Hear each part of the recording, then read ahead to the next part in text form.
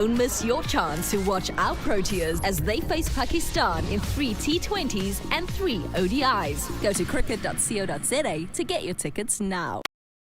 This is a summer to remember.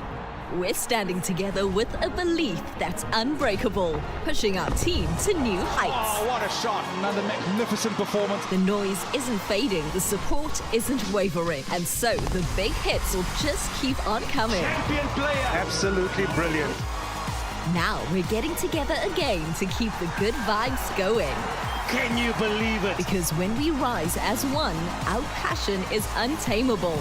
Our team is unstoppable because our spirit is unbreakable. Don't miss your chance to watch our Proteas as they face Pakistan in 3 T20s and 3 ODIs. Go to cricket.co.za to get your tickets now. This is a summer to remember. We're standing together with a belief that's unbreakable, pushing our team to new heights. Oh, what a shot. Another magnificent performance. The noise isn't fading, the support isn't wavering, and so the big hits will just keep on coming. Champion player. Absolutely brilliant. Now we're getting together again to keep the good vibes going. Can you believe it? Because when we rise as one, our passion is untamable. Our team is unstoppable because our spirit is unbreakable. Don't miss your chance to watch our Proteas as they face Pakistan in 3 T20s and 3 ODIs. Go to cricket.co.za to get your tickets now. This is a summer to remember. We're standing together with a belief that's unbreakable, pushing our team to new heights. Oh, what a shot. Another magnificent performance. The noise isn't fading, the support isn't wavering, and so the big hits will just keep on coming. Champion player. Absolutely brilliant.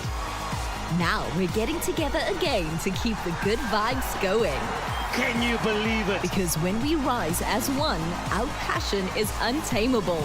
Our team is unstoppable because our spirit is unbreakable. Don't miss your chance to watch our Proteas as they face Pakistan in 3 T20s and 3 ODIs. Go to cricket.co.za to get your tickets now. This is a summer to remember.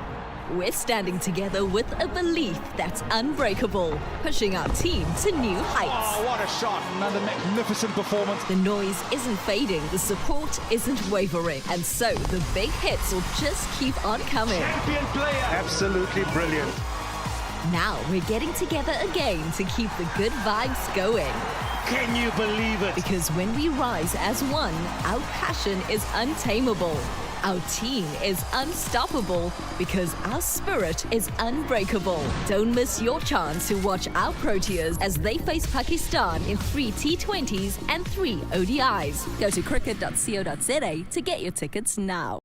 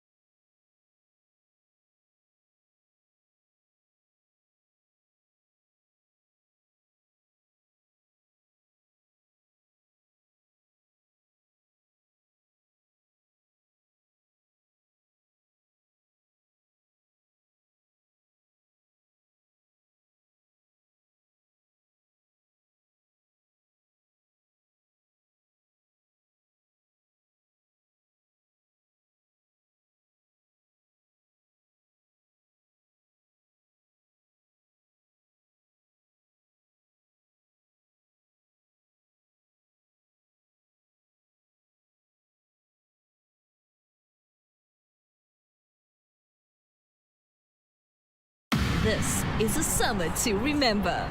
We're standing together with a belief that's unbreakable, pushing our team to new heights. Oh, what a shot. Another magnificent performance. The noise isn't fading, the support isn't wavering, and so the big hits will just keep on coming. Champion player. Absolutely brilliant. Now we're getting together again to keep the good vibes going. Can you believe it? Because when we rise as one, our passion is untamable. Our team is unstoppable because our spirit is unbreakable. Don't miss your chance to watch our Proteas as they face Pakistan in 3 T20s and 3 ODIs. Go to cricket.co.za to get your tickets now.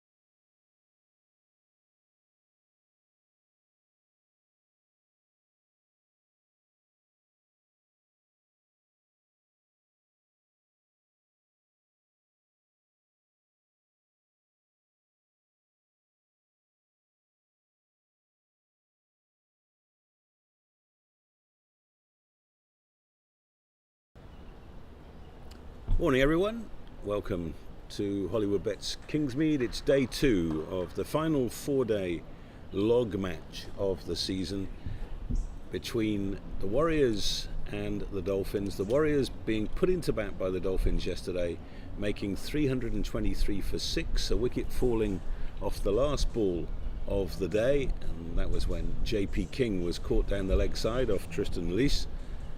And Suniran Mutasamy, captaining the Warriors in this game, is 79 not out. He is the key man this morning as the Warriors look for more bonus This points. is a summer to remember.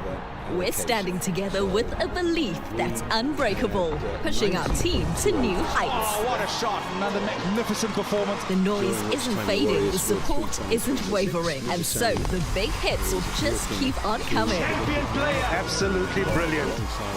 Now we're getting together again to keep the And absolutely vital for the Dolphins. If they're going to get back into this game, they need to get wickets quickly this morning. They've got a ball that's only 10 overs old, and they are still in with a chance of reaching the 4-day final. It's a tough ask, but they're still in with a chance. Vaughan Yarsfell's alongside me. What do you think the Dolphins spoke about yesterday night and this morning? Morning, Andy. Another beautiful day in Durban. I'm sure they must have said it was a good toil. They have taken 6 wickets, so the chat would probably be around trying to get these last 4 wickets as quickly as possible and not try and bleed too many boundaries or unnecessary runs, if that makes sense. And straight away, we're looking at Tristan Lees, who's on 4 for 64, 16.2 overs, and was head and shoulders above all the other bowlers yesterday. He's only got a slip and a gully. Maybe you'd call it a leg gully, although it's really just a man behind square on the onside. First ball of the second day, and you're bowling at Patrick Keir, who's just come in at number 8, hasn't faced a ball until that one, and you know you need wickets. Surely they should be looking at a slightly more attacking field. That man behind square on the leg side should be in the slip cordon, unfortunately. Kruger, as we know, does like the short ball, so he will chase it. Well, there is a man down at long leg, so Patrick Keir off the mark with that shot. 30-year-old, you'll see him with the ball in hand later. Born in Kimberley and played a lot of cricket for the Griquas and the Knights before moving across. And you might remember that he made his T20 debut for South Africa last year against the West Indies and India, and certainly did well. Mutasamy to face his first ball of the day, and interestingly, he's got 2 slips and a gully. And Mutasamy's innings of 79 off 107 balls was not without blemish yesterday. A couple of really tough chances in the slips to the man who's standing at first slip now, Ethan Bosch. Both of them off reverse sweeps. You couldn't blame the fielder on either case. But I think Ethan Bosch would probably look at the second one and think, I could have done better there.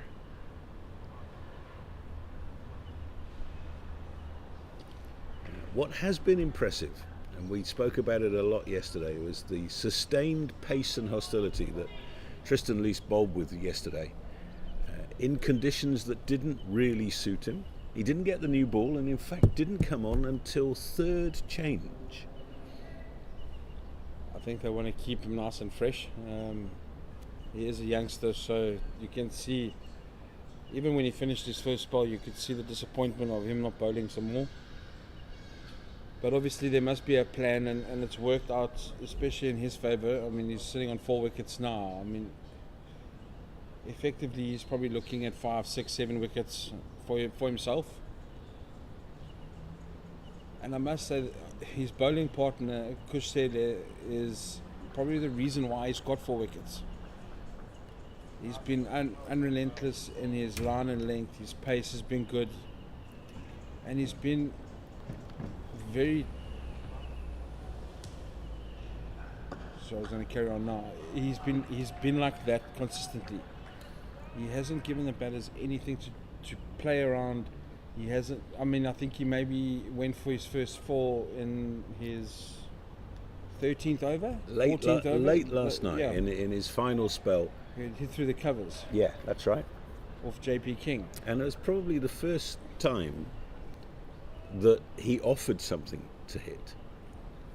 So I think at one stage, CSA was going at 1.7 in his spell overall. It's nicely played by Clear. He'll pick up 1 to Tristan Lees at long leg. And I think that's the sustained pressure allowed and gave the opportunity to Tristan Lees to attack and to get those wickets. Guys may be thinking, oh, the extra pace we can hit and we can get away with it. We always talk about partnerships in batting, but partnerships in bowling are an absolutely key aspect of particularly first-class cricket. And you make such a good point that Lees is able to do what he did yesterday because he had somebody at the other end giving away nothing. So Mudasamy on strike now, and 2 slips Gully. Second slip Ethan Bosch has come quite close. And we've also got a short extra. Oh, in the air, past the left hand of Gully. They'll come back for 2. Oh, and they're coming for 3, and they will get 3. That's good running. Patrick Clear running to the danger end. Could as easily have been a wicket as it was 3 runs there. I think Patrick Kruger being aware, seeing that Tristan Lees was chasing it, just bowled 4 or 5 balls, taking the opportunity to get that extra run.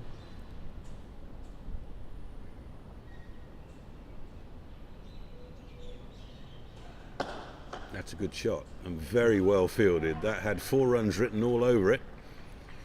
So I wonder whether we're seeing the game plan early on here at Hollywoodbets Kingsmead, that having built themselves into a powerful position overnight, the Warriors are looking to attack this morning.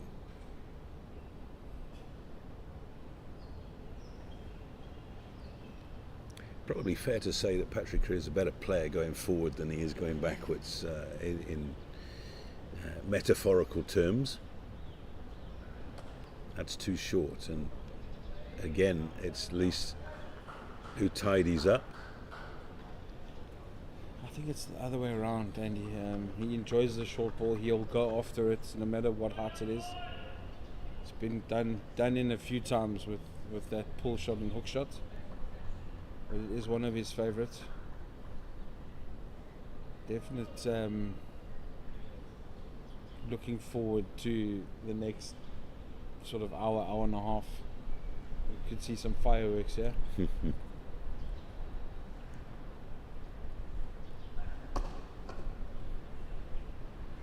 Whoops, daisy.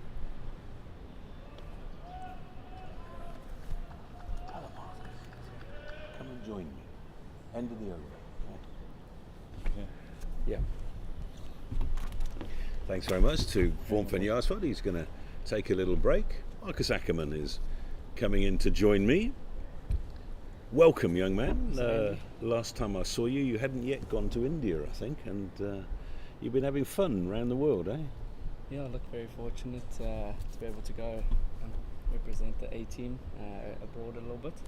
So yeah, it's been a nice and busy season, which is good. And what's the story? Why are you not playing? Unfortunately, they said 20 against the Sunrisers. I slipped and did my left hamstring. So it's been just over 4 weeks now. So yeah, hoping to be back in about 2 weeks' time, which is exciting stuff. So you'll be fit and ready to go for the 50 over competition? Yes, yeah. 50 overs is around the corner, but we'll be fit to take part in that, and hopefully play the whole season or finish the season off well. Oh, that's good to know. in your absence, Bryce Parsons leading the side, and it was a tough day for the Dolphins in the field yesterday. Yeah, unfortunately. That's nicely played. Pick up one.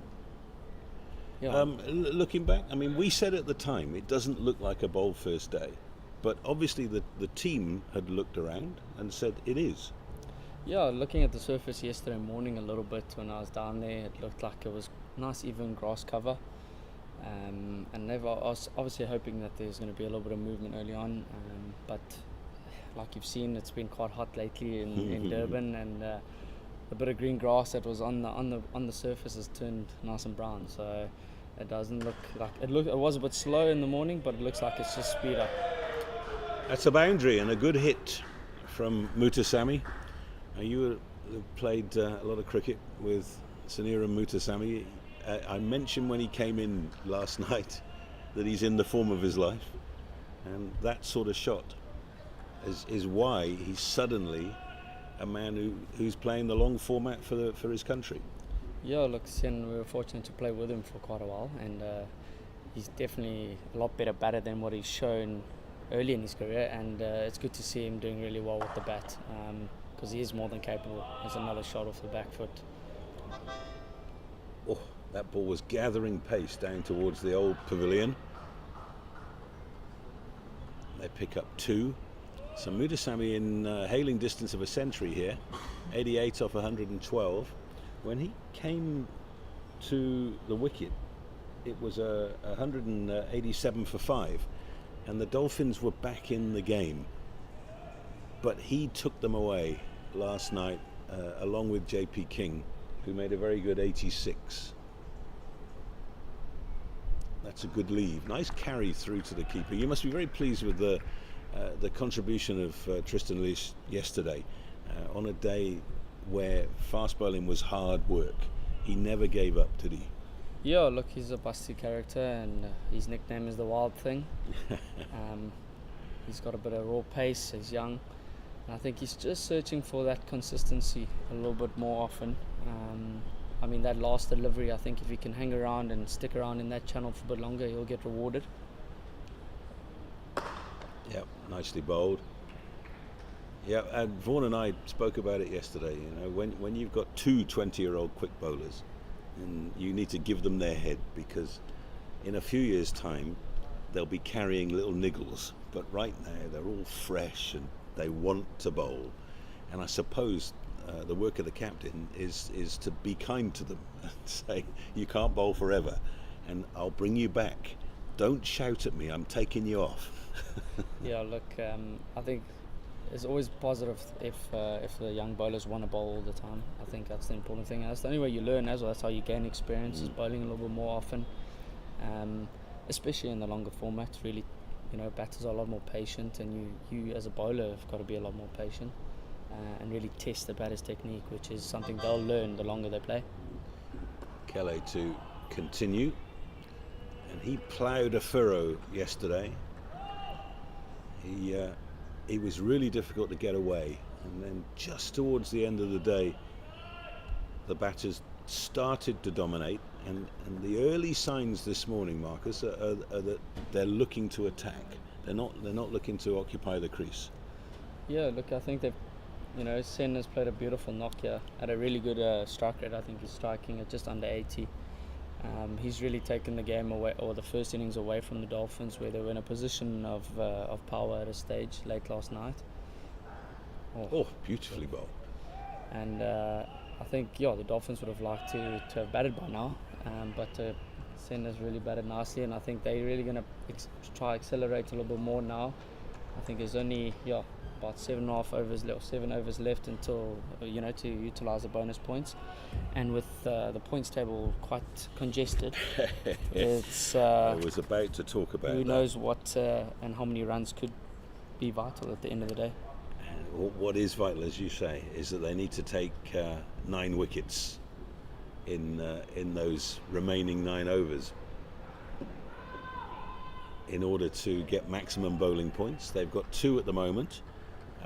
Warriors have had a good day yesterday, and just rounding up around the country, because all of these other games are germane to what's going on here and the way that this game is being played.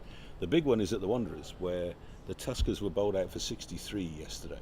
Vian Mulder taking 7 for 6, career best.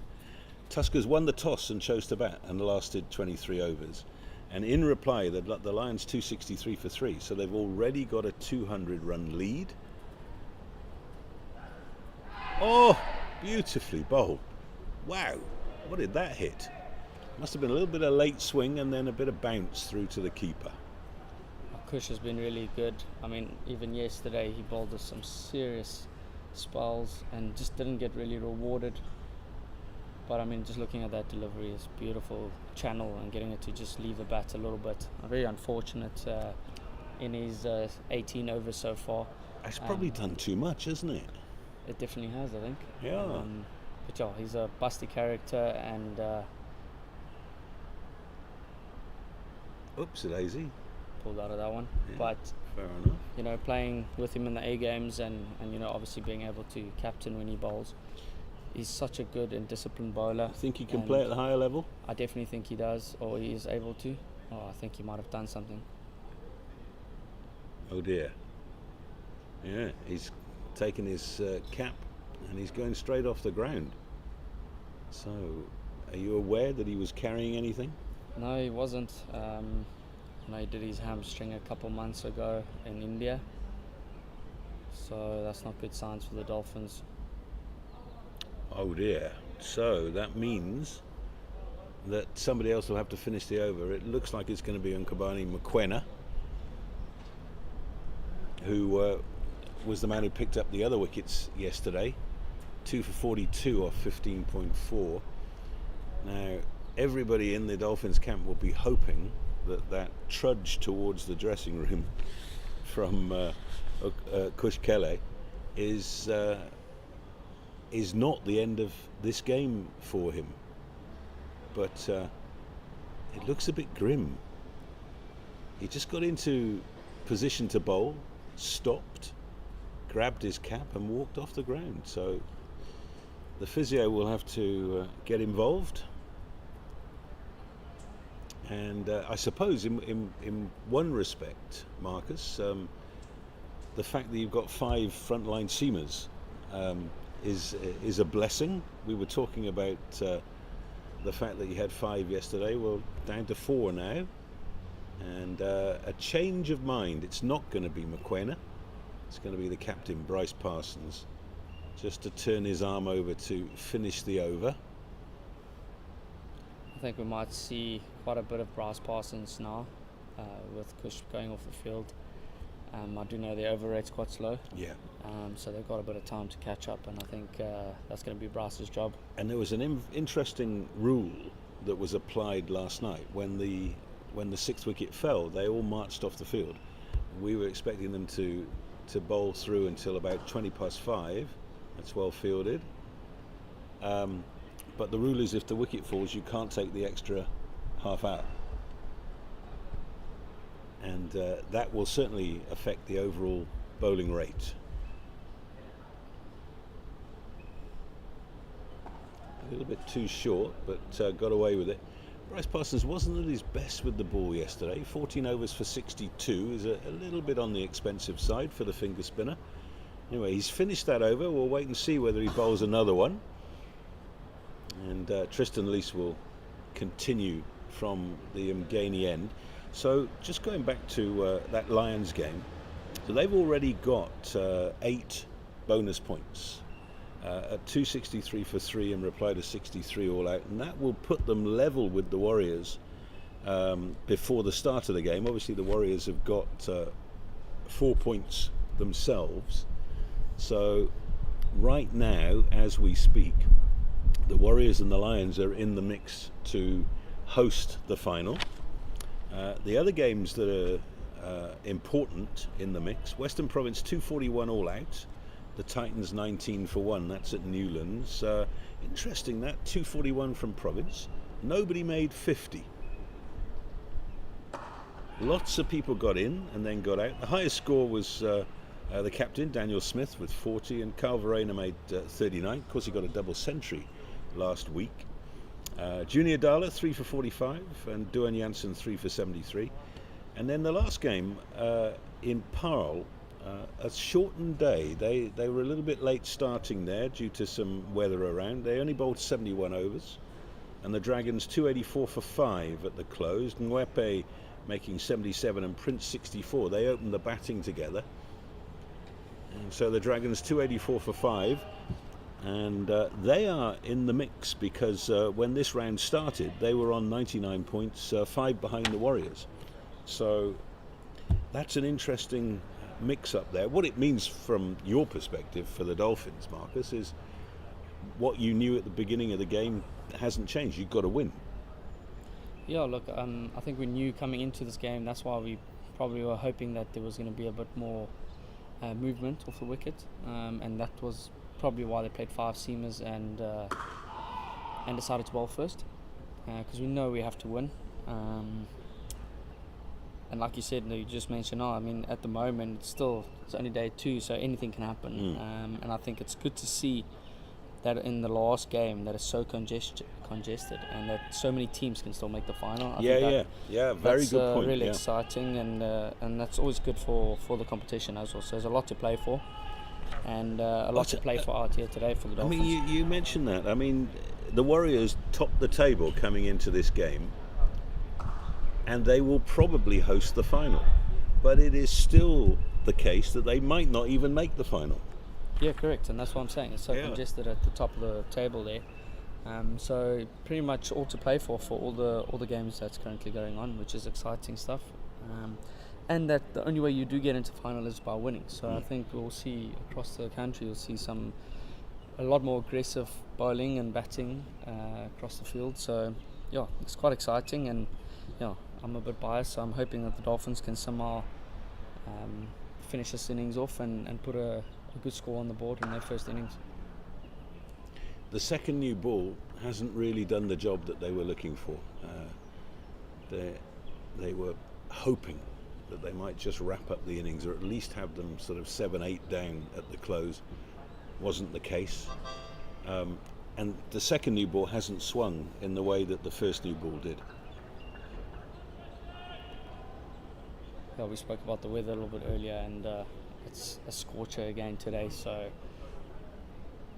no, I'd much rather be batting in this heat than having to field the whole day. Well, so I think the important thing is going to be for the Dolphins, when they do eventually get a chance to bat, is to stretch the bowling lineup of the Warriors. I mean, I looked at their team earlier, and they don't have as many seaming options. So Duan Olafir, who's been leading their attack, got injured in batting in the last game. He got hit under the armpit, and he's out for a couple of weeks. And of course he's their reverse swing expert as well, and that was something that we were waiting for that didn't really happen yesterday, was a little bit of reverse. Yeah, it's interesting. Kingsmead is a ground where the ball can reverse, but just looking at the square and looking at the amount of water that's been put on the field with the heat, I think there is actually quite a lot of moisture in the outfield and on the square, especially after SA20. They pretty much waterlogged that square. So I think it's going to be tough to get the ball to reverse, just with all the moisture on the field. So Brian Parsons is going to continue, having finished the over for Kush Kele, and this is an important spell now. Mutasamy yesterday was very keen to play the reverse sweep and very nearly got out to it twice. This time down the pitch, didn't get all of that, I don't think. And there's a long chase down to the extra cover boundary. They'll come back for 2, and 2 is all they will get. So early signs that Mutasamy cares not that there's 100 here for the taking. He's having a go. He plays spin really well, does Sen. I think it showed in the Pakistan and India series. He's a good player of spin, and he's got some really good options. So I think he's definitely going to look to utilise it and try to get to that 100 mark. And I think that's what makes him really good against spinners, is that he's got so many options to get off strike. Not necessarily the attacking option, but being able to manipulate the field is what makes him really, really good against spin. And I mean, he's played at Kingsmead for quite a bit of time. He knows the ground, knows the conditions, and it's no surprise that he is successful at this ground. It was wonderful to watch the way that he flowered as an international cricketer on that tour, getting 100, getting a 5-wicket haul, and just looking like he belonged in the team.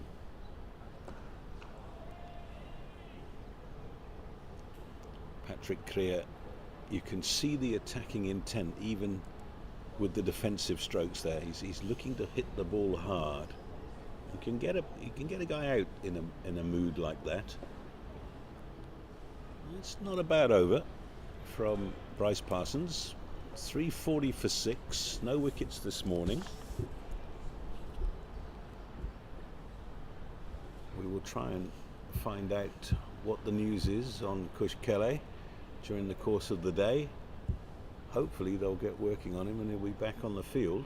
There was a moment yesterday, Marcus, when the wicketkeeper got hit on what looked like his pinky finger on his left hand, and it looked very much as if Hanu Filium was done for the game. But he's out there this morning, no problems. Yeah, look, he actually came into the game with a little bit of a sore finger, or bruised finger, if I would call it that. So I think maybe he just copped one straight on the sore finger. But he's a life does that, you know. Life knows when you're hurting. 100%. He's a fighting character, though, so it doesn't surprise me that he is out on the field today again. Oh, that's a good shot. Just waited for it. Wasn't looking to hit it too hard. Picks up the single. Rudasamy goes to 93.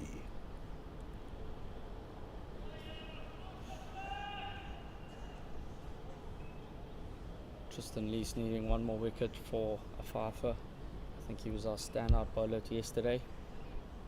You know, running in, bowling good pace, and his 20th over. Still good to see that his pace is up. We'll have to look him up, but has he got a 5 for first class level? Yes, he does. 2 slips gully.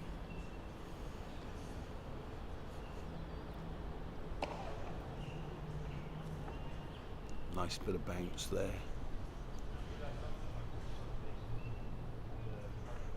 So it's been very interesting to debate the makeup of the South African season this year. And it might never look like this again, with the 4-day competition being wrapped up before the end of February, and then we end the season with the 50 over competition.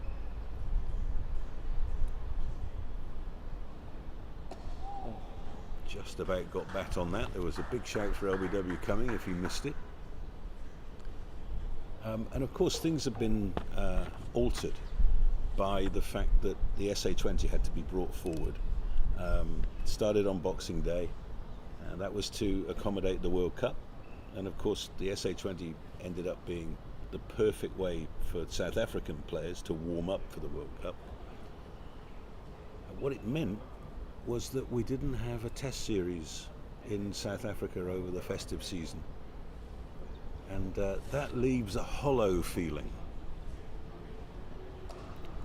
Got hold of that one. It's in the gap between the two boundary riders. Oh, well done. Back for 2. It's great fielding by Samal Pillay on the boundary there. Another youngster. Yeah, another youngster. Got quite a few players that are obviously missing out at the moment due to injury and in the national team. So it's an opportunity for the younger guys to play and learn first-class cricket, and also to put up their hand and to show, you know, I belong here and I deserve to have a spot in this franchise or in this union. So hopefully later on, when we get to see some old bat, he can put in a good performance with the bat. I've seen him in the nets work on his game, and he's a promising talent, especially in the longer format.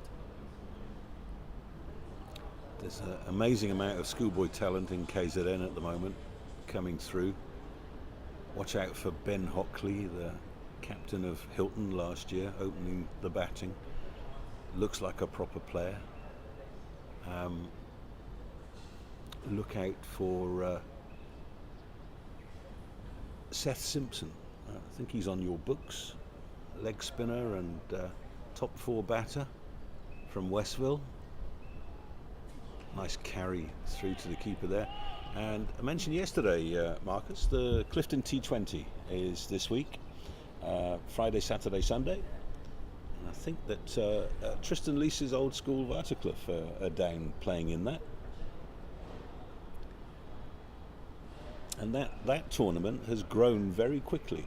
And I was lucky enough to commentate on all 3 days last year and saw some amazing talent. You know, kids that won't necessarily go on to play first-class cricket, but can play the game. Yeah, I think we're so blessed with the amount of youngsters that are coming through. I think if you look at the SA20 even, Kobani Mokoena is a great example of that. He's 19 years old, coming in and getting the opportunity, but getting the opportunity is one thing, but to actually, put in good performances and winning performances for the team, I think that shows the character and it shows the quality of the player at a really young age. So, in all, really exciting for South African cricket with the amount of younger guys coming through, but also encouraging the younger players that are in matric or playing first team cricket that there are opportunities if you come out of school, and it's all about just working hard and being able to execute when you do get your opportunity at whichever franchise you end up playing at.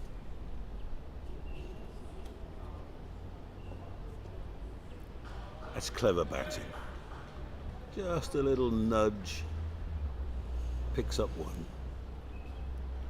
Just what Marcus Ackerman was talking about. He's got so many ways to rotate the strike. Great hands.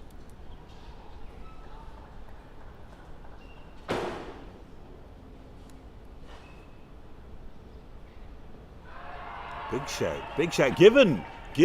The arm ball has done the trick for Bryce Parsons, and that is the end of Patrick Creer. LBW for 6, 346 for 7 is the score. Is that the moment that will define the morning's play? What did you think here, Marcus?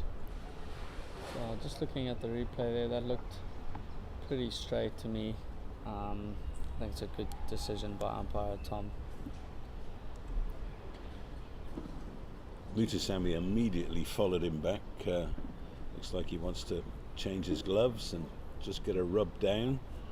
Wait and see who's going to come back in. So that's a very important breakthrough. It hasn't come in the way that perhaps the Dolphins would have expected when they went out there this morning. But the injury to Kush Kele, bringing Bryce Parsons into the attack, and he's slid one through straight there. And Patrick Creer is gone. 1 for 67 looks a lot better than none for 67. I think Bryce Parsons will be really happy with that, because I think they needed that wicket. Gives them a chance to maybe still get full bowling points. You never know what could happen. Another young man from KwaZulu-Natal walking into bat, the burly figure of Matthew Boast. We shall see him with new ball in hand at some stage today, and he is the leading wicket taker in first-class cricket in South Africa this year. And he's a typical quick bowler. He won't be looking for a late cut. He'll be looking to hit it over mid-on. Can hit a long ball, Matthew Boast. He was at Cornwallis as prep school, and I know there was some sort of match at Cordy's last week, and one of our co-commentators was present at. Nick Tatham, he's an old boy of Cordy's as well.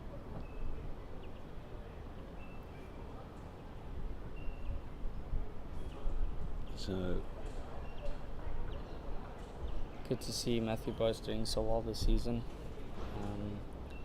Made the move down from the Titans to the Warriors, And it's good to see him get the game time that he deserves, and to see that he's taken his opportunity and been really good for the Warriors.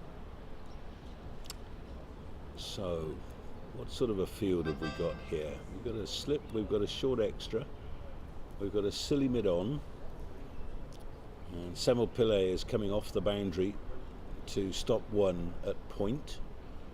Short extra moves out into the ring.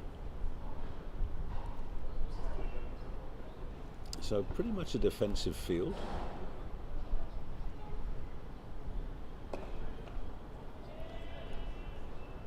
Don't mind this field from Bas Parsons, having the long on and the deep square and Cal corner out, knowing that that's a release shot, especially to the shorter side of the ground, to Matthew Boast. Too short. He's got away with it. Picks out McQuena. Changing the angle Well, to around the wicket. This is interesting. Maybe not as much turn on offer. And Boast is off the mark. So we've got two left-handers out there now.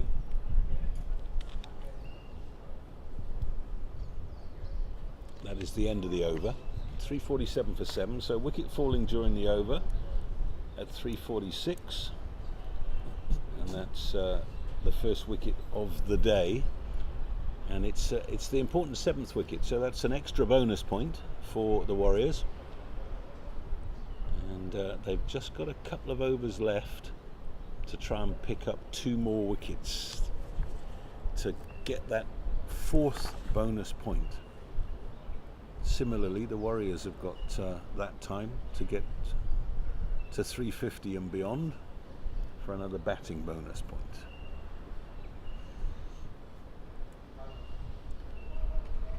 Now, Ngubani McQuena is now coming into the attack, replacing Tristan Luce,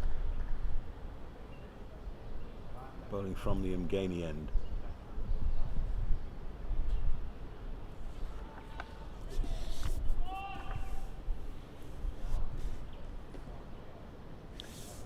Pride of Kwamashu. Oops, a daisy. Oh, Hanu Filion did well to get hold of that, and I think he's hurt himself again in the process. Was that given a wide? You can actually see the arms go out. Looks like it was just inside, maybe just after the ball passed the crease, it just kept going. Yep. That's one of those moments when first slip sees his life flashing before his eyes. Yeah, a bit of a loosener there by Ngubani McQuena.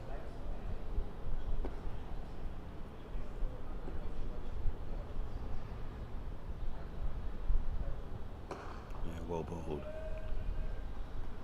Well, I was lucky enough alongside Vaughan Finney-Arsfeld to do his first class debut here late last year, and straight away, I hadn't seen a lot of him at schoolboy level. Straight away you think, okay, here's a chap who belongs. Natural pace, and he's obviously going to develop as a batter. I remember he got 25 in that game, and then he got 72 last week. I think he's a super talented bowler, but what's impressed me is that how much he loves batting. Mm-hmm. He works really hard in the nets on his batting, which is good to see, and he's played some seriously good knocks for us this season with the bat. A little contributions like late down in the order, and I think last week scoring 70 odd. 72. 72, that's right. 72 off. Let me have a look here. Off 92 balls, 6 4s, 4 6s. And just looking at that, that's really promising. Like I said again, Ngubani McQuena has come in and really taken his opportunity that he's been given, and showcasing his skills with the bat and ball, which is really exciting for us at the Dolphins, especially in a young player. And just looking at him as a bowler, he just looks natural, doesn't he? There's no huge explosion at the crease. He's got all the right components for bowling quick. Just looking at the field spreading, looks like Bryce Parsons made the call. He's happy to give Matthew Boast one. Try ball to the new batter. And he will take that one down to backward point. Now, Mutasamy is within a hit of a century.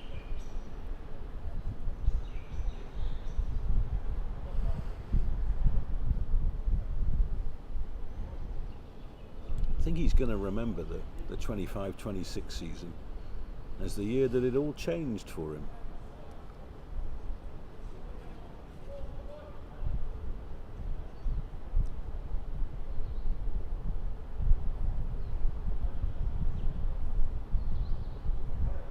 Oh, that'll be 4, but I think it's off the hip. So it'll be leg buys. Yeah, confirmation of that. And that is the 350 up. So that's another bonus point in the bag for the Warriors. Very important for them. It's come off the last ball of the over, so we've got 1 over left to score bonus points. 352 for 7. Looks like Parsons is going to continue. Now there's plenty of time in this game, Marcus. If they can wrap this innings up quickly, they've still got an opportunity to bat big. Yeah, definitely. And I think, as you know, Kingsmead come day 3, day 4, it could start spinning a little bit and the game does quicken up a lot more. So I think day 2 is generally the best day to bat at Kingsmead. So the Dolphins would really look to finish off the last few wickets here and try to put the Warriors under a bit of pressure and really stretch the innings. But it's going to take a lot of hard work and a lot of good partnerships for the Dolphins to get themselves back into this game. Boaster's away. He's got a couple here. Tristan Lease picks up. They're not going to chance his arm.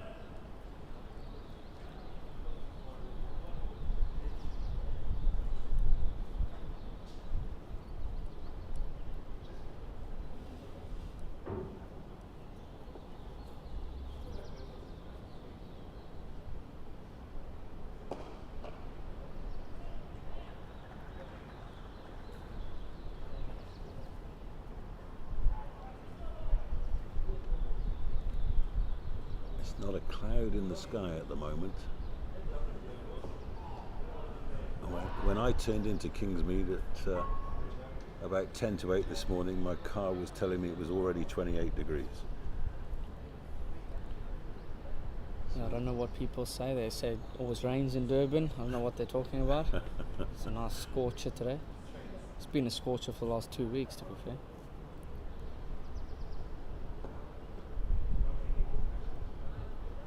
Yeah, farmers up in the Midlands where I live are desperate for a bit of rain, actually.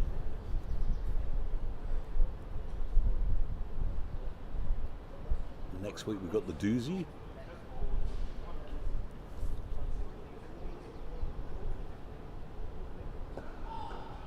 Beautiful weather for all these events. I know it was mid-Mar this weekend and people were complaining that it was too hot. Yep. You never know what you're going to get at Mid-Mar. I think 10 years ago they had to stop the race because of a lightning storm on the Sunday.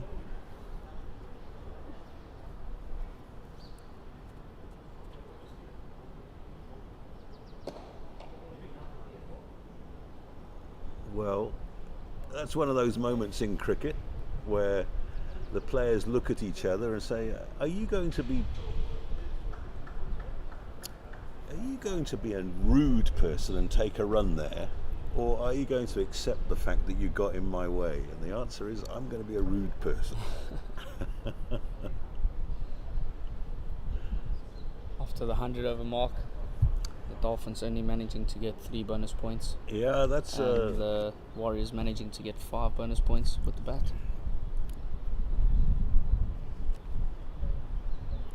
And that is significant in a game that will define who plays in the final. The Warriors will be very happy to have got those 5 bonus points, and they may now cast caution to the wind once Mutasamy has got his 100. Quainer bowling to boast. One quick bowler to another. Might test him out with the odd short one.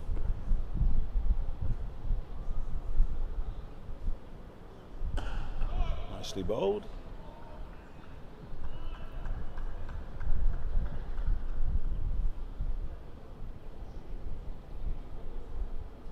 Tell me a little bit about the new lights from a player's perspective.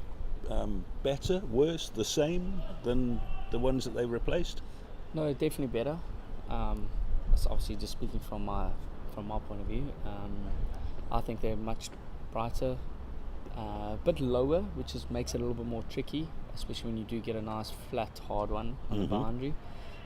That can get a bit tricky, but I mean, all in all, playing at all the grounds with the new lights, it's been really nice, and how exciting to see that the upgrades are going into the stadiums and improving the stadiums all the time. So that's really exciting. But yeah, what I've experienced, I think the lights have made a big difference. Fantastic thing with LED technology, of course, is you don't have to warm them up anymore. You just turn them on and away they go.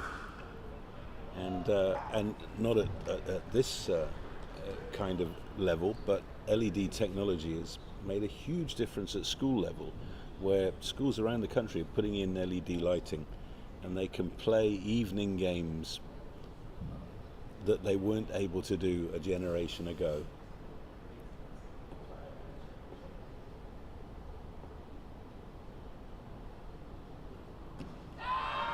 Did he get a nick on it? Looked a little bit high. Was quick enough. I heard two noises there. Might have been both pads. Just looking at the reaction of the fielders. Hanu Filion went straight up behind the stumps.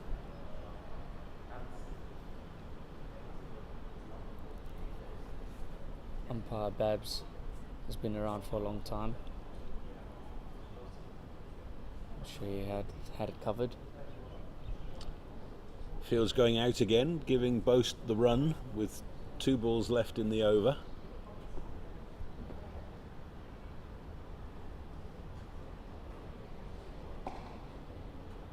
And he will take the run, so Mutasami's not worried. I think with 3 wickets in hand, he shouldn't be worried at all. So 1 ball left to face in the over. Mutasami on 96.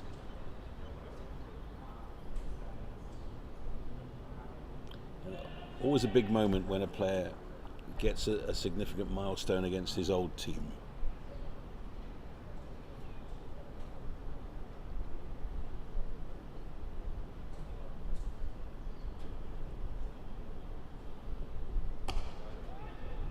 Fielded.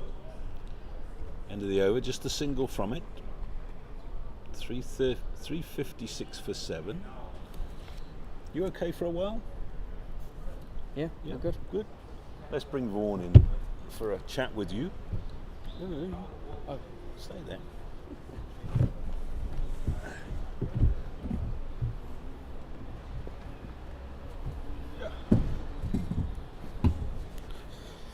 Morning, Eckers, how are you? How's it, Vonnie? Thanks for joining us. Only a pleasure, man. Normally used to be out in the middle. I'm standing at first slip. Yeah, good to see you. Nice to be back at Kingsmead, watching a bit of game time from the other side of the fence. Always lovely to be back here. Oh, good run from with Sammy. How's the injury? You all good? Yeah, slowly getting there. 2 more weeks hopefully. So just busy with rehab and gym work every day. Oh, the joys. Yeah, rehab can become quite a lonely place, especially when you really want to be out on the park. But I suppose that's life, and 4 weeks has gone quite quickly. So I'm sure my missus is really happy. I get to spend a bit more time at home, and help with the little one. But doing the hard work, and hopefully be back on the park for come the One Day Cup. Oh, lovely. And experience SA20, good? Yeah, really good. I think we're so fortunate that the SA20 has Oh, it's a big shot by Mutasami to bring up 100.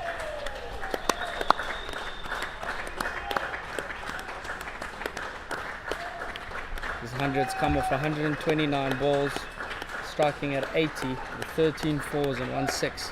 It's an outstanding 100 by Sunira Mutasami. It's unbelievable. Ex-teammate, nice to see the boys performing wherever they're playing. Once you get to that side, once you get to this side, you'll appreciate the joy it brings to you, having shared a change room and all of that stuff. Always nice to see you guys performing. That SA20, I mean, just going back to that, fair enough chances for you? Yeah, unfortunately I didn't get as much game time I would have loved, but I mean, it was just the makeup of our team at the time, with having some overseas pros available for the first half of the comp, and then second half of the comp some left that space on international duty. Then we had different overseas pros coming in, and then the makeup of the team changes a little bit, so just had to be patient and wait for my opportunity. And unfortunately after the second game, getting a little niggle on the hamstring, so ended up missing out a bit more. So a bit frustrating, but in all, great to be part of the DSG franchise this SA20 season, and one heck of a team. And it was unfortunate that we didn't end it the way we would have loved to, but there's always next season.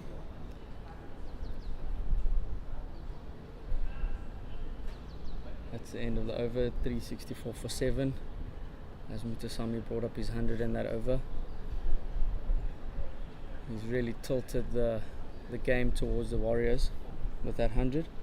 You almost think that a JP King sitting in the change room now is just going, why did I play that shot last night? I mean, that partnership between him and Mutasami was what has got them to that 364. So I mean, we've all been through that, players and ex-players. You sit there and wonder why.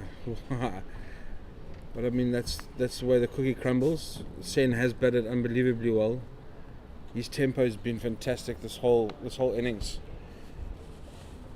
And that's something that I was actually going to ask you. Has it been a concerted effort? I've seen the scores throughout the season, and it seems to have just gotten quicker and quicker and quicker. Is it been a concerted effort practice-wise, or has it just been a mental shift of,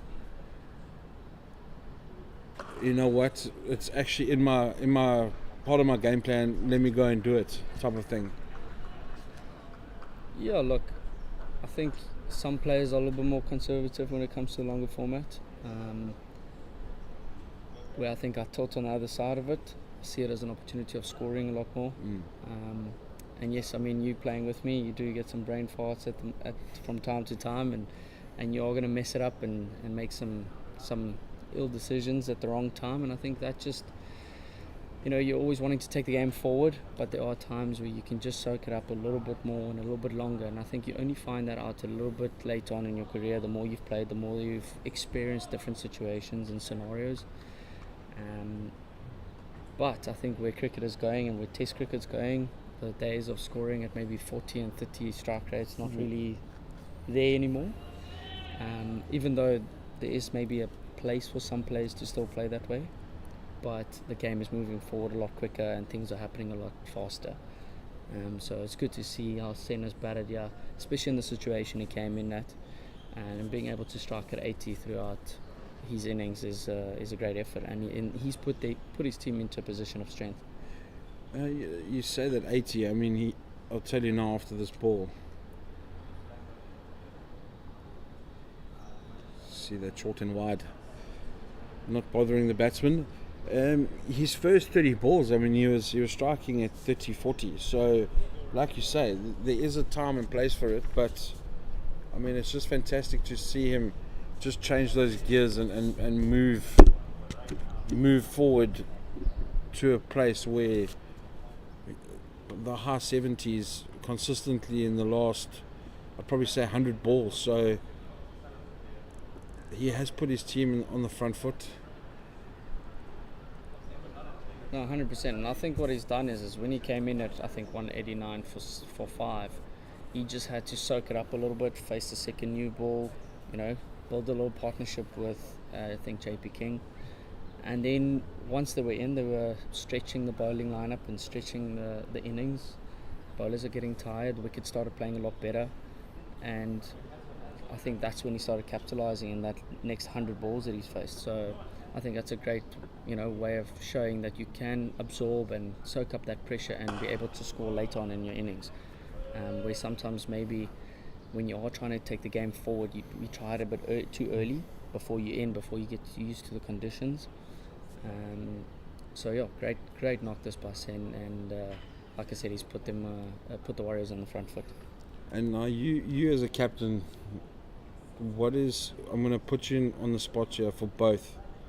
If you're batting now, what are you saying inside the change room, or even if you are batting, what are you relaying to the rest of your team? Sort of what the Warriors would be thinking right now.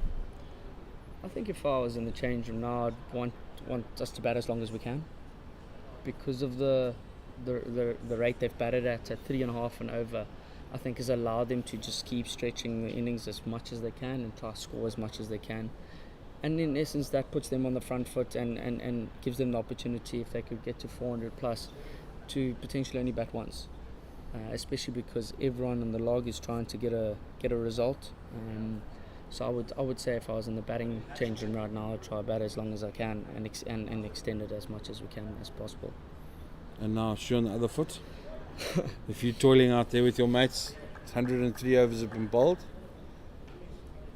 I think something that just observing throughout the 2 days so far, it's just been the lack of consistency, trying to get the batters to score on one side of the wicket. I mean, we're just looking at this field now with a change of bowling. We've got a deep square fine leg and a deep point.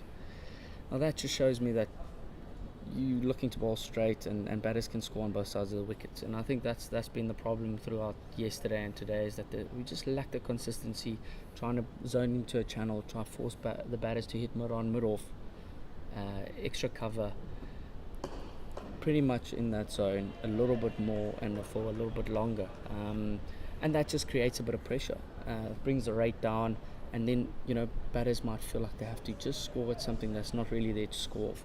So we've lacked a bit of consistency, and every time the bowlers missed, the batters were pouncing on it, and they were scoring on both sides of the wicket. So, I mean, even now in this situation, I'd look to just maybe bring an extra guy from the leg side over to the offside, bring the field in, squeeze Mutsami a little bit maybe. Oh, shot. Sen picking that up off his hip. Like you're saying, it's two sides of the wicket. It's literally a freebie to the short boundary, and it's landed about 3 rows back into that west stand. I think just to interrupt you there quickly, is watching from up here and knowing sort of old game plans and old things that we used to struggle with. And you're almost going, I want to ask this question is, don't you think Bryce is captain? I'm not having a go at him, but too defensive too early in opening up that field where, like you say, if you do get it wrong, it's both sides of the field. Yeah, look, it's a tricky one. I think Bryce's been a captain before, so he's a really good, he's got good leadership qualities and he knows the game really well. I think he's just lacked maybe the experience of being in a leadership position when teams are in this position especially. And I mean, just looking at that, I think with the position that the Warriors are in, they don't have to really do much, because now a good ball with everyone on the boundary, Sen can get 1, and the bad ball goes for 4 or 6. So you're not really defending anywhere, because we're just getting hit on both sides of the field. So now the field comes in, and now they'll look to attack Matthew Boast. And the bowler would be furious right now with him getting off strike first ball. Yeah, I also felt take nothing away from the bowlers toiling, and whenever there was a partnership and it got broken, there was no emphasis on bowling to the new batter, no emphasis on putting that pressure back on the batting side. So I mean, you're now staring at 373.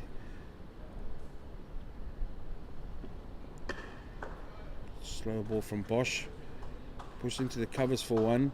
You look at that, and there's no emphasis on that squeezing mentality where, okay, you know what, the new batter, you're gonna have to make the play. It was almost like, okay, you back in here, okay, cool, we'll just carry on bowling.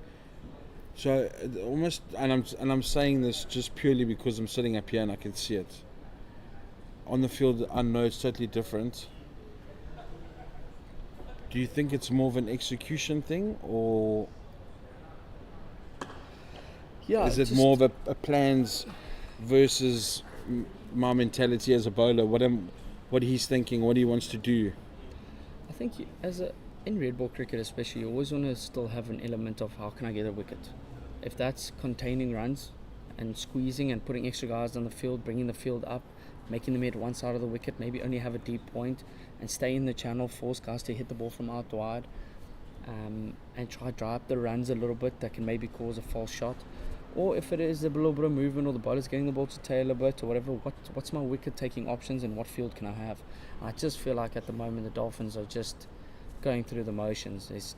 They're bowling two lengths, either too full or too short, and they're missing the stumps. If they are trying to go straight, they're missing the stumps on both sides, and it's just too easy for the batters. And you're looking at a new batter coming in, he's pretty much got free reign to just play because the bowlers are missing on both sides. They've got the field out for him, so a good ball, he gets a strike and he slowly gets in, and this partnership then just keeps developing. What ball! A lot of movement after it's gone past post. And that just reiterates my point, Vaughan, is that they haven't been in that channel for long enough on this in this inning so far.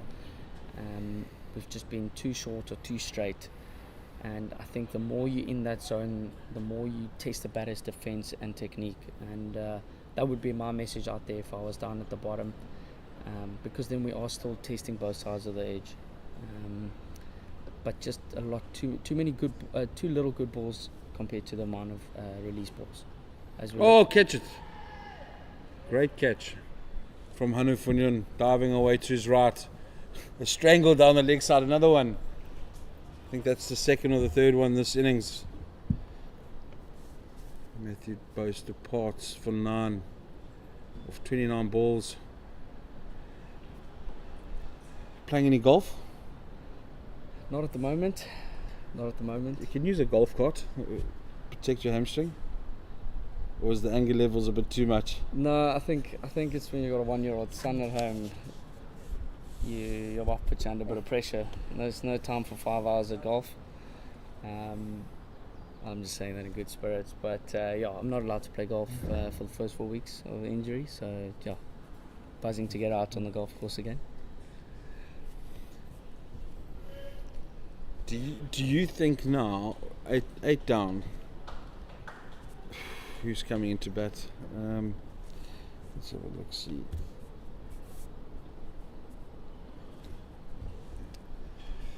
No. Could be Cohen Mungru. Yeah. With Cohen Mungru walking into the wicket now, he's not mug with a bat, but possibly a job just to rotate the strike, or just basically stay there and let Muthusami carry on with what he's doing. Yeah, I think if he can just try survive a little bit, try keep other good balls, let Sen dictate the rest of the innings. I mean, he's been in the situation far too often where he has to dictate and bat with the tail enders, or with the bowlers, if I'd say that.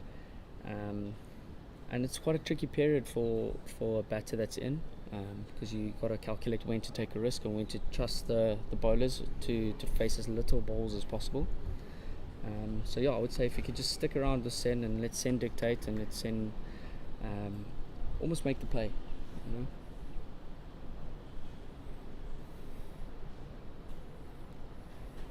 But a good opportunity now for the Dolphins to really wrap things up and try to get the Warriors guys out in the 32-degree heat.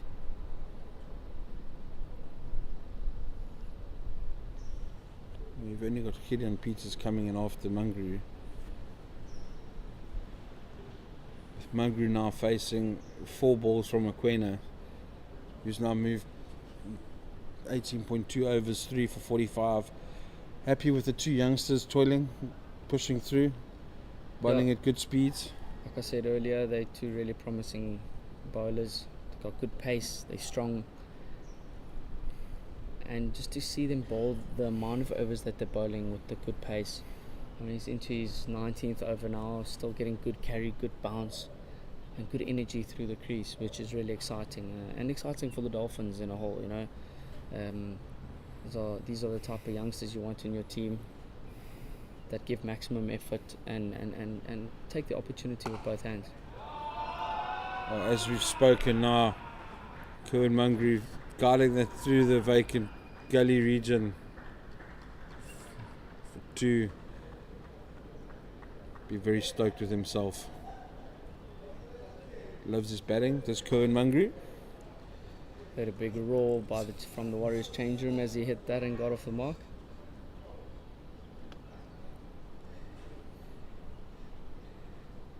You see now, because if you look at this field, surely you're bringing an extra guy from the leg side into the off side. You're not bowling two sen anyway, so surely you create another catching option or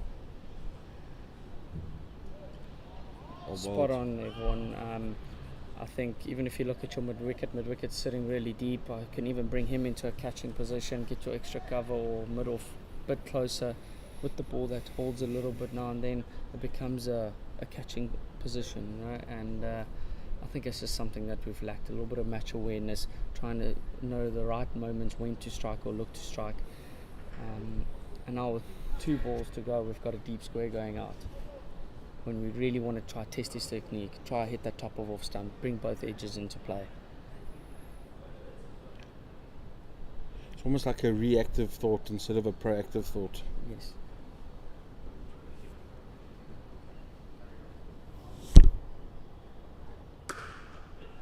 Goodness me.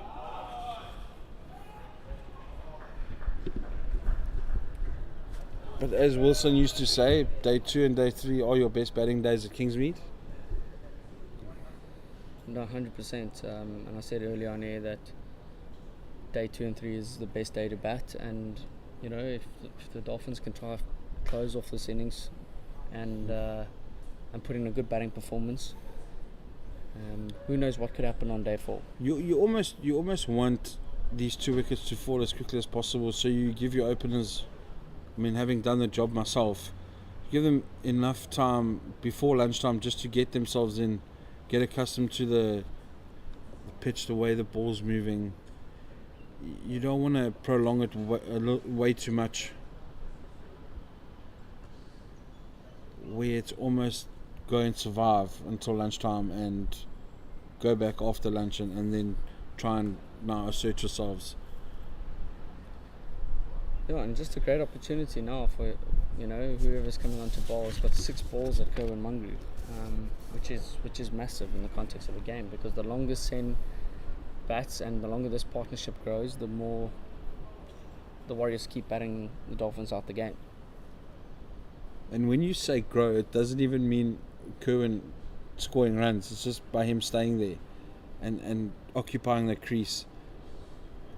And I've seen it firsthand where he can block, he can bat. There's no mug with the bat.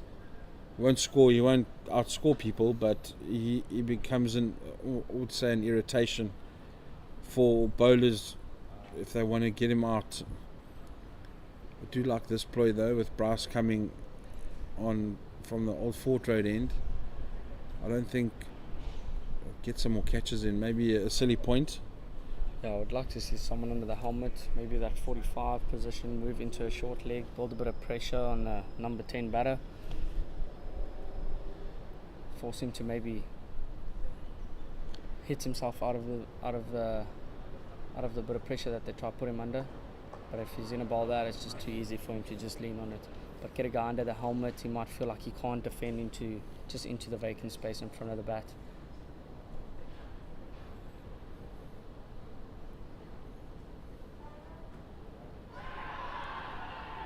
Oh, what bold. One just sliding on again, beating the inside off of the bat. As you said, the first one's too quick, it's too flat. It's very easy for anybody to just put a piece of willow there, but now as you look at this replay, it's slower, a bit of air. Kerwin deciding to go forward but missing it completely, and that's what you want. There we go, nine down, a little bit later than would be planned, but edging ever closer to now setting your stall out as a batting unit and trying to get as many points as possible in 100 overs, I'd guess, and then try and sort of put the pressure back on the Warriors. Yeah, and I think that's why it's so vital, that wicket that Bryce has just got, is that he's got 4 balls at the number 11, and would really be hoping to finish it off. As the umpires call drinks.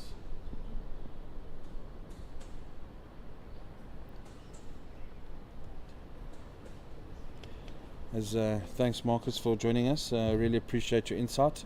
Good luck with the last 2 weeks. Hopefully it goes well. And I hope you play every single game in March. Yeah, thanks, man. And bring a trophy back home, please. Thanks for having me. Lekker, boy. Have a good one. Lekker. So the players are going to have a short drinks break after that wicket. We see Gideon Peters joining Senor Muthusami in the middle.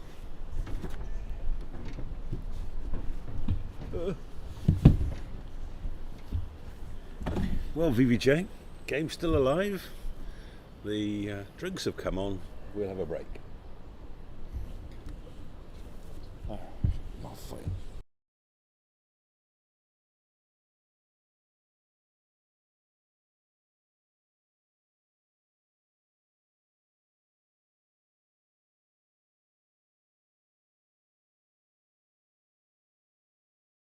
This is a summer to remember.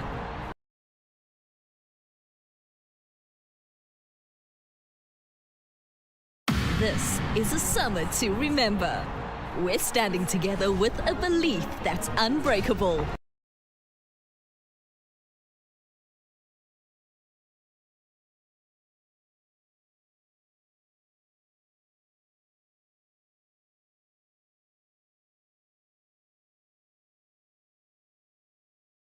This is a summer to remember.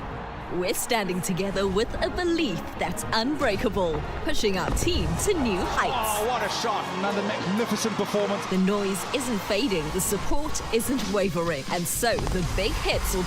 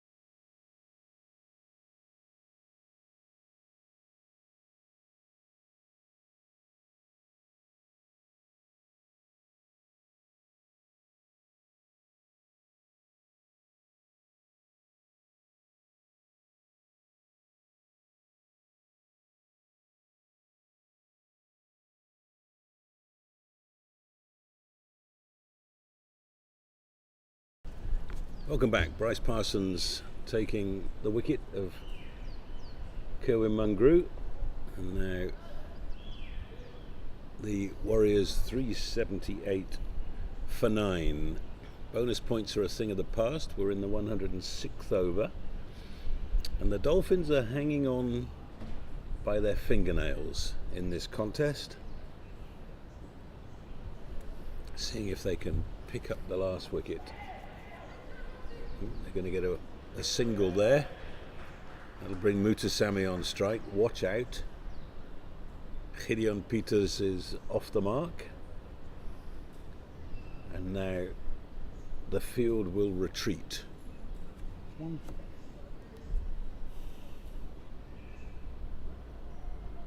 It's very interesting, isn't it? They're effectively giving Mutasami one to steal the strike, hoping that he's not just going to blitz boundaries. I'd honestly sacrifice these last 2 balls and have 6 balls to the number 11 with the seamer bowling. Yeah. There we go. Change of mind, yeah. In comes the tide. So we've now got 5 men saving 1. Mutasami going for the big wind up. Doesn't manage to get hold of that one.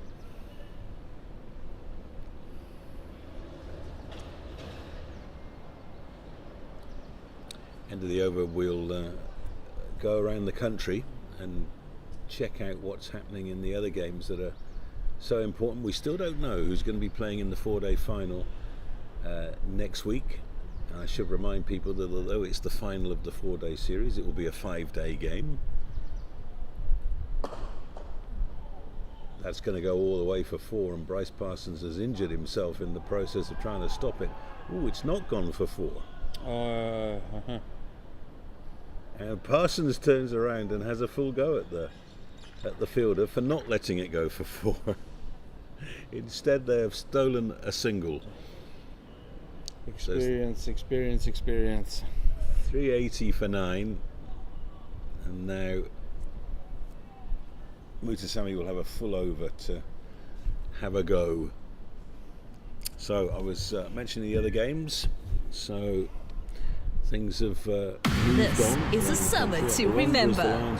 We're standing together with a belief that's unbreakable, pushing our team to new heights. What a shot, another magnificent performance. The noise isn't fading, the support isn't wavering, and so the big hits will just keep on coming. Absolutely brilliant.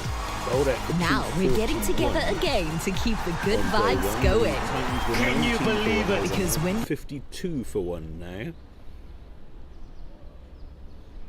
And in Paarl, the Dragons finished a shortened day yesterday at 284 for 5. Should just mention while Suniran Mutasami is on strike, that 100 is his 11th first class 100 of his career. And how well he played. A couple of tough chances that he gave yesterday early in his innings, and took a little while to sort of settle in at the crease. But subsequent to that, he's played some gorgeous strokes. Got to his 100 with a 6. I'm sure that Vaughan van Jaarsveld's done the same thing. A few times. A few times.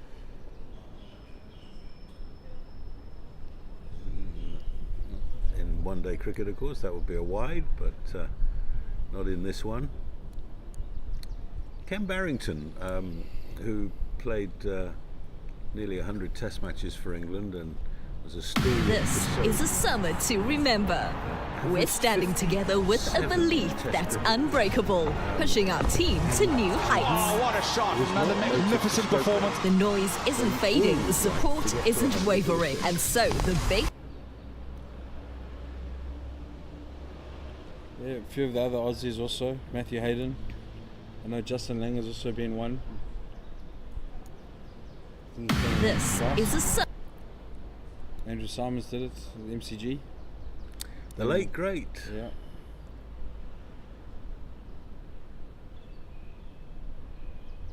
So a very curious field that we've got. Got a gully, a leg gully, mid on, mid off. Oh, he's asking for that. He's given it. He's given it. Mutasami's gone for 113. The Warriors are all out for 380. And Tristan Lees walks away with 5 wickets. Well done to Tristan Lees. 5 for 77. 20.3 overs, 2 maidens.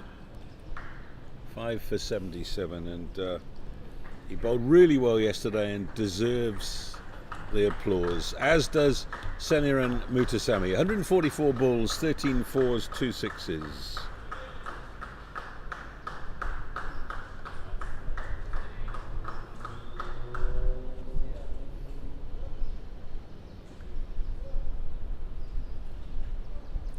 So that'll bring the innings to a close. We'll wrap up a few of the statistics, and the Warriors dismissed for 380. The Dolphins will be coming in their first innings shortly.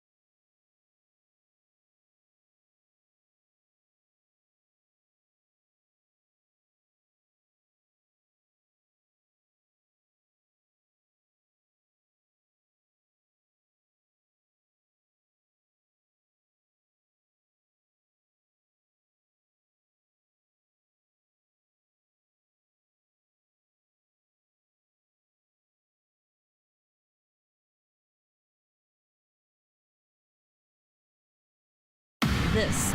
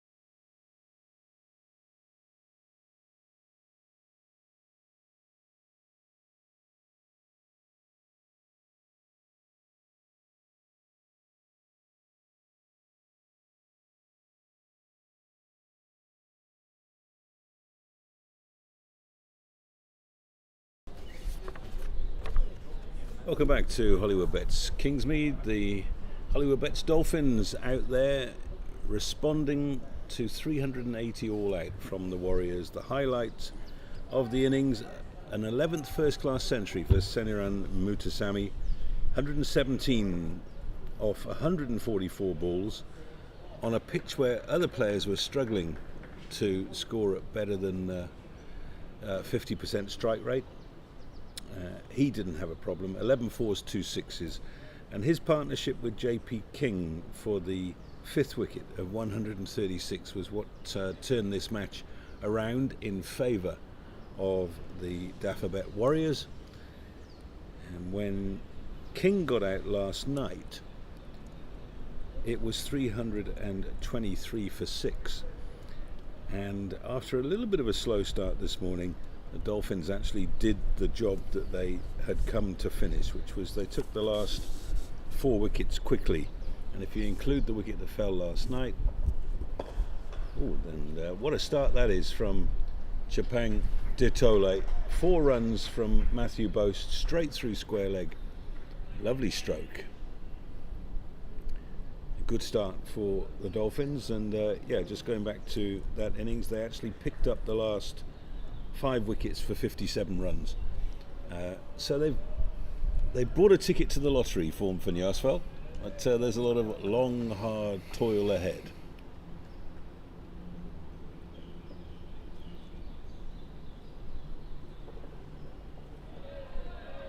Yeah, afternoon, Andy. It's still in the air. 380. It's not that bad. It's not 400, 420, 440. So if the Dolphins batters put their mind to it and they're positive enough, there will be enough bad balls that should go to the boundary or scoring opportunities. It should make for a very interesting last 2.5 days. And Marcus Ackerman, who was chatting to us before the end of the innings, saying traditionally second day is the day you want to bat at Kingsmead. And here we are, perfect blue skies overhead. They've done the important thing. They haven't allowed the tail to wag. And they got Mudasamy out, which was a major thing because Mudasamy played really well. Matthew Boast, with new ball in hand, is the leading bowler in first-class cricket this year in South Africa, with 36 at 17, which is a very good effort from him. And that one nips back into the left-hander, well bowled.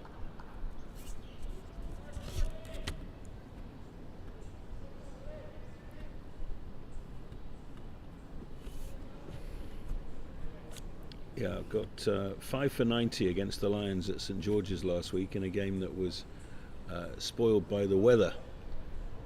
Boast, of course, a Hilton boy. And, of course, I need to mention, because I'm in Durban, that he's the great nephew of Vince van der Bijl. The mighty Vince, who's still alive and well, I'm happy to say. Mr. Van der Bijl. Top man. Very good man. I remember watching Vince when I was still living in England.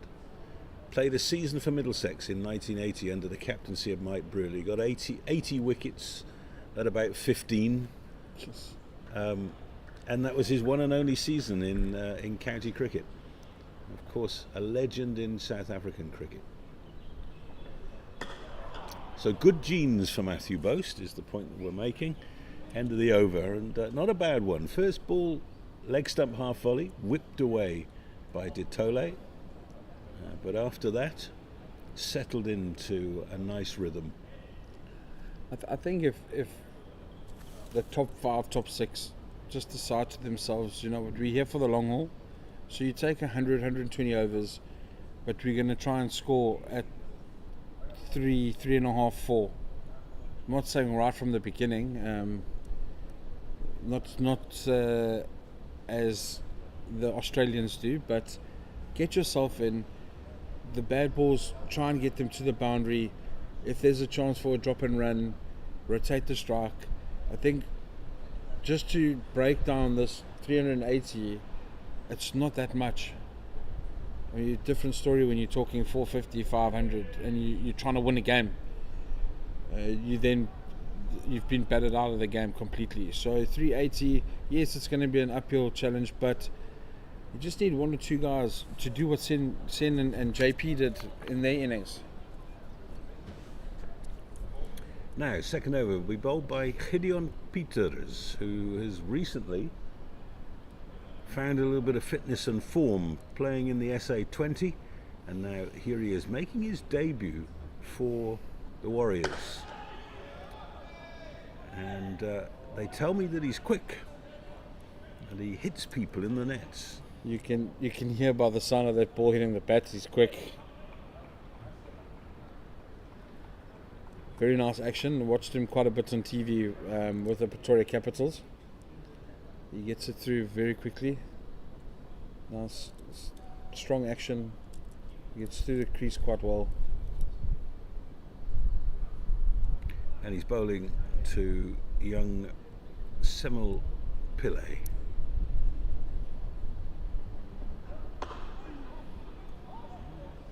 Yep.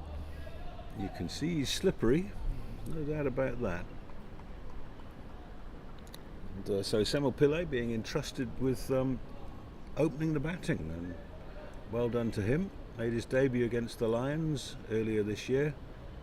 captain of Durban High School 2 seasons ago.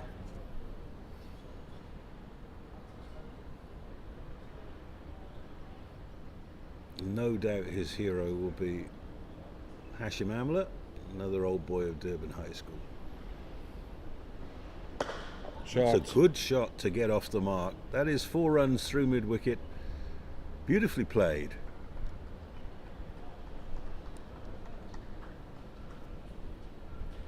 Lovely balance. See, when the opportunity arises, take it both hands. Put yourself in. You don't have to bog yourself down. Just keep that scoreboard going.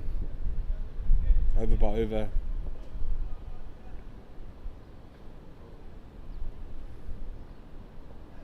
Ooh. Nearly snuck one under the bat there. Oh, now Peter's signalling to the pavilion. He's got the wrong boots on. I think he's broken his boots.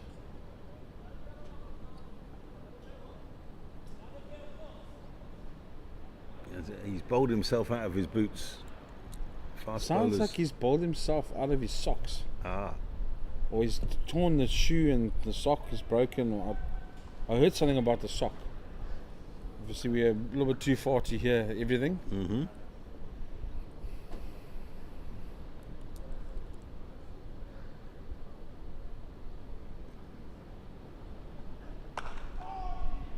Well fielded. You mentioned the sound of the ball on the bat. There's no question. This is coming down with gas. So, He's fiddling with that left boot strap. Wonder if he hasn't torn the strap, maybe following through, or fast bowlers and their boots have very particular. problematic associations. Of course, many quick bowlers actually cut out the toe to stop the abrasion as they hit the crease.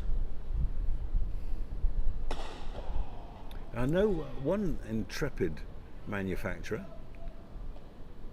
actually produced a boot for a quick bowler with a hole in the big toe, and I was amazed that never caught on, but I think it's one of those things that fast bowlers are very particular about their boots, and they want to cut the hole where they want to cut the hole. And make sure that hole's big enough or small enough, or very particular. In fact, end of this over, I'll tell you a boot story. 3 slips gully for Peters. Edged and gone! It is out, yes. Thought for one moment that the umpire was going to give a no ball there, but no, he was just checking with square leg whether it carried. And we can see it again here. It was low, but claimed straight away. Caught by Manak at 3rd slip. It's a good catch. And Pillay has gone for 4. Nice bit of movement off the seam. Across the left-hander Pillay.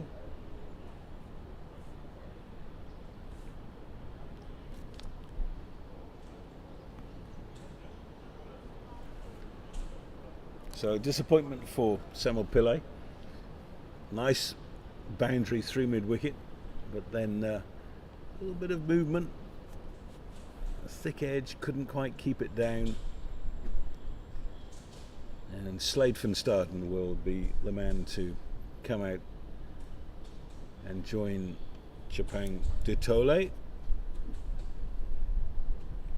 Almost think he could have left that on length. Easy to say, more difficult to do against somebody bowling 100%. in the 140s by the looks of it. We don't have a speed gun here.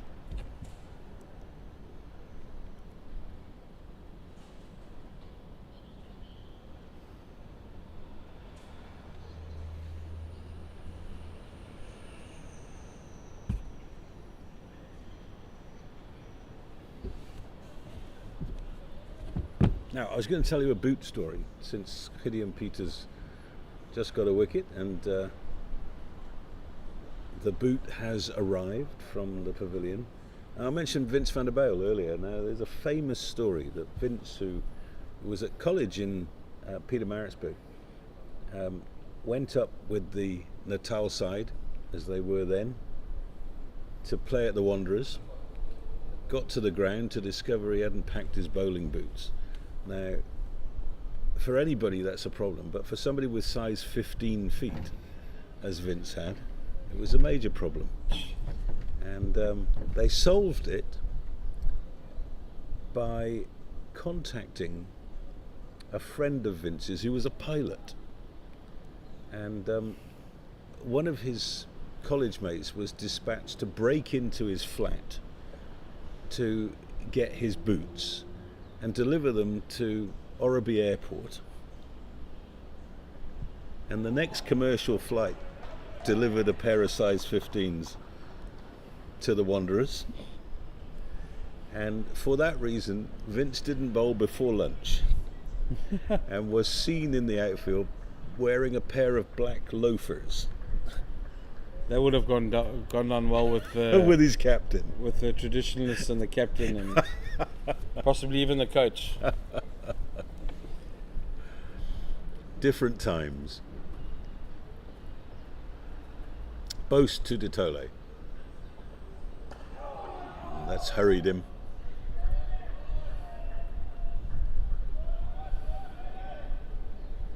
He's a real bustler. Great pair of shoulders on him, Matthew Boast.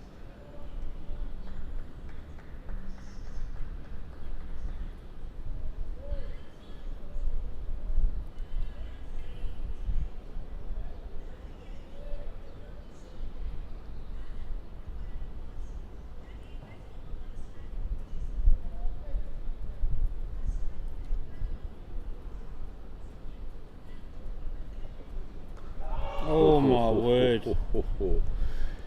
Gets away with it, does De Tole, picks up one.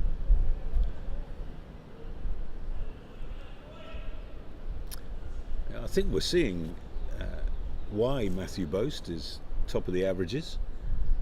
Doesn't bowl too many bad balls, he's quick enough and just nips it away off the seam and in.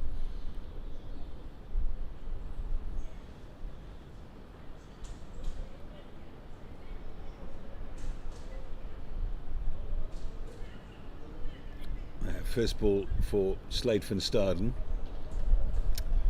Now, these two would have played together at Hilton College. So van Staden knows what's coming. Whenever you see one down the leg side, you start preparing for the worst, because we've seen three strangled down the leg side in the... This game's been a bit weird. We've seen three. You normally see one if you're lucky. Hopefully we don't see any more.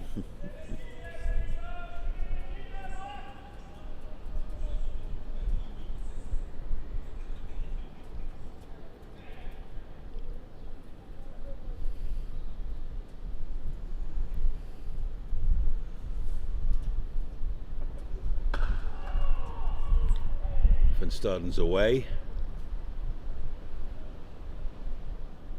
Matthew Brietzker at cover point doing the fielding. End of the over. Dolphins are 10 for 1. They're 11 for 1 after that single. One more to go.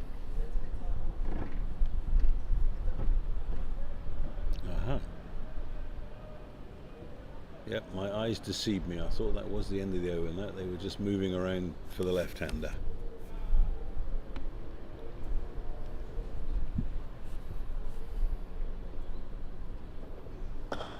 That's a good shot. That is a cricket shot. Extra cover for 4.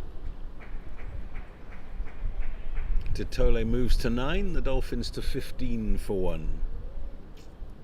Well, I remember the 2 4-day games that we did here back in October, Vaughan, and Chapang De Tole was in fantastic form. Scored a big 100. Had scored one the previous week and was starting to really look the part, and then just lost form a little bit towards the end of the year. Really good time for him to get back into the run-scoring groove. Well, he's effectively got 2.5 days to bat. So I think the longer the Dolphins bat, the more they're putting pressure on the Warriors, especially for both teams need a win. Yeah, let's just remind ourselves of the other games going on. At the Wanderers, Tuskers 63 all out, the Lions 303 for 3 in reply.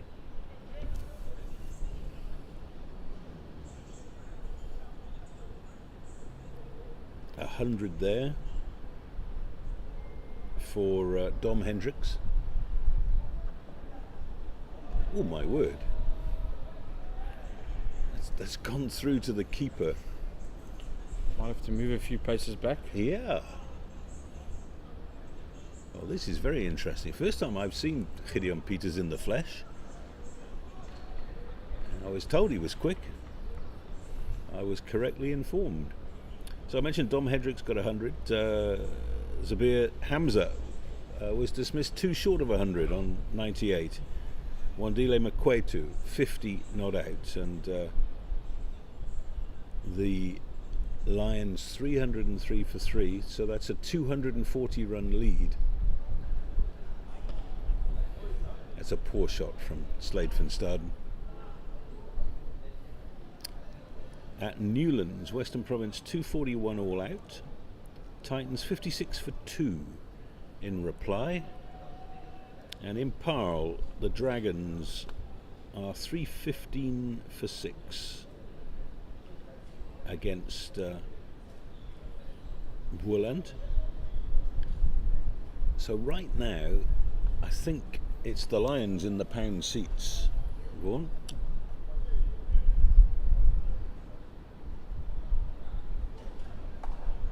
Oh, dropped. And then nearly run out. It's really poor decision making. That's the third one he's tried to cut. Nearly getting caught. They need to do that just before lunchtime. Well, and if you look at it, the Lions effectively batting points, they've got their bowling points. They're going to win unless miraculously the Tuskers go and block everything. So they'll get a full complement of points. So if things And go... what is that? 24? Full complement? You're looking at about 16 for a win. 4 for bowling. 8. Yeah, 24. It might be 25. They got Could 5. be 25, 26. Yeah. There's another Beautiful really good shot from Chapang de Tole. In the Next air, up half volley. in the air, nearly got caught at square leg, but Yeah. good placement. So if you put 24 on what they've got, That takes them to 120. And a little bit of change. So the Warriors are currently on 109. They got 5 batting points. So a draw is no good to them, no. depending on how many bowling points they get. So yeah, we might yet see the final at the Wanderers, but beginning this round of matches you would have said St George's is favourite. In some regard, you might even find the final might be in Northwest. That's how close everything is. Right, Northwest began the round with 99 points, and they've got a full complement of batting, 4 so far, only 71 overs bowled overnight. So they'll bat for 29 overs. Yep. Then they'll bowl, hopefully get their full complement there, and then try and go for the win.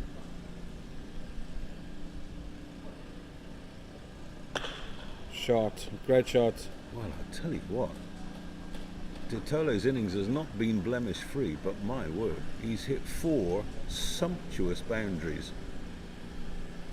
2 through the offside, 2 through the leg side. When they come that fast, they go that fast. So end of the over, 24 for 1.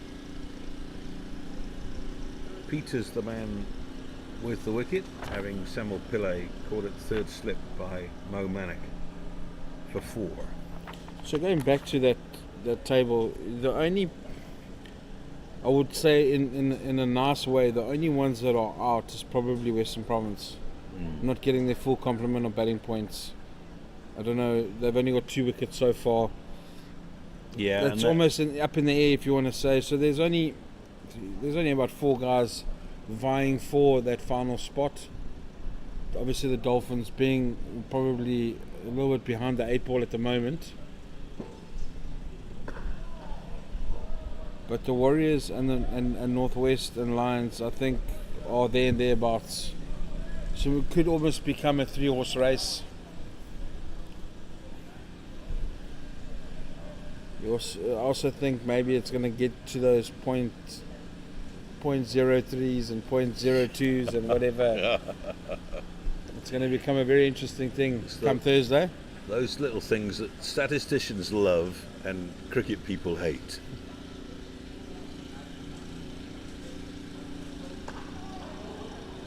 It's good bowling, this, from Matthew Boast. He gives you nothing, asks a lot of questions. You mentioned Slape van Staden playing a couple of poor shots. I think this is an important couple of months for him. He's underperformed really at provincial level after being touted as one of the possible next great players when he was at school. Couldn't stop scoring runs.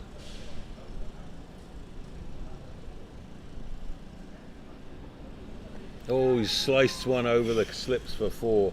That's another poor shot. Doesn't need to offer a shot that wide. Almost someone needs to tell him, you've got 34 minutes before lunchtime. You don't have to be playing those shots. If you'd play those after lunch, fantastic. No qualms about it, but you don't want to lose another wicket before lunchtime. Especially trying to chase 380 and then set the Warriors something to maybe even try and bowl them out and try and bat once.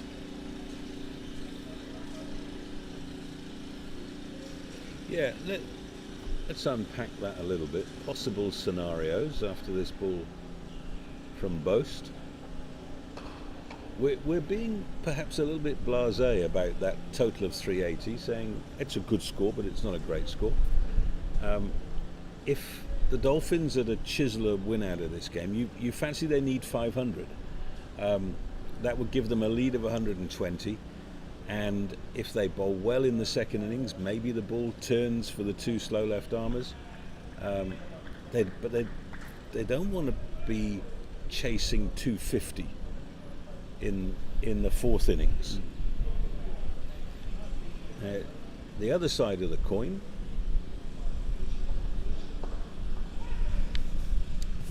is that, let's say that the Warriors get a big first innings lead, which is not impossible. Then it's a question of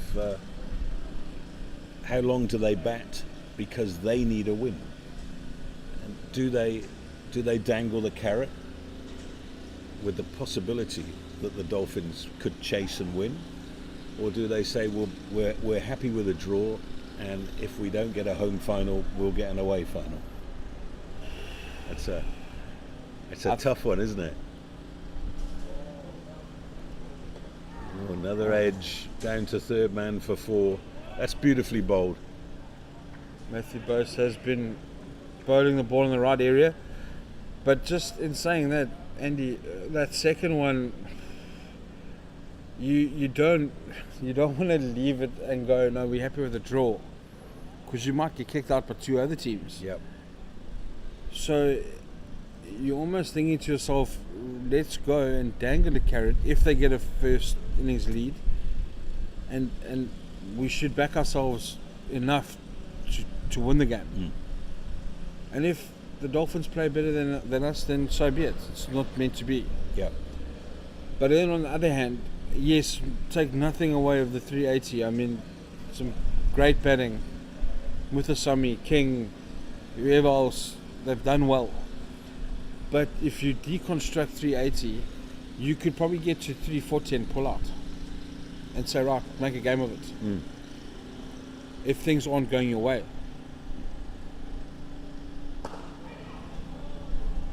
You then can go the opposite way and get that 500 and then put pressure on them. So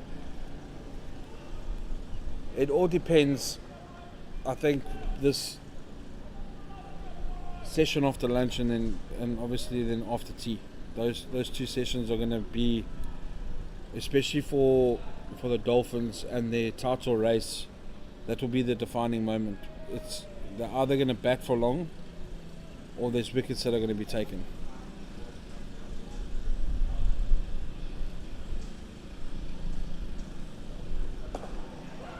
Yep, no run there. Man hiding next to the square leg umpire, makes good ground. It's an impressive opening pair of bowlers. Because your other bowlers are, after these two, is Mangru, King, as an off spinner, Manak as an off spinner. Oh, Patrick Kruger maybe, just right arm seamer, slow, medium pacer. Oh, beautiful shot. Back for two. Pritzker doing the fielding. So you almost think that the Warriors... You're right, so they've got the four seamers with Mangru first change. Mangru's bowled well this year. Kruger really is a one-day bowler rather than a four-day bowler, you would say. And as you mentioned, they don't really have a strike spinner. They've left out the man who could do that job, Thomas Carber. Yeah. So you're basically going in with two part-time off spinners. And you could argue that that's exactly what the Dolphins have done. They've got Bryce Parsons and Semel Pillay to bowl slow left arm.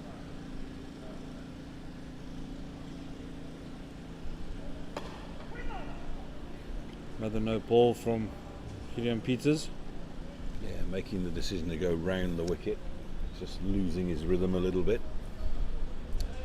So yeah, from a batting perspective, you're looking at Boast and Peters and saying, yeah, this is quite impressive stuff. But if I see them off, it gets easier.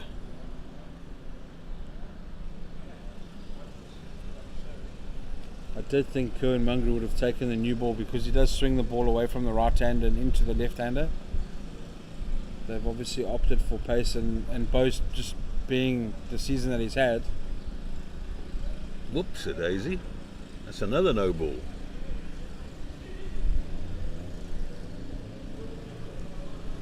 So like you say, Kerwin Mangru is not going to have anything to swing the ball with, so it does become a lot easier. So there's a long way to go, but the Dolphins have made a fist of things this morning. They've certainly won the session after certainly losing the last session yesterday.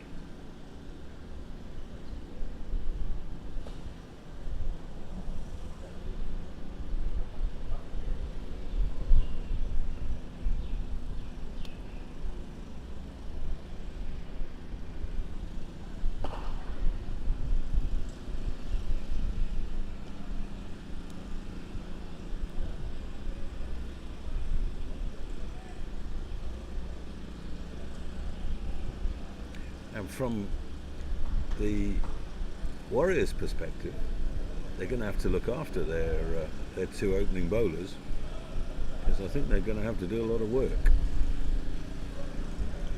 You've got a change in the field. Third slip is coming out, moving into a catching position at short mid-wicket for Ditole, who did lift one through square in Peters' previous over.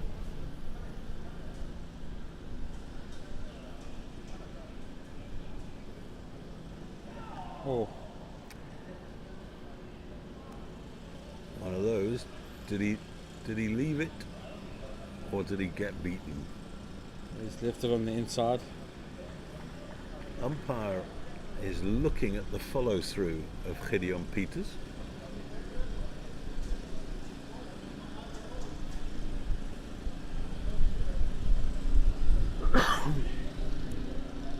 Robbie P walking around the boundary.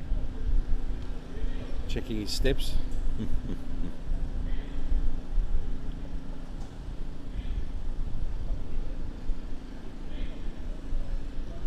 Oh. Searching for that full straight one. That is the end of the over. Dolphins 36 for 1. Chasing 380, the first innings score for the Warriors. And it is hot out there, ladies and gentlemen. I would suggest that the temperature is up in the early 30s. And there's quite a lot of humidity as well, but the ball's not swinging for Peters. A little bit for Boast.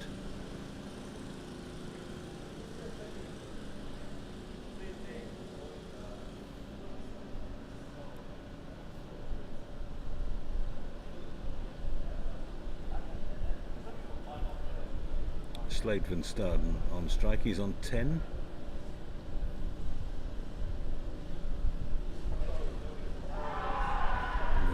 He's tied him in knots there, and he's hit him amidships. And this might take a while. That is bang where you don't want to be hit. And he has gone down like a sack of spuds. Yeah, so while he's recovering from that, let me remind you of what's happened today. Overnight, 323 for 6 with the Warriors, and that 6th wicket falling with the last ball of the first day when JP King was caught behind down the leg side against the fast bowling of Tristan Lees. He was out for 86 off 129 balls with 10 fours and a 6. So this morning we opened up with Seniran Mutasamy and Patrick Creer. Mutasamy went on to an 11th first-class 100, finally making 117 off 144 balls, 11 fours, 2 sixes. But the tail didn't help him. Creer was LBW to Parsons' slow left arm for 6. Boast caught another man caught down the leg side off McQuena for 9. Mungrew also LBW to Parsons for 3, and Peters finishing not out on 1. So at one stage the Dafabet Warriors were 323 for 5, so they'll be disappointed to only end up with 380 all out. The Dolphins have bought a ticket to the lottery by taking those 5 wickets for the addition of 57 runs. They are now 36 for 1. The man to fall, Semel Pillay, caught at third slip, low down by Mo Manak off the bowling of Gideon Peters for 4. That was 9 for 1, now 36 for 1. Some repair work going on. We'll take a short break.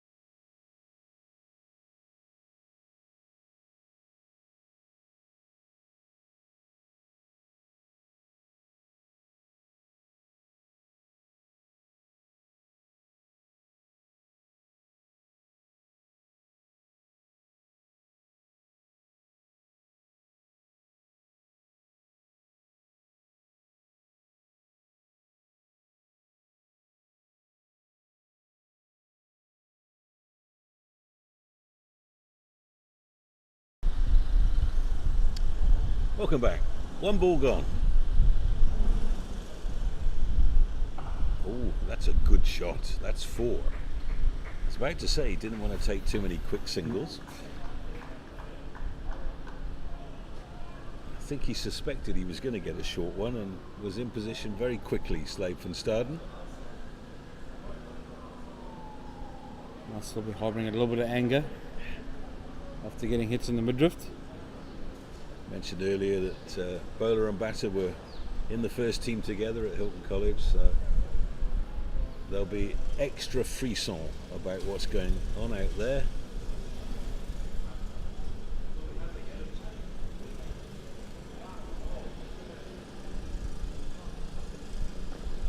He's very nearly chopped it on.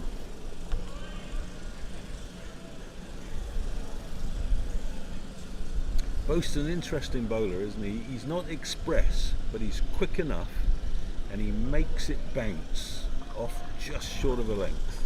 I was just going to say that his line and length is accustomed to his height, in saying that he knows where to bowl, which makes it difficult for the batters because it is that length in between. Because he's so tall, he's hitting his length, which is quite difficult to play. And with Slade being shorter than most, I always think that I can cut it, and it's not there to cut.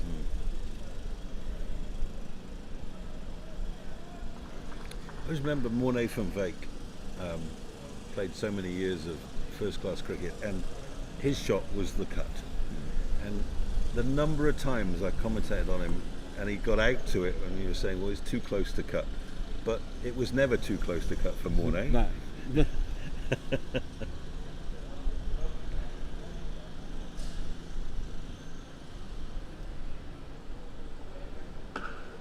That's better. Now straight bat.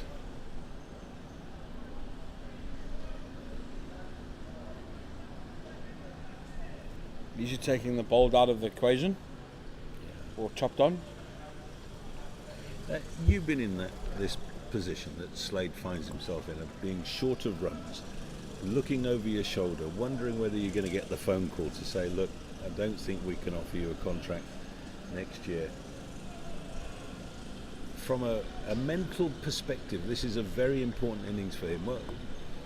What are his fundamental thoughts going into the innings? It's a very good question. It's almost, I don't want to sound blasé, but it's almost like you've got to forget about everything. You've just got to go and bat. The best advice I ever had early in my career was don't let the outside noise come in. So when you're batting, like, he just needs to focus on what the job is at hand, and the job is now firstly to get to lunch, then okay, after lunch I need to get to tea, after tea I need to get to the end of the day, and have those small wins, especially when you're not scoring a lot of runs, or if you're in that slump, is take it bit by bit. A lot of batters think, okay, I need to do this and I need to do that. That it's too much. When you're batting, you just need to think of yourself. You've got to remind yourself to watch the ball. You've got to remind yourself to obviously play accordingly. But mentally... Oh, there's a nice good little shot. uppercut. Couple of bounces down to Castle Corner. Japan Tatola almost dealing entirely in boundaries. Oh, and this is where I'm going to get to. He needs to think of himself, and you can almost take a leaf out of De Tolle's book here. If it's a bad ball, hit it. Don't be scared. You can't have any fear of failure, and it's difficult to say that because everybody's human. But if you're thinking of yourself, that fear of failure disappears very quickly, because now you're in that fight or flight mode. And he needs to now have that serious conversation with himself in the mirror and go, I need to score runs. I need to look after myself here. If he's a bit selfish,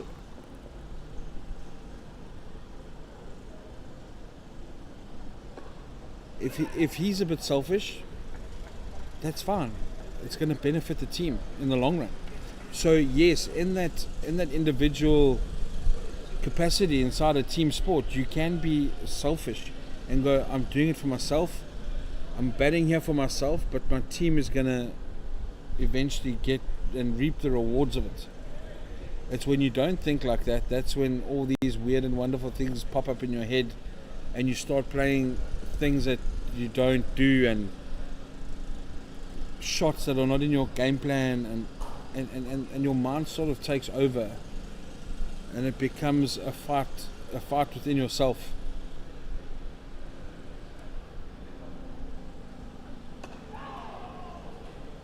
It's a rare single for De Tole. And my last point is, even a shot like that, okay, yes, it's from a left-hander, but Slade should be thinking like that. If it's a bad ball in my area, I'm going to hit it. If not, and I can get a single or whatever, I can get a one, I can get off strike. Instead of bogging himself down, and I've seen it, we saw it against the Tuskers here. He bogged himself down, poof, out. Second innings, same thing, got out. And you're just going, Slade, you don't need to do that. And yes, it's nice sitting up here in the shade and saying that. But I've been there, I've done it. You've also played cricket and you've done it. It's just something he needs to discover for himself. And that's what happens when you get experience.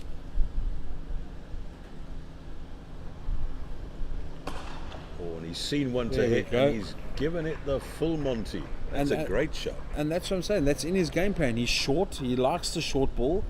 If it's a cut or a pull, and if it's there, he needs to hit it. He shouldn't be scared because he hasn't scored runs or they're breathing down his neck and going, you need to perform.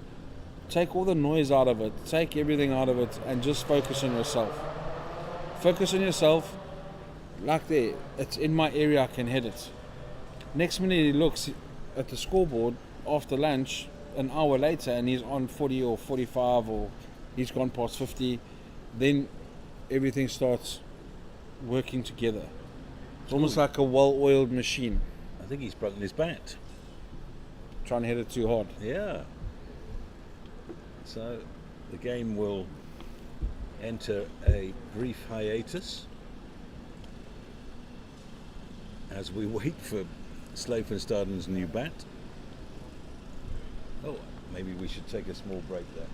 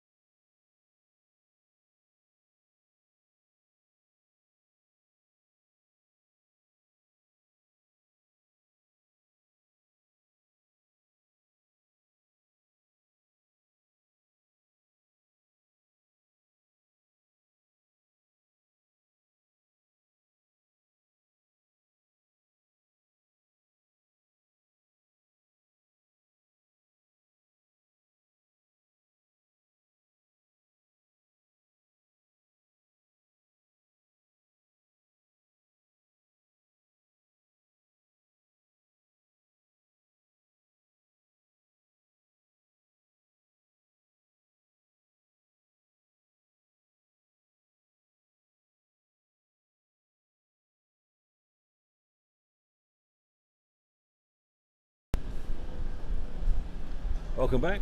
New bat has arrived for Slavenstaden. He smashed one through mid-wicket previous ball.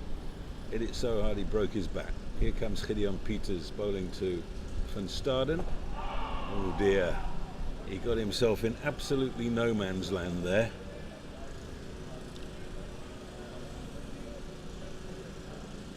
Got away with it. Maybe it's his day. And there was one thing I left out in my whole speech. Babbling away here. He needs to stay in the present moment. He's got to worry about the next ball, not what's happened or what's going to happen. As Peters turns around to bowl, then he needs to switch on. It's that old additive of switching on and switching off, being focused.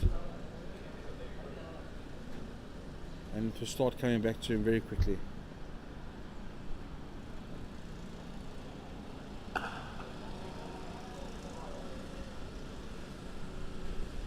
End of the over. 49 for 1, the Dolphins. So a few words between bowler and batter. Might be the last we see from Peters before lunch. He's got 1 for 27 off 4, and interestingly it's Mutasamy who comes on to bowl the 9th over. Well, while he sets his field, let me just race through what's going on around the country. The game that we think is most germane to what's happening here is the one at the Wanderers, where the Tuskers were bowled out for 63 by the Lions, who are now 371 for 3 in reply. So that's already a lead of 308. So you have to feel that the Lions, they've already got maximum batting and bowling points. They're going to take 16 points for a win, and they are going to be in the pound seats. They are going to be sitting at the top of the table, and the only team who can go past them, I think it's probably fair to say, is the Warriors. The Warriors, the longer that they go without taking a wicket here and defending that 380, the more nervous tension there will be. So Mutasamy is the man coming on, first change, bowling to Chapang de Tole, 24 not out.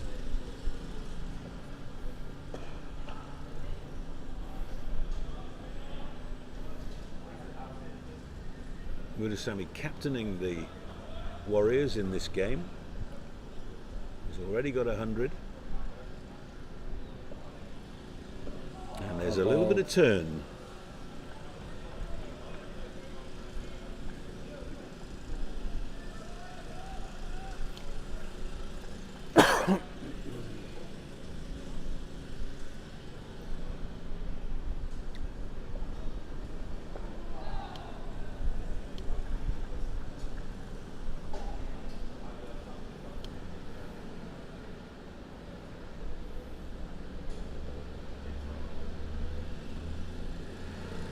Oh, reverse sweep, and he's put it down.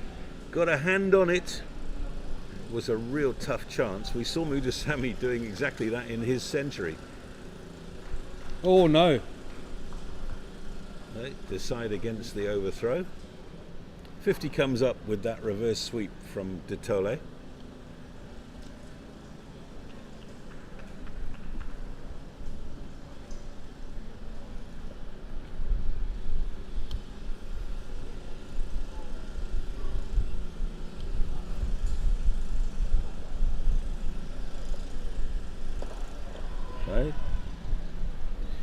Right, so there's the live log.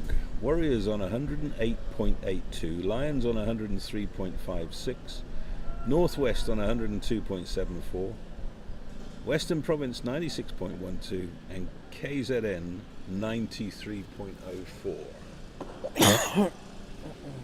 It's nicely played by de Tole. So as things stand, Warriors are still top of the table, but it's hard to believe that the Lions aren't going to win against the Tuskers, and probably in less than 3 days. I think the Lions, to secure obviously the inevitable, is to try and bat until tea time today. Whatever they're going to get, if it's 460 or whatever the amount is, they at least give themselves enough time to bowl Tuskers out again. maybe an hour before tea even, maybe just declare and... Got a double change here. Cohen Mungru replacing Gideon Peters. Peters the man with the breakthrough, having Semel Pillay caught in the slips for 4. Since then, this partnership has blossomed. They've put on 43 together. Mungru, of course, a former Dolphin.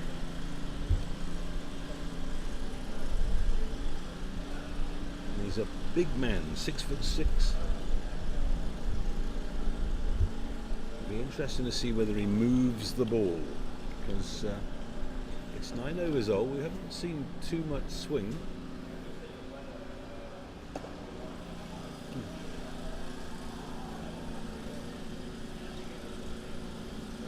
Our mate Ken Borland, who's obviously probably listening to this broadcast, said he might update us during the day. I think he's trying to take over Andrew Sampson's job. Thank you, Kenneth. It was his birthday the other day. Good man, that. KZM man through and through, went to Michael House and then worked at the Witness for many years. That's nicely played by De Tole.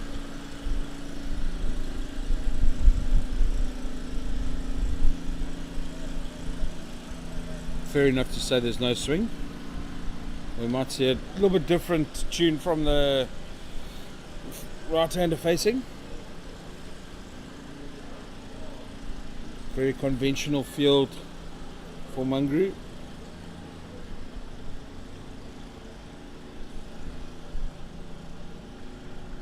Two slips at Gady, point, cover and mid-off. Mid-on, mid-wicket and fine leg.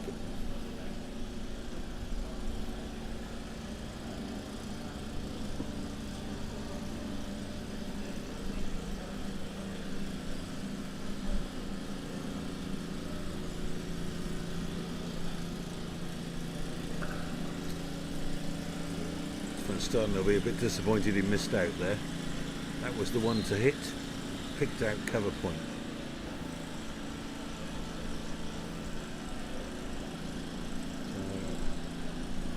So, 3 balls left. We should have one more over from Mutasamy before lunch. And that must surely be the target for these two now. They don't want to be separated before the lunch break.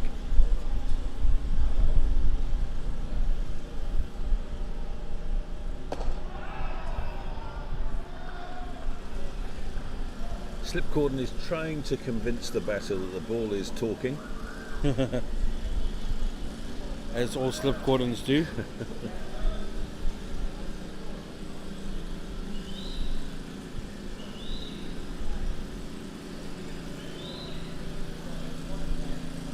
By the way, the noise you might be hearing on our sound effects microphone is a gentleman with his lawnmower down on the grass bank below the main stand. That's a super shot for none. A very noisy lawnmower. Very old school lawnmower as well. Doing the job. I think that one goes back to Wilson's day, doesn't it?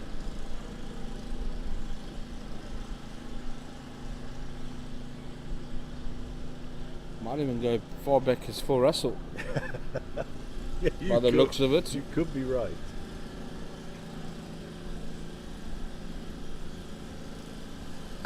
Shot. Bad ball, and it got what it deserved. Smashed away for 4 by Slade van Staden.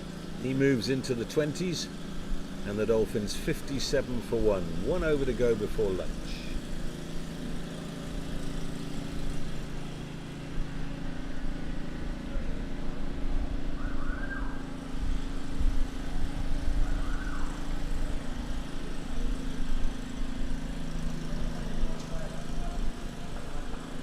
I think this might be the template of what we're going to see through the afternoon, with Mutasamy trying to just block one end and rotate the seamers at the other. I wonder if he'd be brave enough to bowl one of those part-time off spinners.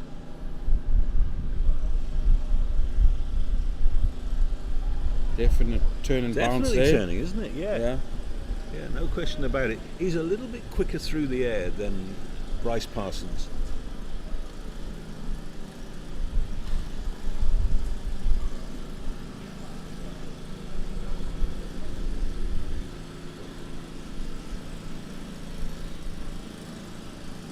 Short leg in place now.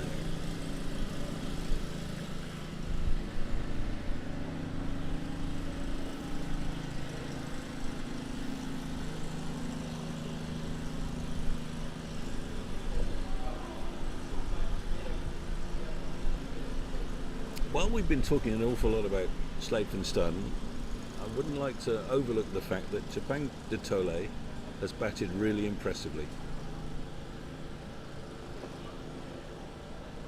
He's hit the bad ball, got into line against the quicks. His one full shot was the reverse sweep against Mutasamy.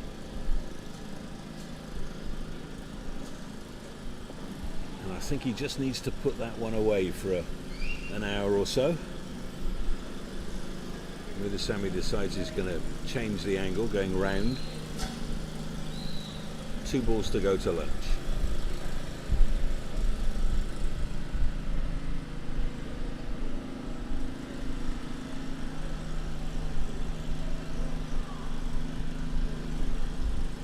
Oh, no ball. Front foot, no ball. He didn't cut the return crease, you don't think? Yeah, it could be.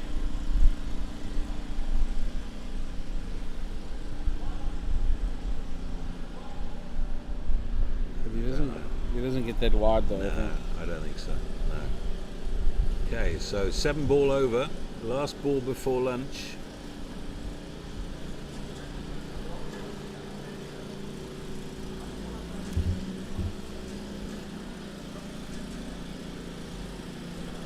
Oh my word. He's managed to defend it. It's gone off the bat into the gloves on the bounce of Kashile. He's removed the bails, but De Tole survives. He's 28 not out at the break. Van Staden is 22, and the partnership is worth 49. The Dolphins, 58 for 1, have had a really good morning session. They began the day on 323 for 6, the Warriors, and they dismissed them for 380. That was job done. Lost the early wicket of Semel Pillay in reply, but at 58 for 1, they will feel that they are still in this game, with a chance to win it. Long way to go. We'll be back after the break.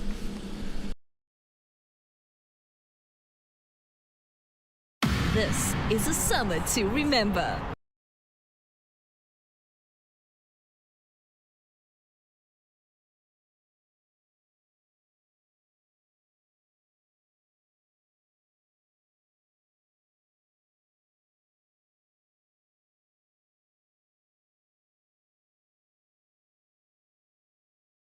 This is a summer to remember. We're standing together with a belief that's unbreakable, pushing our team to new heights. Oh, what a shot. Another magnificent performance. The noise isn't fading, the support isn't wavering, and so the big hits will just keep on coming. Champion player. Absolutely brilliant. Now we're getting together again to keep the good vibes going. Can you believe it? Because when we rise as one, our passion is untamable. Our team is unstoppable because our spirit is unbreakable. Don't miss your chance to watch our Proteas as they face Pakistan in 3 T20s and 3 ODIs. Go to cricket.co.za to get your tickets now.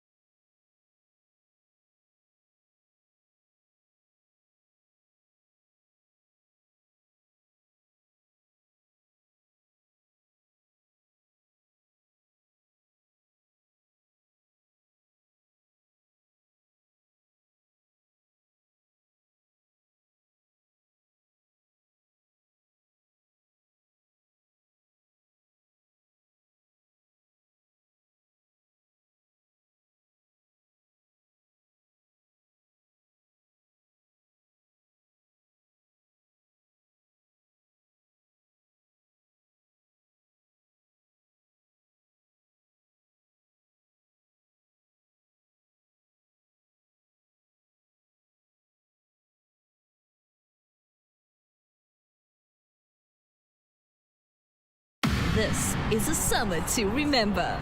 We're standing together with a belief that's unbreakable, pushing our team to new heights. Oh, what a shot. Another magnificent performance. The noise isn't fading, the support isn't wavering, and so the big hits will just keep on coming. Champion player. Absolutely brilliant. Now we're getting together again to keep the good vibes going. Can you believe it? Because when we rise as one, our passion is untamable.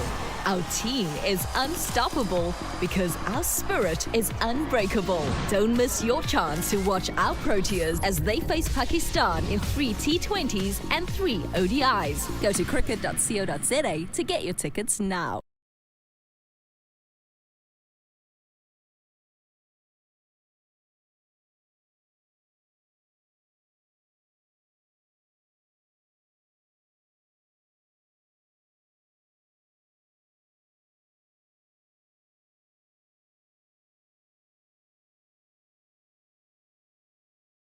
This is a summer to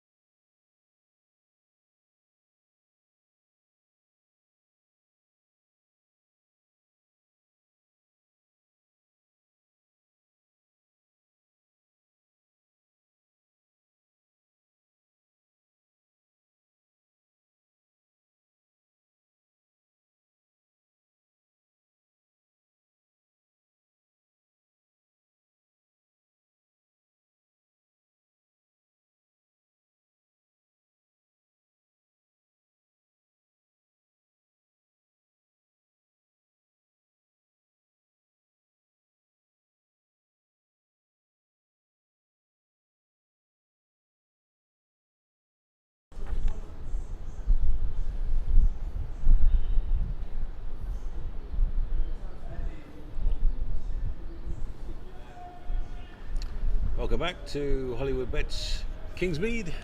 Post-lunch session about to begin on day 2.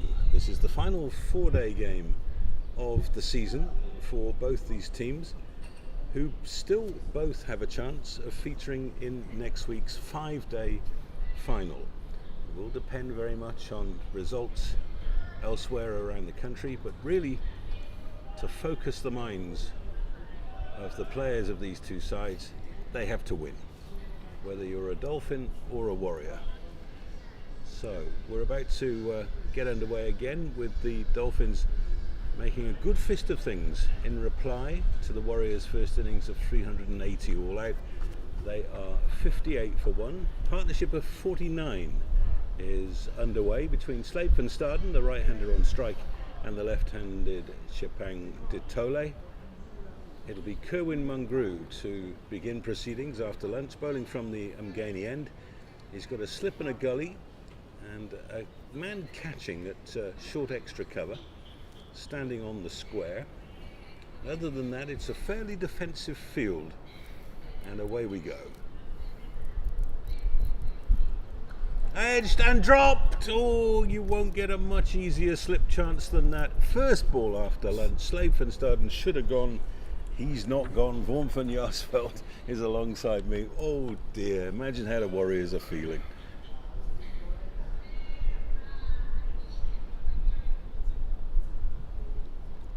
You see that replay, regulation catch to the right.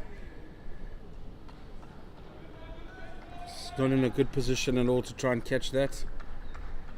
How costly could that be for the Warriors?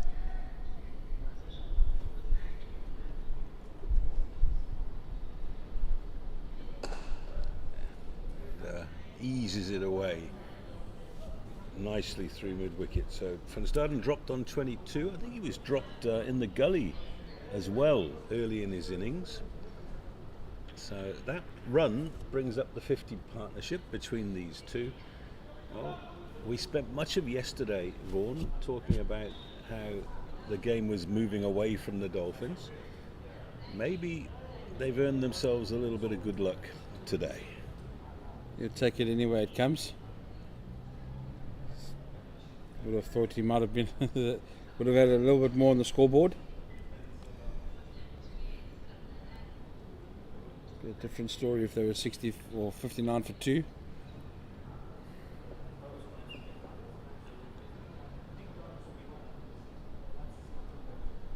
It's good leave from Ditole.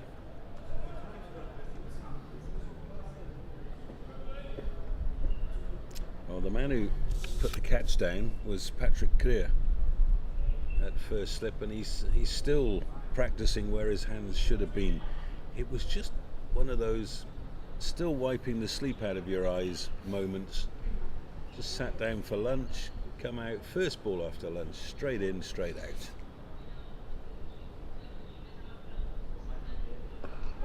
Oh, nice little bit of movement there.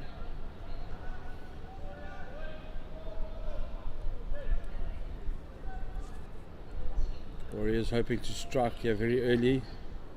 Should have already had one in the bag. It is called a graveyard shift, so hopefully they can get through it with a few wickets. Dolphins will think otherwise. We're watching the captain Mutasamy warming up at mid-on. So he's already bowled 2 overs from the old fort end, and he'll be coming back after this over is complete from Kerwin Mungrew. Mutasamy 2 overs for 4, and I think he's going to do an awful lot of bowling in this game. If Keshav Maharaj was not away on national duty, I think the same thing would be expected of him. He probably would have bowled 30 or 40 overs already in the first innings. Probably even more.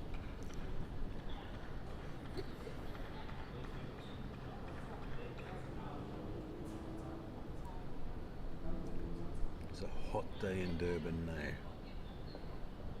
Temperature will be pushing 34.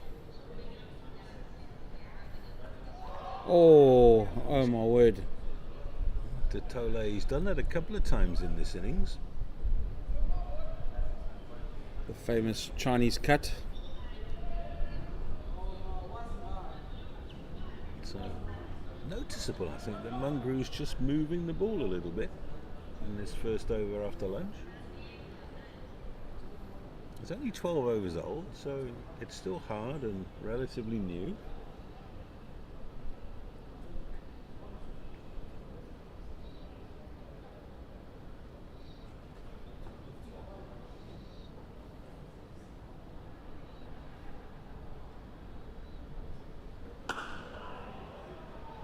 End of the over. So 61 for 1, 3 runs off the over, and a drop chance. It means that the Dolphins are 319 behind, 9 wickets in hand, and they don't need to think about anything else other than occupying the crease.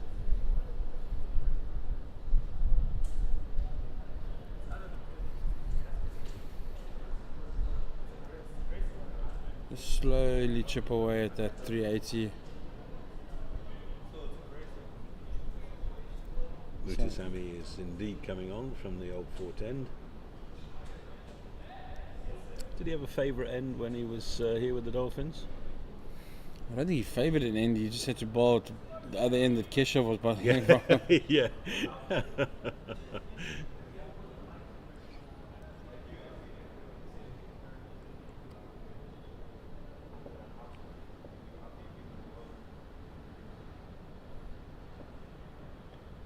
Oh, outside edge. A little thick edge past the slips, and they'll come back for 2.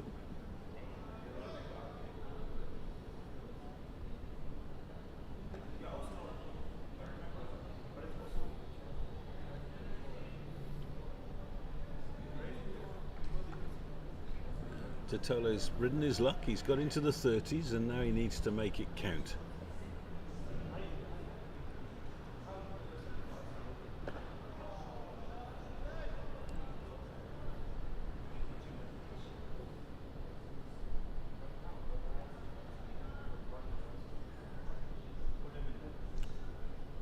Sammy going round the wicket to the left-hander.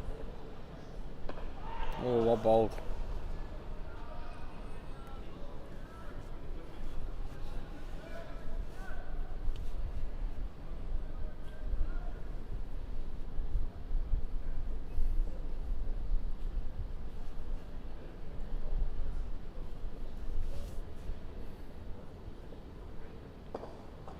That's neatly played.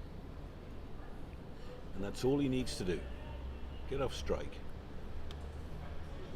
I think if both of them can rotate the strike, it would be beneficial for them because it's a right-left combination. Keep the field changing. Bowler's got to change his lines.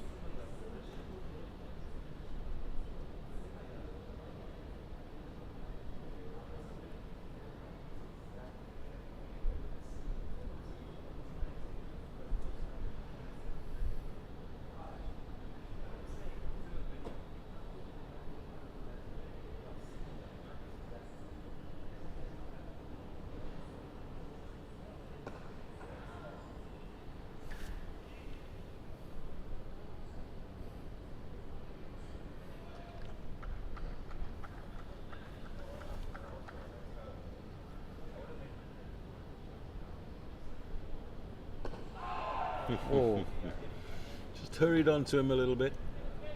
64 for 1 at the end of the over. 67 overs remaining in the day's play. 30 overs have been bowled with the new ball. 13 overs, I should say.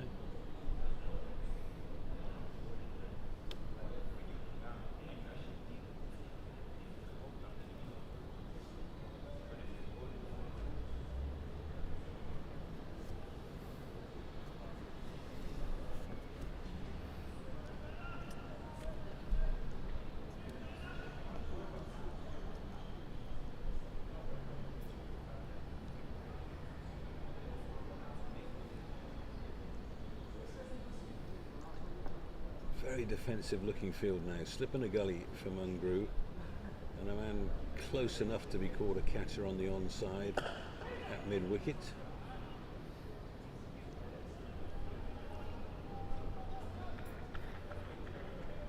Just wonder how many overs per spell the seamers are going to bowl if Muthusamy is bowling from the old Fort Road end. 3, maybe 4. Try and keep everyone nice and fresh.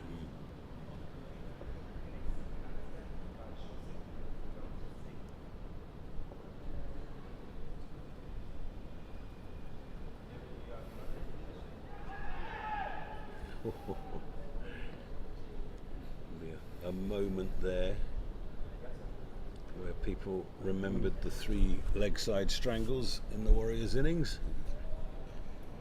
No touch this time from Dafabet.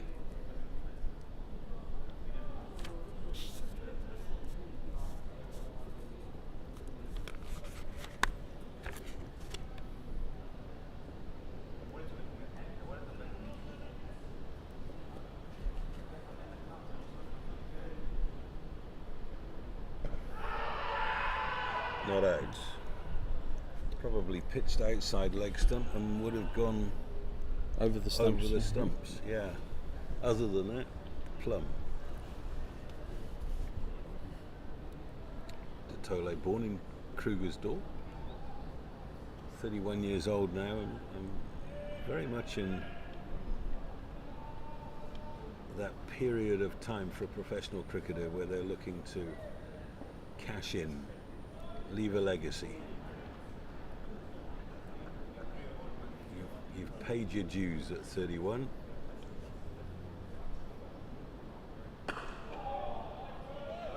Good areas from Mungrew here.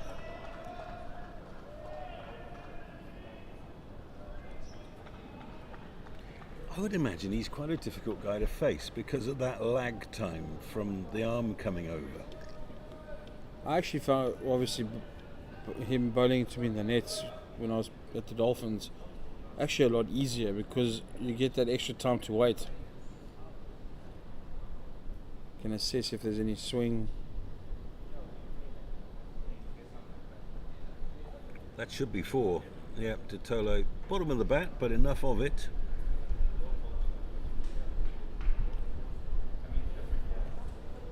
Good thing is the batters are still trying to score off that bad ball. Keep that scoreboard ticking. The run rate is at 4.9 and over. One stage it was 6.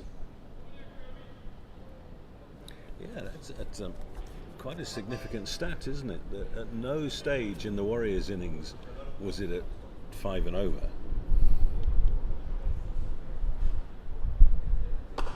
Shot. For no run. So end of Mungrew's third over. He just lost his line a little bit in that over.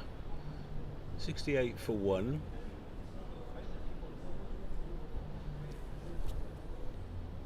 You almost feel that something's going to happen here, Andy. I know we always harp on it, but just the way these two are going, you almost, if you're a horse rider, you're holding onto those reins and just saying, just wait, just be patient, just be patient. They don't need to do anything stupid here.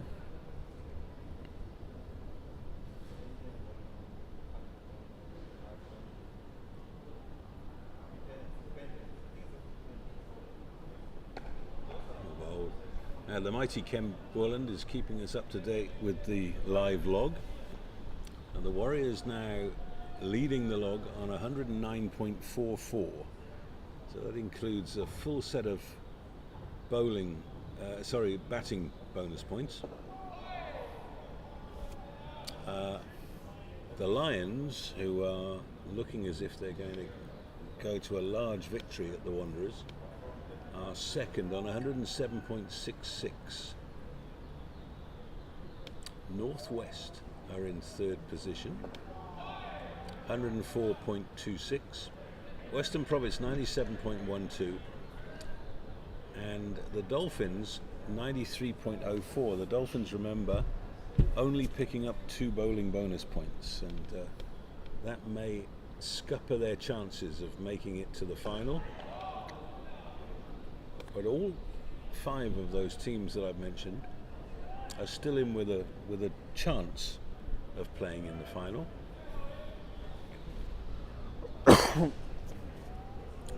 I think it is fair to say that Bwilland and the Titans are out of the running.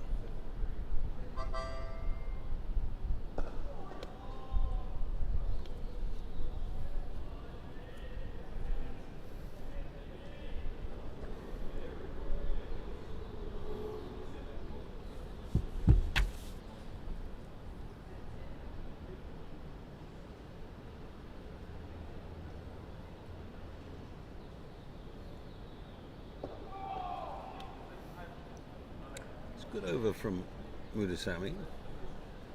Maiden. And if I was Chipang Detole, I'd be walking down and patting my batting partner on the back and saying, there's no sin in playing out a maiden. 100%. You almost, even looking at that log, you're saying, if you're sitting in the Dolphins change room now, you're just saying, we just need an extra 2 points. It's effectively 100 runs. So you're almost saying I would be saying to them, we are going at 4.5 and over already. If you can keep that going for now and build up a foundation, it becomes a lot easier later on. Inside edge onto pad. Be a single for Detole. Noticeable that as he started the run, he pointed to his inside edge just in case the umpire had missed that. I think it was more for the bowler. So why are you asking a silly question like that? Unless the umpires have gotten a little bit soft, because in our day, if you did that, you'd get a rollicking from Dennis Smith or the late Murray Brown or late Sean George. Or in my day, Cyril Mitchley.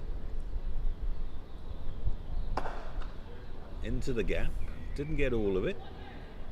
And they will be satisfied with 1.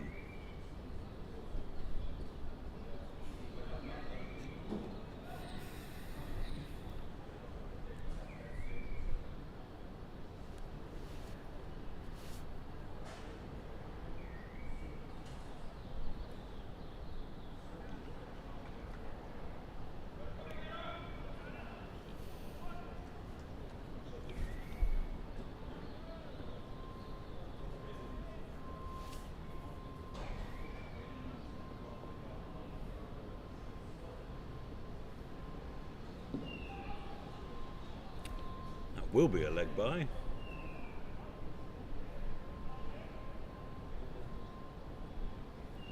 Daintily signal.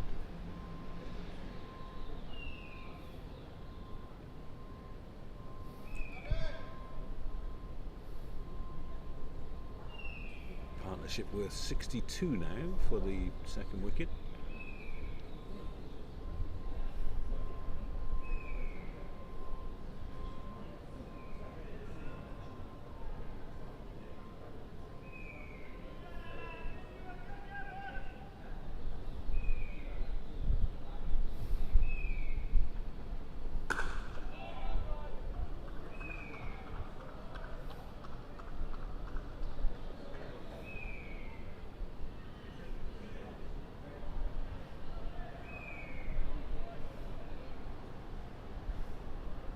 I wonder at what point, Vaughan, the Warriors in the field will start thinking to themselves, 380 wasn't enough. I wonder whether that just start to get down on yourself a little bit. That'll be 1 more. And I mentioned that stat earlier. They lost their last 5 wickets for 53. From a really good platform where you're thinking to yourself, 450, 500, then we can't lose, we can look at winning the game. And now, with the sun beating down, one wicket down early, couple of chances have gone astray. Fielding side just start to wonder, is this going to be a long afternoon? Oh, it's another inside edge, and this time onto the stumps, just as I was talking about losing hope in the field. Ditole has gone, bowled by Mungrew for 37. And I was just going to say, it depends how long this partnership carries on for. 56 balls with 6 boundaries. Hit the ball crisply and well either side of the wicket, but a few inside edges, and eventually it's done for him.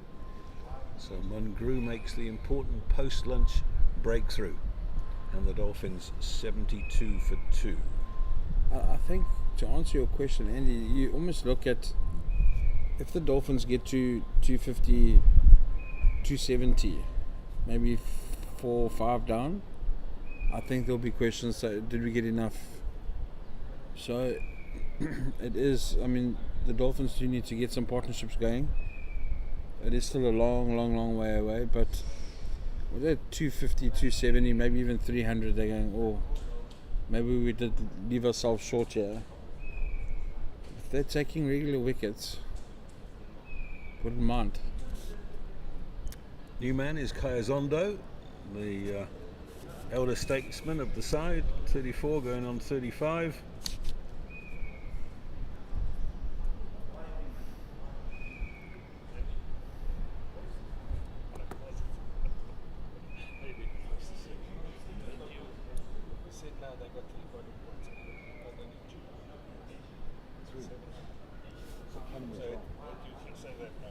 Three, 5, 7.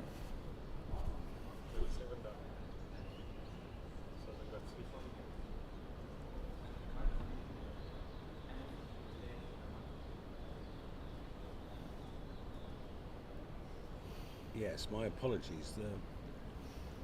The Dolphins did in fact get 3 bowling points, not 2, because the Warriors were 7 down inside the 100 overs.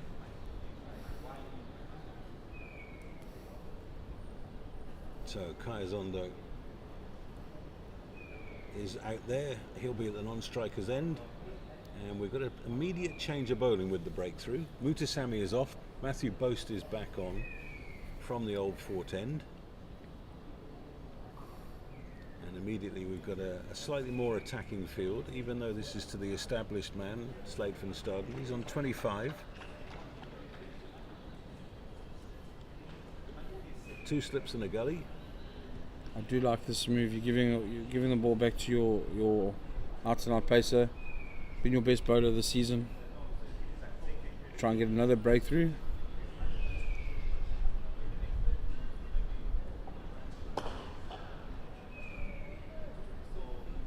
Both bowled well with the new ball without any real luck. He swung it, made it bounce off a length.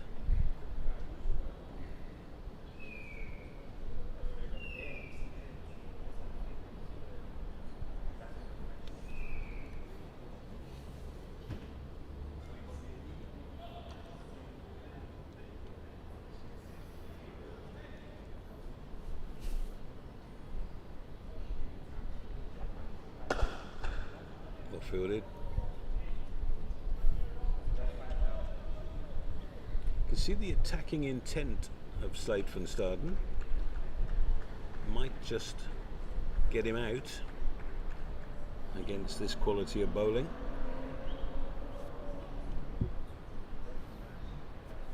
Best form of defense is attack, Andy. Mm-hmm.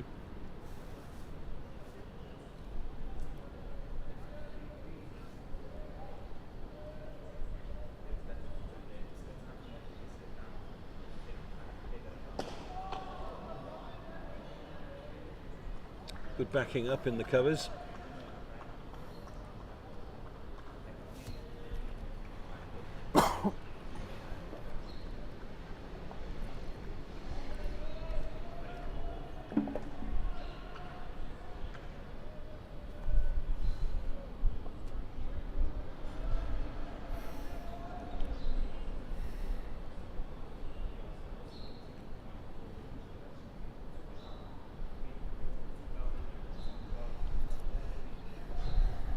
Shot.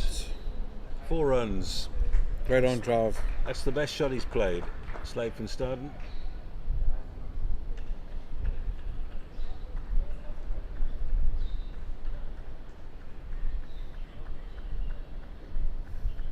Stood up nice and tall.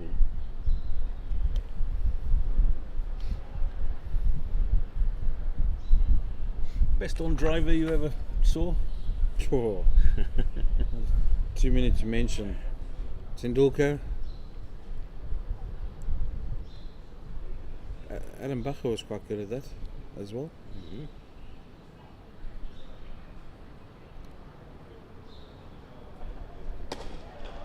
I'm with you on Tendulkar. I'm older than you, so I remember Greg Chappell. But the guy that I remember most fondly as an on-driver was Aravinda de Silva, who seemed to have the ability to play it with a straight bat. There was never a turn of the wrists required. He was always, his feet were always in the right place, so he was hitting you straight. Fantastic player, Aravinda de Silva.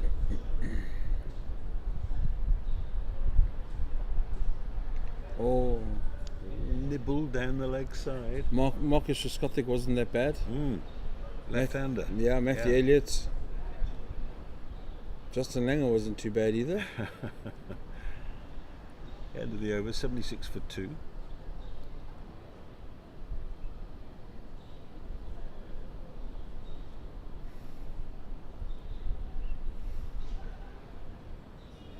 Viv Richards would have come into the equation, but Viv didn't like hitting you straight. He liked hitting you through mid-wicket. And over the boundary, Yeah, he didn't particularly care where the ball pitched. He just liked, last minute he would turn the wrists and hit you like a bullet through mid-wicket, along the ground.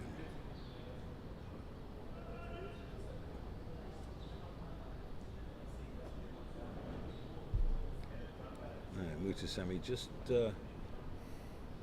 amending his field for the new man. Kaya Zondo is about to face his first ball. Slightly surprised we've only got the slip and a gully.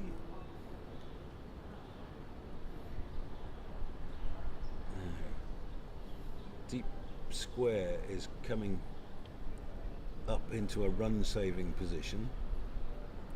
Mutasamy is going to go to wide mid-off, almost extra, and then we've got a kind of a catcher on the lifted drive at short extra,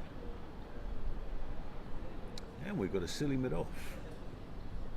That's a good start from Mungrew. searching for that Yorker.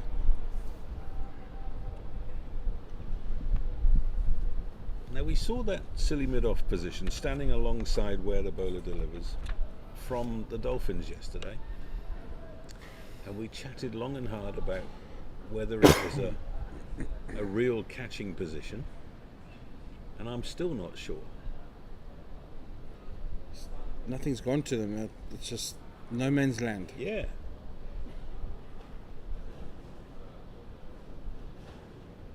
Shot. That's the way to get off the mark.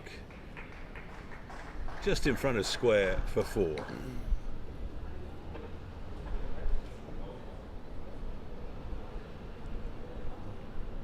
Short and wide, and it got the treatment. Slapped through the offside. Yeah, from a Warriors perspective, they've been giving away too many boundaries, which means too many bad balls in amongst the good stuff, and they haven't been their own best friends because they've put down a couple of chances as well. So deficit goes to 300 now. Yeah, one of those little landmarks that you always talk about. 80 for 2, and they're going at 4.6. So the game is moving forward. That's the important thing for both of these sides, really.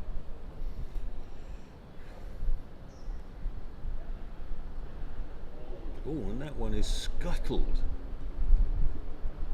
Almost looked like a slow ball.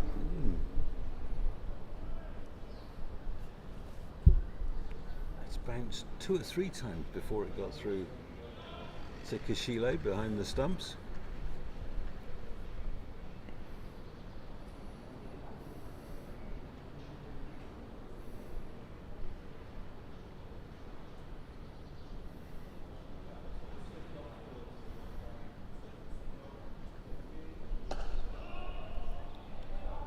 It's better, nicely played. How long's Kaya Zondo got left, VVJ? Do you think he will be the arbiter? Is he just going to play as long as they let him? Knowing Kaya, that's probably he's thinking he'll try and play as long as I'll let him. See that he is doing a bit of commentating and presenting with Supersport.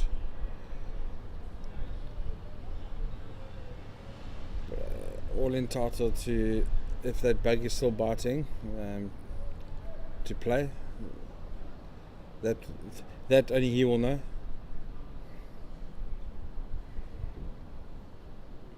Is it a tidy year without scoring big runs?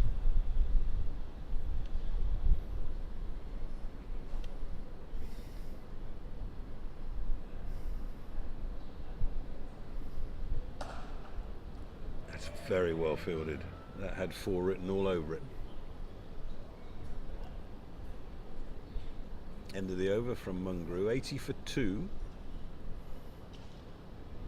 Chasing 380. Few words between Mudasamy and Mungru. Clearly about strategy for when he bowls his next over. Boast will continue. Maybe also just to check the energy levels.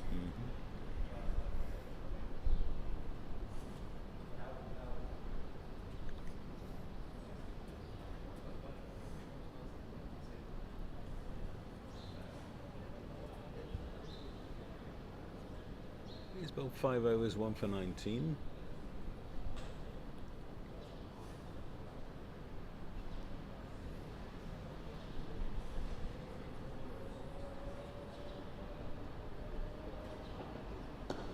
Shot. Shouldn't go all the way. Chance of 3. No, they'll stick at 2. Nicely glanced off his legs.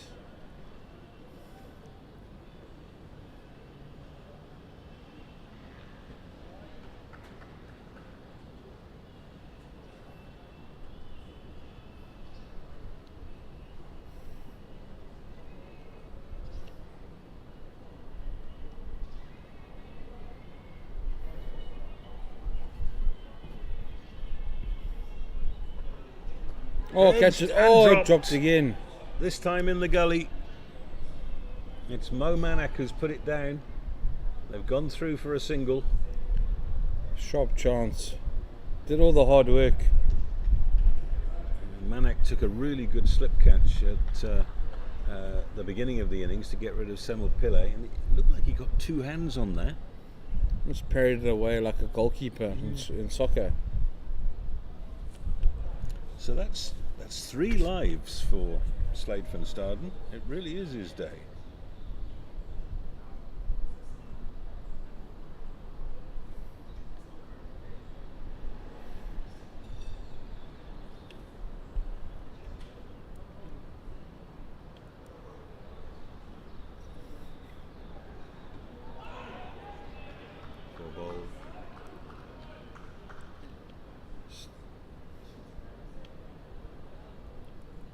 Kaya Zondo just looking for that width, just to free his arms. Dragging back a little bit, probably off the seam.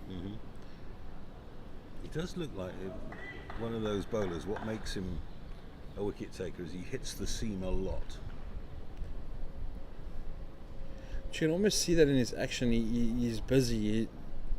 It almost looks like hands and feet going, but it's so strong that when he lets it go, that hits the deck quite hard.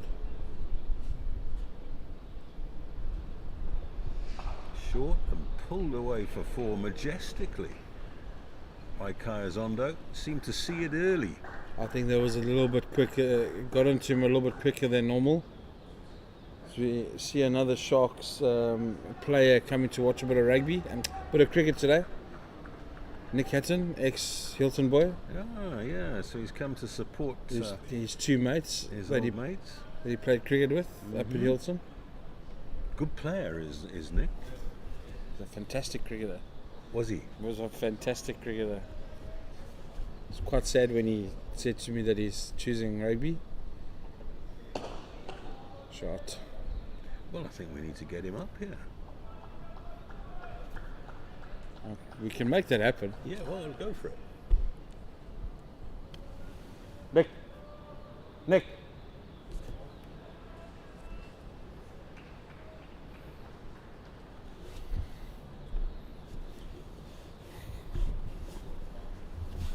Reception and then up the elevator, 3rd floor.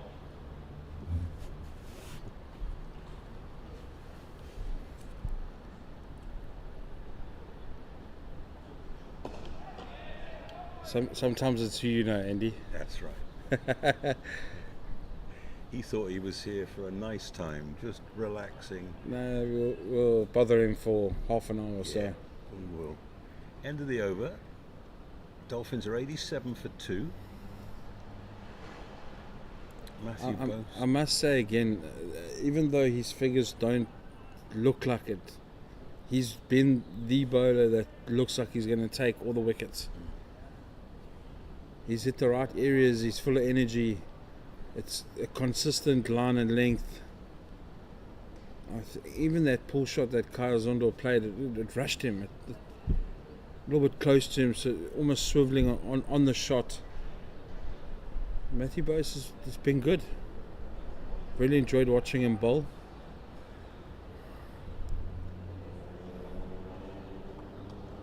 Slavenstein taking a new guard against Koe Mungru.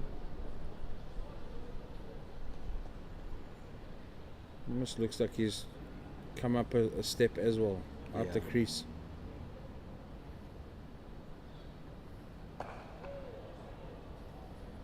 Don't like that. That's just hands at the ball.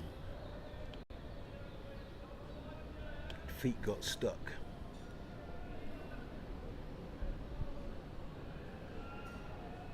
He's right in that. It's almost like he's trying to force the ball onto his bat, but he's not in the right position, if that makes sense.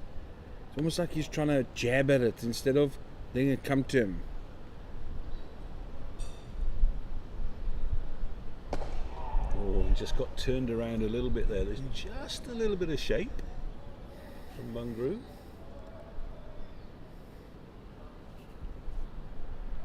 It's funny that we're talking about this. He's got 32 of 48 deliveries. He should now be at that stage of his innings where he can play the shots that we know he can play, but he's just going through a little bit of a difficult spell.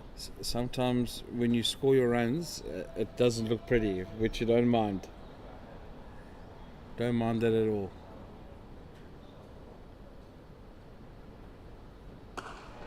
That's better. Nice and compact. He's faced nearly 50 balls already, so he needs to just keep going. Building up that 50 to 70 to 100 to 120 and just keep going. There's nothing stopping him. The longer they bat, the He hasn't got easier it anywhere gets. more important to be. Exactly.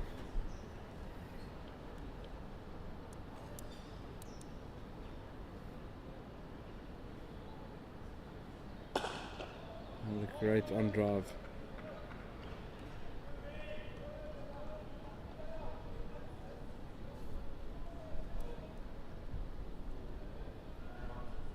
Game just in an interesting scenario right now.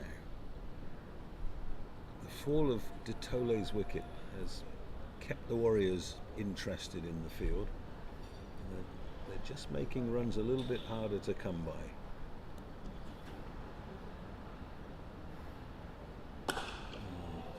See, that one Almost- should be going through extra, not to mid-on. Almost looks like if we're being hypercritical, there's a bit of a technical fault. Almost looks like the hips are opening up and that right shoulder is coming all the way through. Instead of being nice and symmetrical, locking your hips and then playing with your head and shoulder towards the ball, which you then is saying it should be going through the cover region. And it should be quite easy. It should flow as one, not forced. So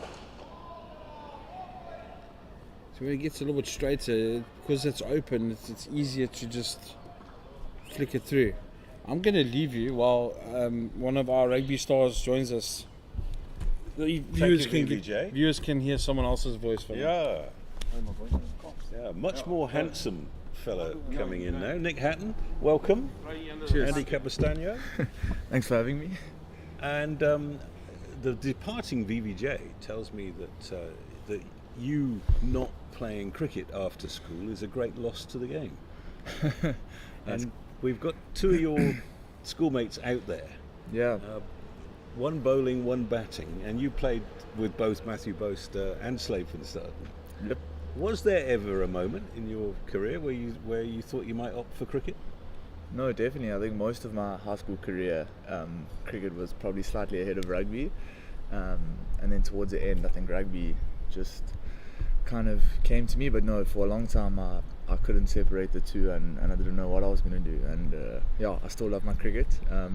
My two good mates, same age as me, bowling and facing each other. So Impressive spell from Matthew Boast with the new ball, and coming back for his second spell from the old forward end. He's a real bustler, isn't he? He's always had that enormous pair of shoulders.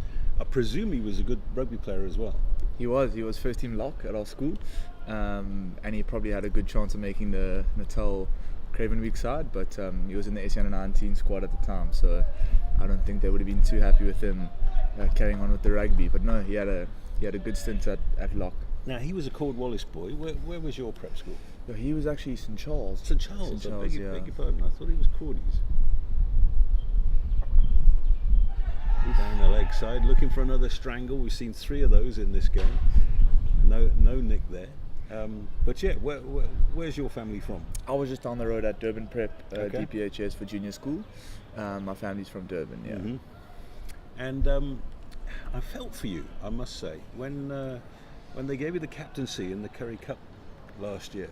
It's hard enough making your way as a young player, and that much harder being told you're skipper. But you've come through it, stronger for it, I'm sure. And looking ahead, you're looking to make this a career and be a Springbok. Yeah, definitely. I'm giving it as full of a go as I can. I'm loving the journey and where I'm at. Obviously, the dream is to be a Springbok. It's any rugby player's dream. But yeah, I'm loving where I'm at the Sharks. It's a great squad to be a part of. We've had a good month, and it's a big finish for the season for us for the next few months. And you're going to lose Sia Khaleesi. That's a big moment, isn't it? To lose the national captain. Nicely played by Kaya Zondo. He'll pick up 1. So there immediately is a little bit of a void in experience, and of course he plays quite a lot of rugby in your position, so it opens something up for you. JP Peterson taking over the coaching. Has there been a change in mindset at all? I think JP's done a great job since coming in. I think the results have shown that, but I think it's just the way we've played and trained has really been a cool month for us. I think he's a Sharks man through and through, and he's just bringing the best out of us at the moment, which is been great to be a part of. So hopefully we can keep going from strength to strength. Well, do you want to know how old I am? I commentated on his Sharks debut. Wow. He was 19 years old. At school he played lock, and they moved him onto the wing in I think his last year at school, and suddenly those great long legs made such an enormous impact when he was given any kind of space at all. And I remember in his debut he scored a try from 80 metres out, racing down the right wing, and it was a super rugby game, and we all, I think everybody in the crowd, and certainly in the commentary box in Afrikaans and English, we looked at each other and thought, oh, we've got one here. And now he's coach. Where did that time go? He's still a big man, though. I'll he say is. that. Yeah, he is. And of course, his uncle Christy played for your union when they won the Currie Cup in 1990. Christy Noble. Yes. And so that's a golden thread linking JP to the Sharks all the way through. And it's lovely to see results turning around. I mean, back-to-back wins against the Stormers. That must be wonderful. You know, you hold your head up when you walk through the streets of Durban. No, it was massive for us. I think we've just had a 2-week break, and it's much better going into the break on the back of 2 wins. Yeah, it was awesome. 2 games for us, 2 massively filled out stadiums in Cape Town and Durban. And yeah, I think just that second one in Durban, going back to back was a really cool performance from us. Post match today, you're going to go and have a brewski with your mates? Yeah, probably not a brewski. We back to training on Thursday, but we'll definitely go for dinner. There's a couple of us in Durban who are good mates with Matt and Slade, so I think we've got a nice dinner lined up, which should be good. Well, here is Slade on strike, and we've got a change of bowling. Patrick Creer coming into the attack, and he's greeted with a stroke through extra for 4. Short and wide, got what it deserved. Yep, that's always been a great strength, the Slades. Anything short, from what I remember at school. And Vaughan and I have been talking about the fact that he hasn't turned small innings into big innings frequently enough since joining the Dolphins. But when you were at school with him, I mean, our local newspaper, the Natal Witness, always covers schoolboy cricket, and he always seemed to be on the back page on a Monday. Slade and Sons got another 100, and always looked as if he was going to very quickly fulfill his talent at the highest level, but hasn't happened yet. There's plenty of time. Yeah, definitely. I think it was always a good strength of his converting into hundreds, and I'm sure if you can get a nice run of games, those big scores will definitely come. I think that's always a challenge in any sport, is getting like consistent game time, and I'm sure it's the same for him in cricket. So I'm sure once the confidence comes, the runs will follow. Nothing to worry about for the batting side there. Don't want to put the jinx on him. Yeah, it was a leg bye, so Van Staden remains on 37, 94 for 2. And you know, the one thing that youngsters always talk about when they step up and play 4-day cricket is how much time you have to spend in the field. So when you're playing for Hilton, as badly as you might be playing, you've only got to worry about 50 or 60 overs. Yeah. This kind of game, you could be in the field for 2 days. And if, like Slade, you're not going to be given the ball to bowl, it's a very difficult thing to motivate yourself. No, I'm sure. I think the cricketers spend a lot of time together, so I'm sure they've got to come up with ways to spend the time. But I think back at school, 50 overs was a lot for some high school guys, so I can only imagine fielding 100 or 150 overs, how long that must be. And still hoping that the next ball is going to be the one. You only need 10 balls to dismiss a side. There's a little thick edge from Kaya Zondo. Patrick Creer will be wanting to make a difference here, because he dropped a very easy catch off Slade van Staden, first ball after lunch. Were you here for that? Was that off Matt Boast? Oh, no. It was. No, I didn't see that. It was this end. It was Kerwin Mungrew. First ball after lunch, straight at first slip, got 2 hands to it and parried it round the corner. Wow. And Slade's actually been dropped 3 times now, so if he gets big runs, that's nicely played. And you say the Sharks have had 2 weeks off. Have they scattered to the four winds? Has the Ox gone back to the Free State? I'm actually not sure where Oxy is, but yeah, quite a few guys will go home. We had 10 days off, well, 9 days off, so quite a few guys will go home. And yeah, we'll reconvene on Thursday this week. And have you got targets that you need to hit? Do they weigh you and look at muscle mass and fat content and all of that? Yeah, they do monthly check-ins with all that stuff. I mean, it's more just like trajectory if you're heading in the right way in terms of your muscle growth and your fat loss. I'll tell you a story about the late great Tommy Loebscher. Have you ever heard that name? No, I haven't. So, Tommy Loebscher was Springbok tight head and Western Province in the early 90s. And coming up to the 1995 World Cup, Kitch Christie took over the coaching of the Springboks. And he was looking for a tight head. There wasn't a natural tight head playing Currie Cup rugby or Super 10 as it was then. And he wrote to the front rows of the major unions and said, who do you not want to scrum against? And the name of Tommy Loebscher came back.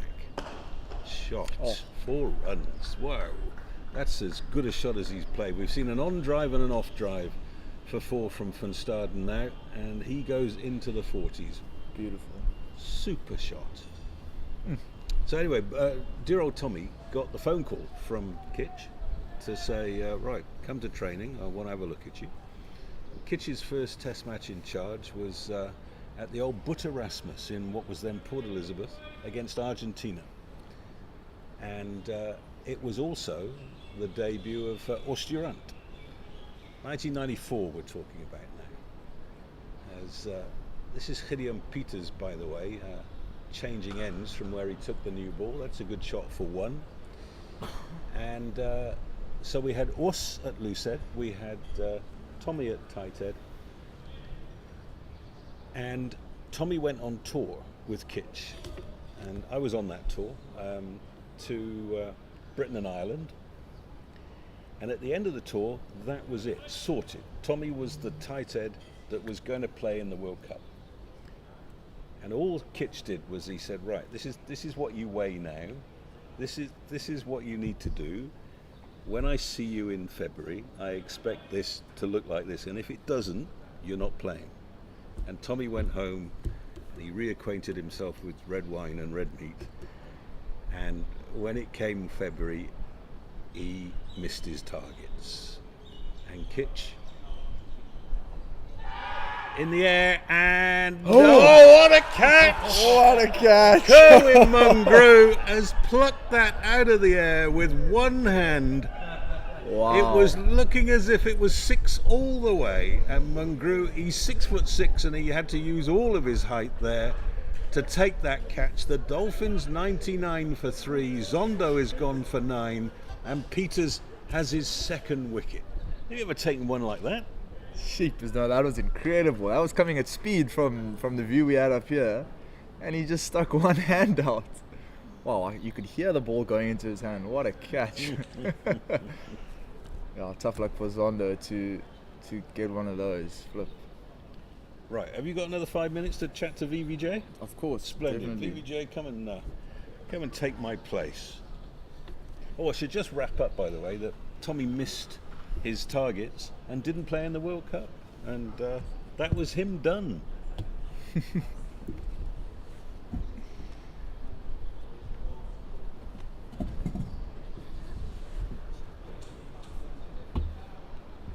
Hello, Nicky.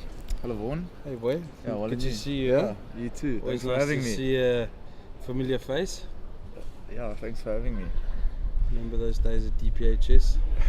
Yeah. Trying to duck and dive for those balls that you're hitting over the boundary.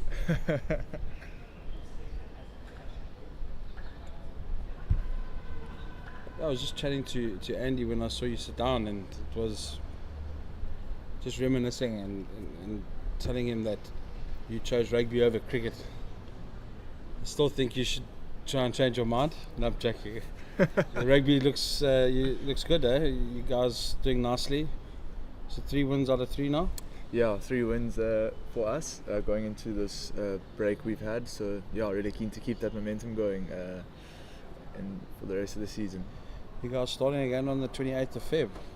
21st of Feb, we got a rescheduled game against the Lions on the 21st, and then the Bulls on the 28th. Okay, that's cool. Yeah. Top 8, trying to stick up there and Yep, that's the goal. try and climb the ladder, as they would say. Yeah, definitely. So those last 2 wins have helped us get back in the conversation. But yeah, it's an important block to keep winning, because it's such a competitive league. If you lose 2 or 3 games, you can be right back near the bottom. So it's important to, when you're in the top 8, to win, and so you stay there. And for our viewers, just a simple question: what does a professional rugby player do when he's not playing rugby? I think it's Does it vary? Yeah, it varies. It's pretty, like now we've had 10 days off, so it'll be a bit of training, keeping the body going, and then guys will switch off in any way whatever their hobbies are. So I love my golf, so I'll play quite a bit of golf. Cut nicely from Leon to get off the mark. So I like my golf. I'll play a bit of golf. I'll see my mates. Guys will go away. All the guys will go away with their wives. Seen some of them are world tourists at the moment. Yeah. No, we got some big hitters in our Shark squads. not to say much, eh? Yeah, they know how to use their time off. Yeah, well earned time off. Handicap for golf? About a 10 at the moment. So about an 8. Hey? You're about an 8. Sportsmen like to just bump it up a little bit. Yeah. Can be a 5 or a 15 depending on the day. Depending on the day and which course you use. Exactly, yeah. Well, with that single, it also brings up the Dolphins 100. 100 for 3. Starting looking as steady as ever. You obviously spent a lot of time at the crease with Slade. Yep. Scoring some big runs. Yeah, I love batting with Slade. Did Boasty or Slade play rugby with you? Or? Boast did. I was telling Andy earlier, Boast was first team lock at Hilton, and yeah, he was a good lock. And then towards the end, his SA19 career was kicking off, so I don't think they were too keen on him carrying on with the rugby. Yeah.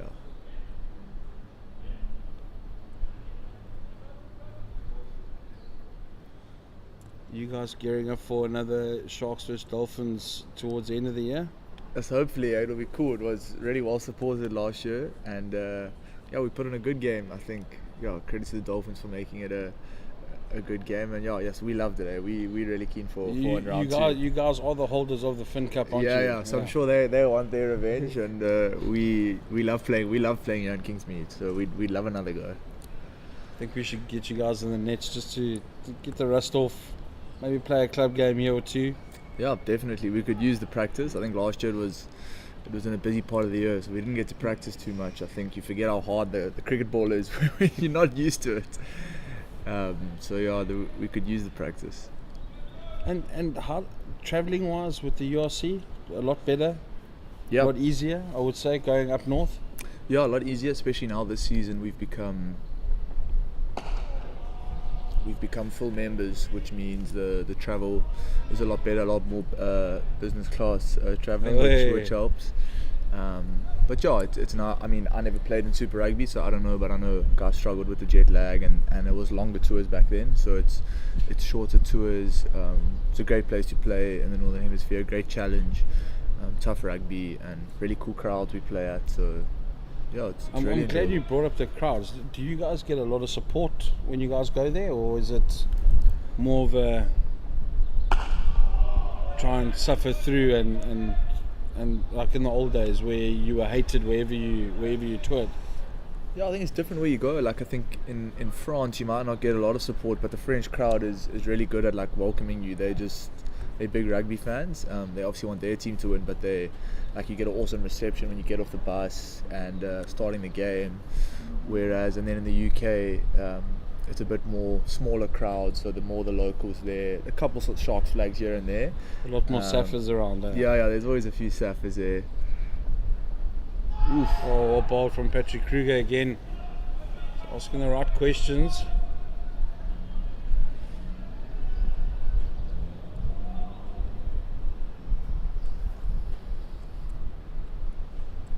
And long term, Nick, you contract wise with the Sharks, how long have you got? Have you renewed, or are you looking to renew? Yeah, so I'm still contracted for almost another year and a half till the middle of 2027.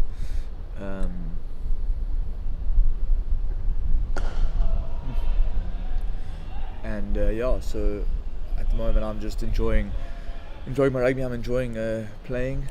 So we'll see how the next few months go for the rest of the season, and I think probably towards the end of the season, I'm sure there'll start to be a bit more talks. But for now, just focusing on playing for the Sharks, getting into the team, and getting us where we need to be, which is that top 8 and pushing for silverware come April, May. And then I'm going to ask you one final question after this. I've been dying to ask you. Another outside off in that corridor, looking for that edge. My question to you is, nothing sinister, but how was it captaining the Sharks, running out, knowing that you've chosen the right way, if that's the right way to say it?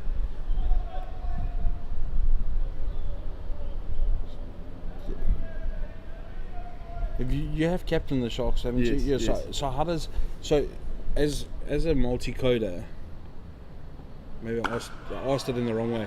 As a multi-coder, you played cricket, you played rugby. How does it feel, or the feelings you had running out, captaining the Sharks, knowing that you've chosen the right sport for you, and not in hindsight, if you know what I mean? Yes. As someone that sits back a few years later going, I should have done that, or I should have done this.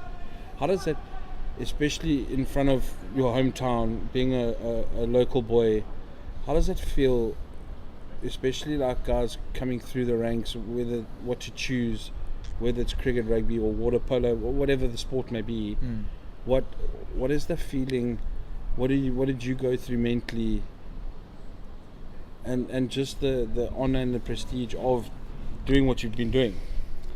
Yeah, thanks, Vaughn. I think captaining the Sharks was a dream of mine. I've been a Sharks fan since I can remember, going to Kings Park, and I think it was super special whenever I get to captain them running out, especially at Kings Park. But I think just on choosing between rugby and cricket, I think for so long I didn't know what to choose, and then eventually it kind of felt like rugby just became clear to me, and I think once I chose it, I really wanted to commit to it, whether it became a career or whether it was just a few years. I just wanted to commit to it. Unfortunately, so far it hasn't been easy, but it's been really rewarding. And I think, looking back, I miss cricket, but I don't think it was going to be right for me. I think if I chose cricket, I probably would have missed rugby more. But who knows what the right call was. But all I said was, when I choose rugby, I'm going to commit to it fully, and that's what I've tried to do, and that's what I'm going to keep trying to do. That's fantastic. Your career is unbelievable so far. You've gone through all the ranks, and you just keep shining. You in and about the squad, and and I know your biggest dream is to obviously wear the green and gold eventually. And I honestly do think that it will come in time. Thank you, Vaughn. And thank you for joining us.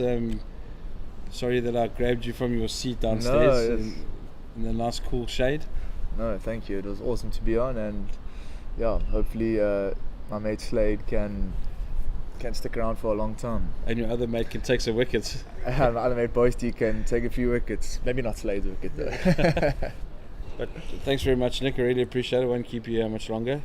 No, cheers. Thank you for having me. And good luck for the rest of the season. Just keep winning, please. That's all we're asking as Shark supporters. No, thank you very much for having me, Vaughn. Thank you. Boy. Nice to see you. Thank you.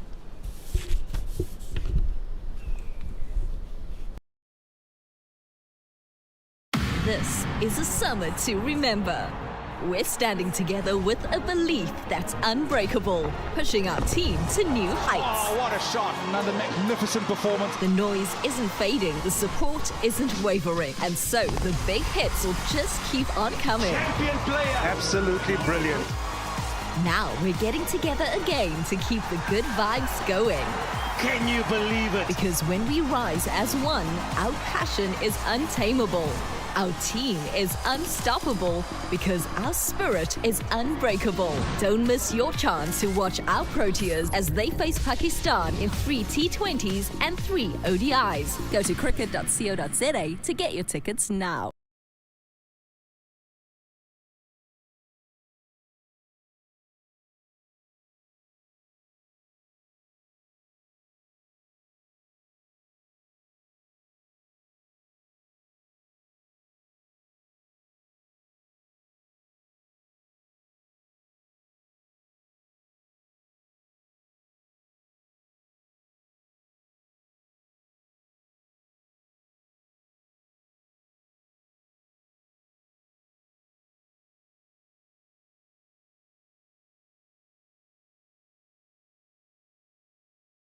Four-day game, brilliant.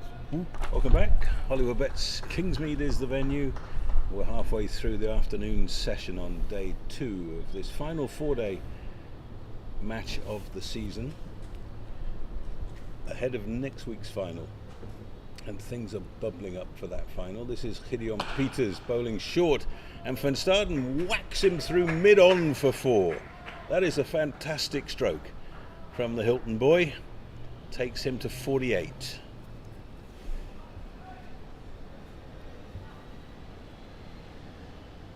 Met fire with fire there. Lovely cricket shot. Almost taking that straight off his face. Chest height, so not too high. Step through the mid-wicket area.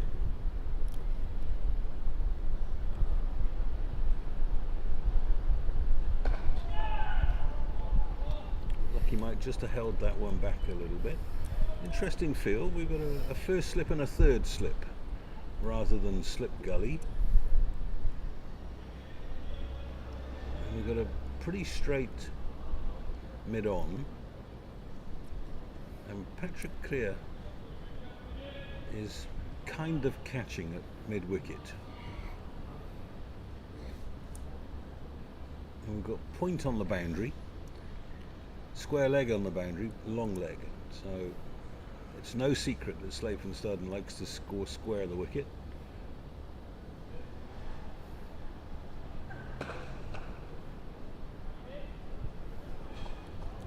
And he's paid his dues here. He's got to 48. He's been dropped 3 times. He's hit some resounding strokes. If he can get past the half-century mark first and then set his stall out to bat for the day, this could be one of those career-defining moments for the young man.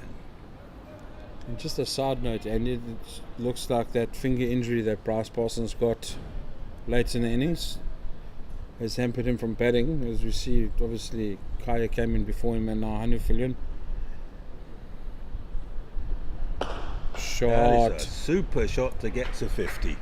Wow. Second beautiful off drive again. 64 balls, 10 fours. That tells you how he scored his runs.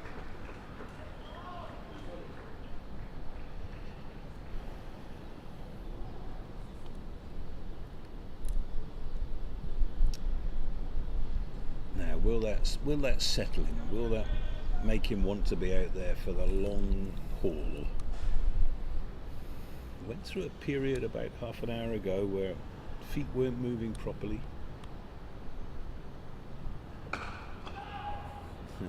And he's annoyed now. He was hurried by that. He got away with it. Could have gone straight up in the air. Cricketing gods are smiling on him at the moment. It doesn't happen all the time. You must enjoy it while it lasts.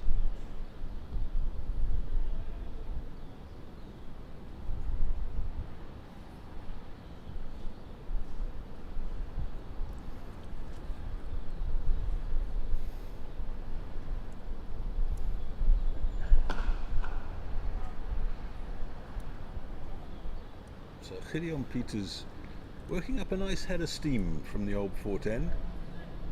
He's bowled 6 overs, 2 for 43. And that tells you two things. One is that he's a wicket taker. The other is that sometimes the ball goes as quickly off the bat as it does from the hand when he's bowling. 110 for 3 then, so 270 behind, 7 wickets in hand. And just as yesterday, Vaughan, we were talking about how there were times in the field where it looked as if the game was drifting away from the Dolphins. They would take a wicket and get back into the contest, and that's where we are now in this game. And Patrick Creer has come on and bowled a good spell from the Umgani end.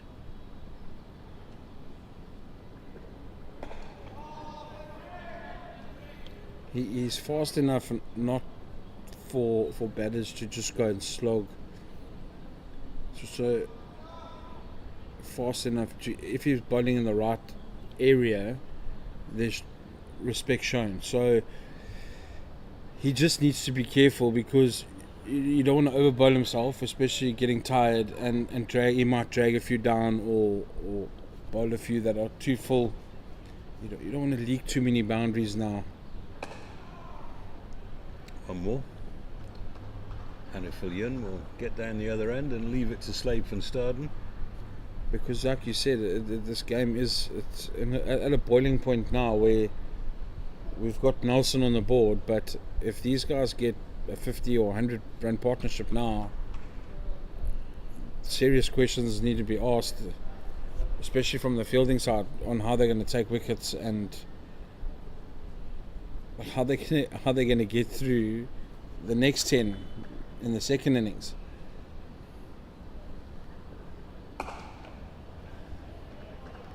So you mentioned that finger injury for Bryce Parsons.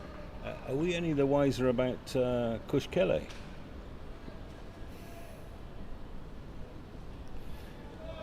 Might have to do some investigating at tea time. Yep. Put on your sleuth hat.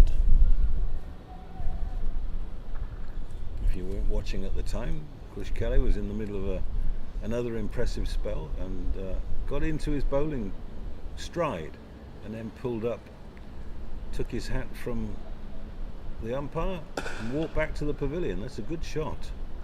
Well fielded on the follow through by Creer.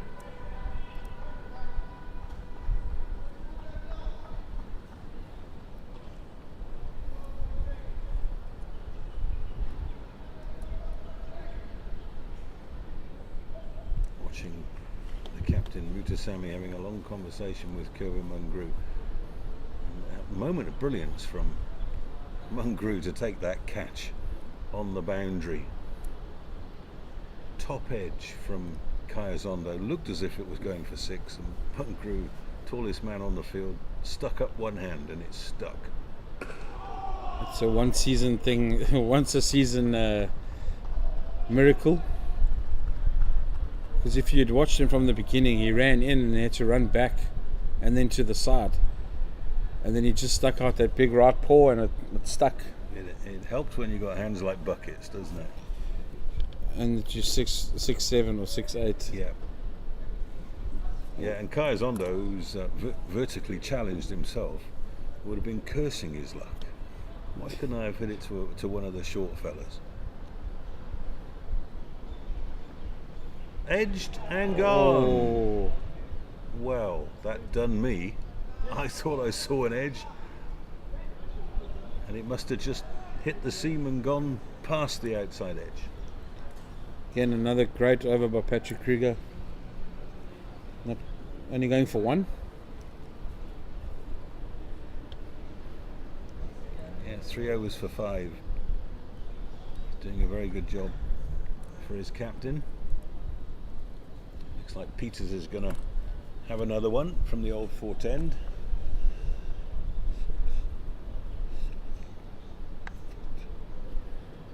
So that was a very good call, VVJ, getting Nick Hatton in the box. What an impressive young man.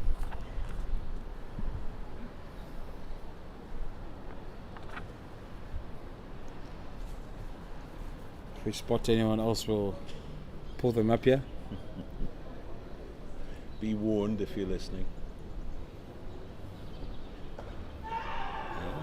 Didn't get all of it, but in enough control.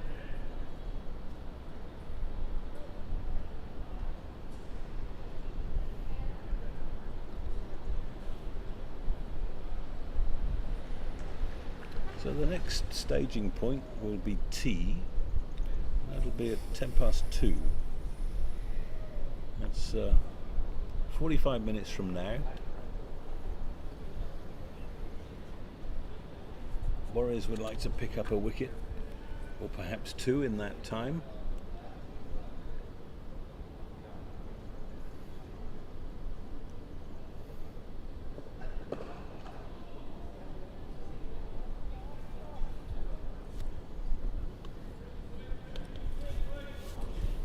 As for the Dolphins, well, they're going along comfortably, 4.3 and over. They probably feel that, especially with Bryce Parsons perhaps not able to bat, they really can't afford to lose another quick wicket.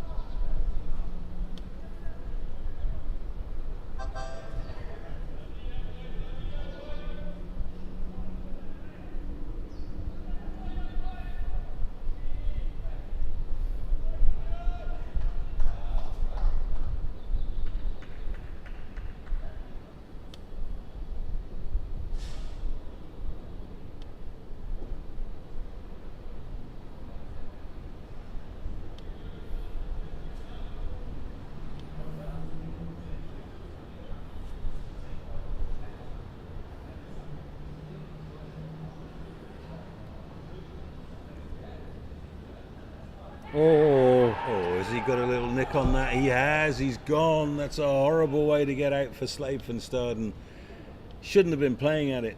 And it's a little inside edge. He's gone for 52 off 73 balls with 10 fours. feet didn't move. Just wafted the bat at it. Very welcome wicket for the Warriors. So they get their fourth. And a third for Peters, who's certainly deserved his haul. He's now got 3 for 44, and he's bowled with sustained pace. Very similar to Tristan Lees, who we were praising yesterday and today. Slavenstaden back to the pavilion now, and very, very annoyed with himself. He'd laid the platform for a big score and then gave it away. So we see Ethan Bosch joining 100 for you in the middle. Still no Bryce Parsons. Yes, I wonder whether he's off to hospital for an x-ray or something. Ethan Bosch, of course, is in fine form with the bat, and averaging 43 this year, but only 11 wickets at 30 apiece. So it's been a good year with the bat, but less so with the ball.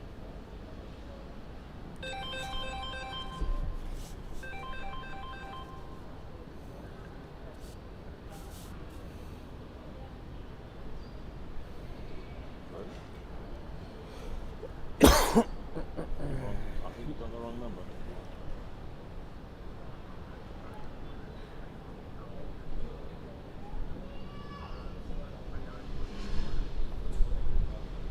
No, sorry.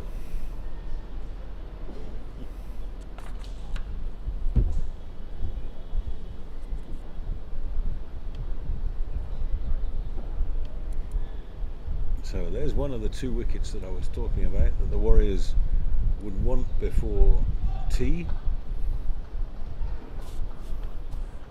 I think with 40 minutes left, maybe try and grab another 1 or 2 from their side. And Dolphins would hope these two start building a nice partnership together. Rather surprised that they haven't put an extra slip in for the new man.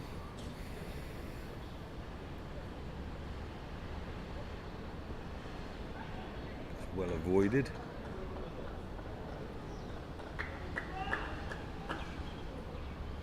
So right now at 112 for 4, chasing 380, you have to say that Warriors have bowled themselves back into this game.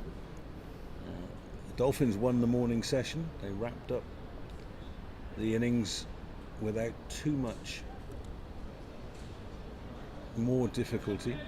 They couldn't get to the 400 mark, the Warriors, and then in the afternoon session it was looking good at 72 for 1, but it's now 112 for 4. Oh, A bit late getting down on that, Ethan Bosch. Oh, and they're calling for run-outs at the non-strikers end, and I'm not sure what's the answer. It looks like the two umpires are going to have a chat.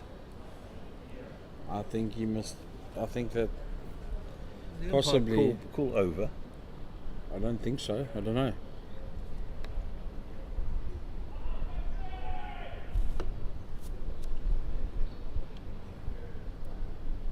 It's all very confusing out there. I think the Warriors fielders and the umpire are looking for the replay. Don't think it'll be available.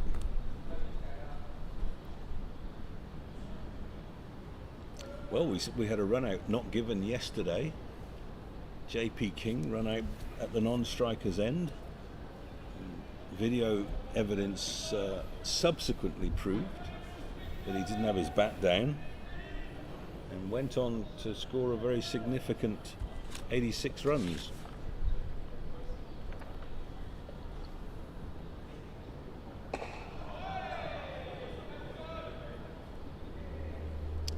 So we've got wicketkeeper and bowling all-rounder at the crease now,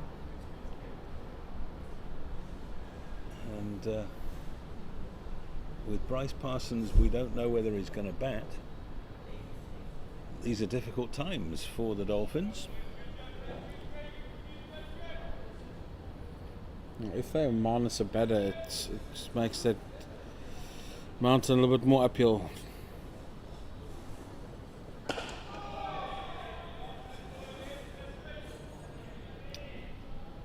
Bryce Parsons, we're hearing a finger injury, and of course Hanno Viljoen got struck on an old injury on his finger on his left hand yesterday.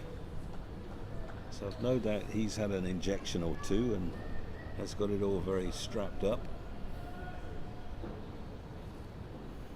He's a fighter with bat in hand.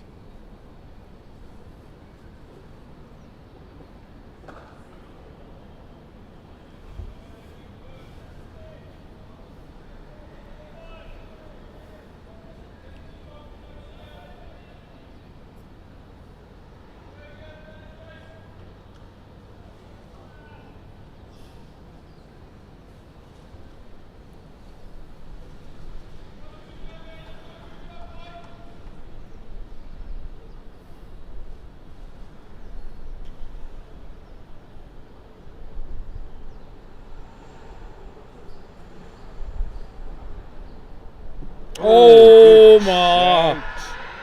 Good shout, not given. Well, that was one of those LBW shouts that wasn't so much a question as a statement. And Patrick Kruger can't believe it hasn't been given. And I have to say, it did look very straight and very full. The only thing I can think of is touch too high.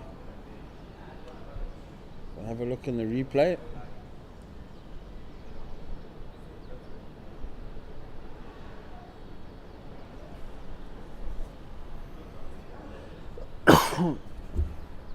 Umpire's call.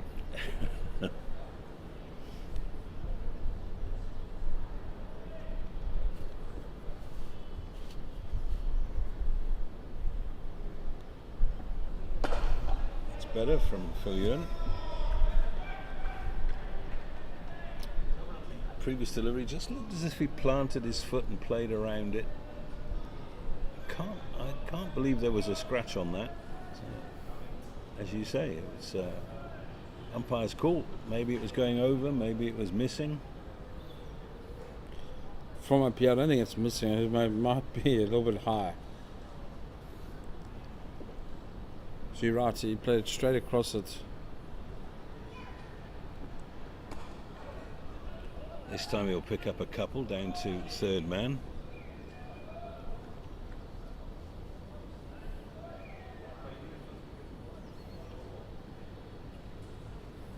End of the over. Patrick Kruger now 4 overs for 7. Dolphins 114 for 4. 35 minutes to go to the tea interval. And Warriors have fought their way back into this game, picking up 3 wickets for 40 to do so.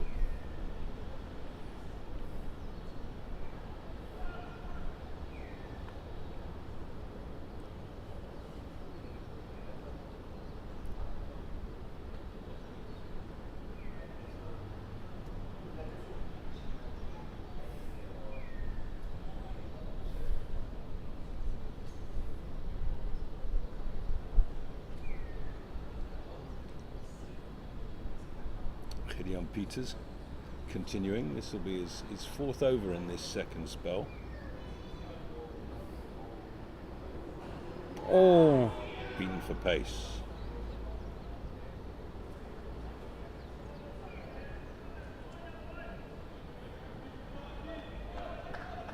Just going around the other games that have significance in the points table. I can tell you that Gold Rush Bullend are at the crease at last. They've bowled out the Dragons for 434. 77 from Lesiba Ngwepe, 64 from Mikhail Prince,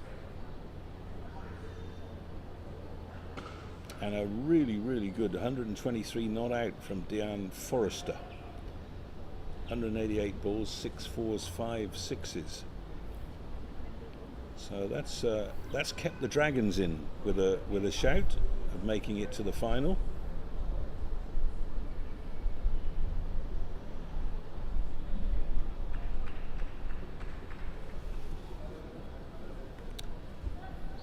And the Western Province Titans game is intriguingly poised now. Province bowled out for 241. In reply, the Titans are now 157 for 5. ooh. Dane Patterson has picked up 2 for 37 there.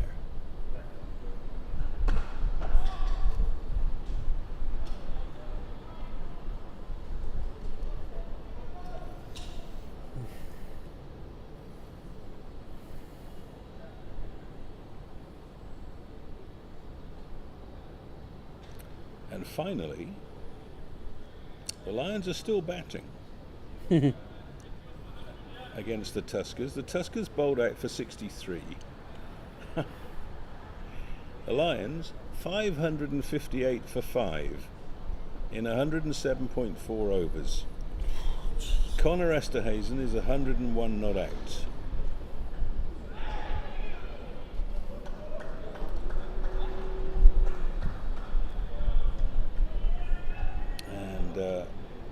Just going down the scorecard.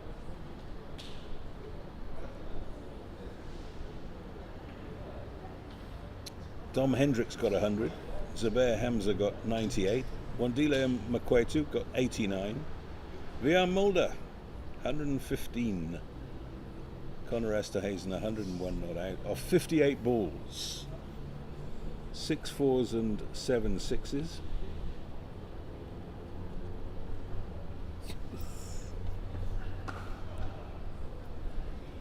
The Tuskers used 9 bowlers.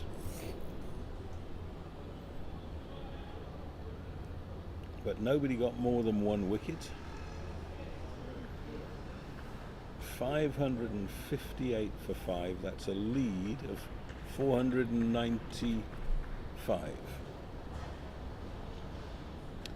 So I think it's fair to say that the Lions will be declaring shortly. 669. Lead of 600. So what a match for VR Mulder. 7 for 6 with the ball and 115 with the bat. When it's your game, it's your game.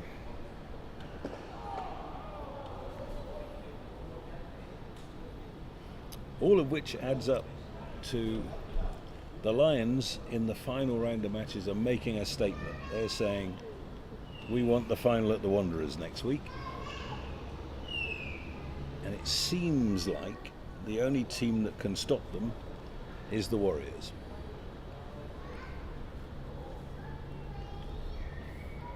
It's a minimum of 7 batting points. A minimum. Or maybe 8. Oh. Our boffins are working on it.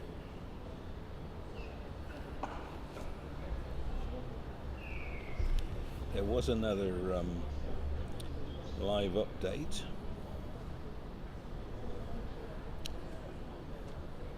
Yeah, the Lions now 107.66 points, and they began with 96.38. So 4 bowling points would give them 100.38. So yes, they've got more than 7 batting bonus points. And they scored 500 in 100 overs.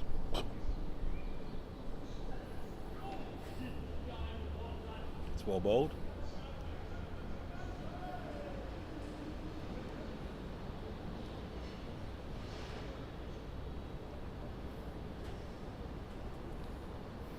Patrick Creer is going to continue this impressive spell.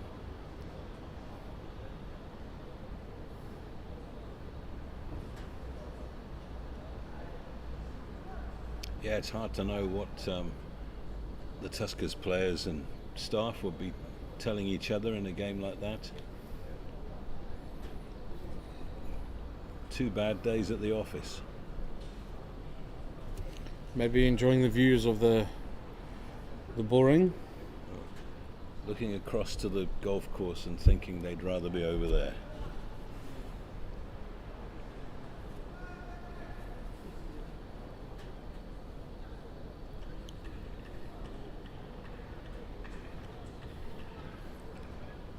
I heard you say that the Lions might be declaring soon. For what You reason? can't see it. I don't see it.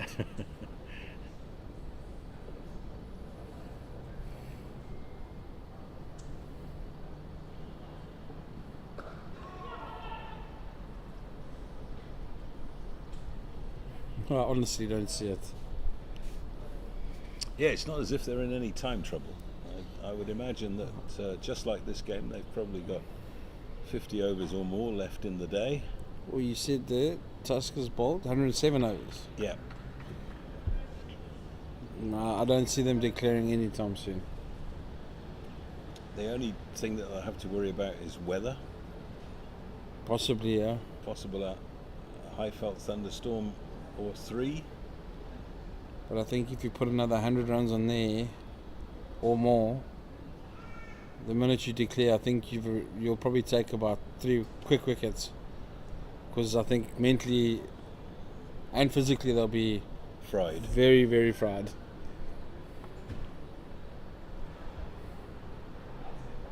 That's a good shot. Leg stump half volley.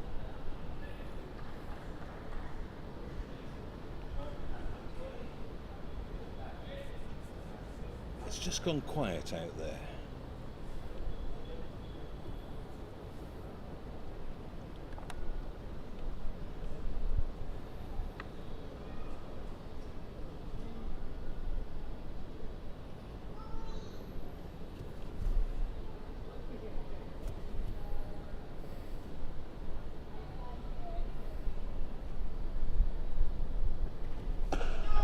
Well bowled again.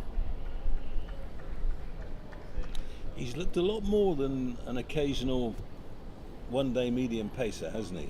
It's actually been impressive.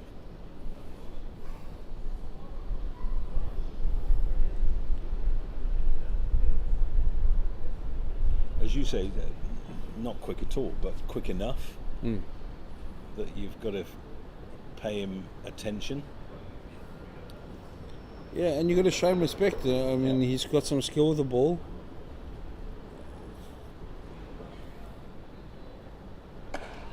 He's got some good variations, so it's not someone you can just stand there and go, okay, everybody's up.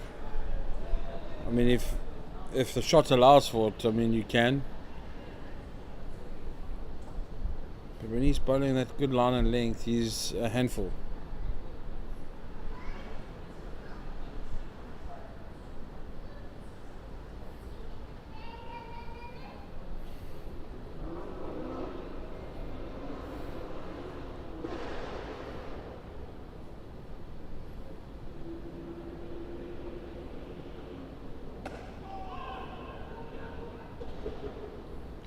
Bowling that teasing length. Not quite sure whether to go back or forward. And they've brought the run rate all the way down to 4. It was at 6 at one stage, and then it was hovering around 4.5 for a long time. But those 3 wickets have pegged the Dolphins back.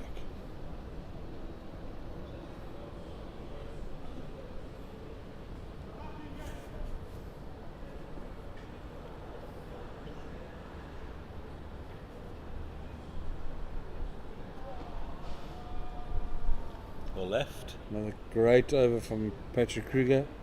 Only going for 2. Bowled 5 overs, 0 for 9. I think we're going to see the captain come on from the old fort end, which does seem to be his preferred end by the looks of it. Mm-hmm. Yep, he's handed his hat to the umpire. And Mutasamy bowled 4 overs before lunch for 7.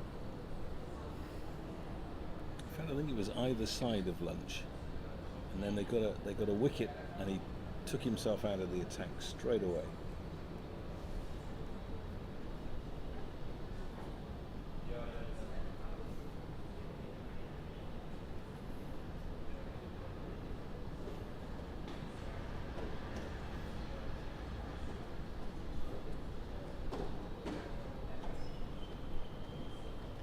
Going to be bowling to Ethan Bosch.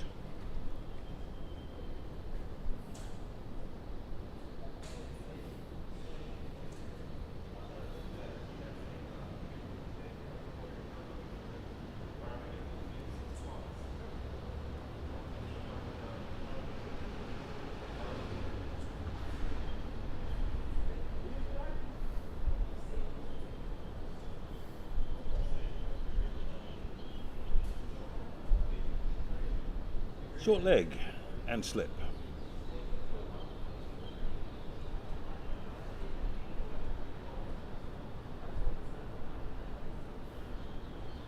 In the air and didn't quite carry.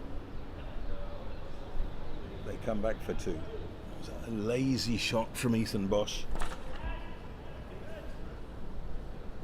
Falling over, nearly getting caught at the wicket.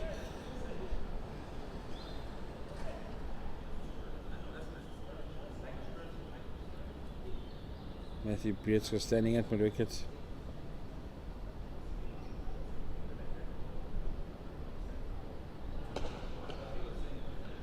That's better. Hit him down the ground.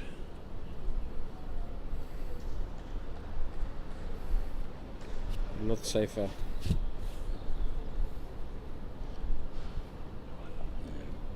Superstitious amongst you. The scoreboard currently reads 1, 2, 3, 4. What you don't want from a Dolphins perspective is for it to read 1, 2, 3, 4, 5.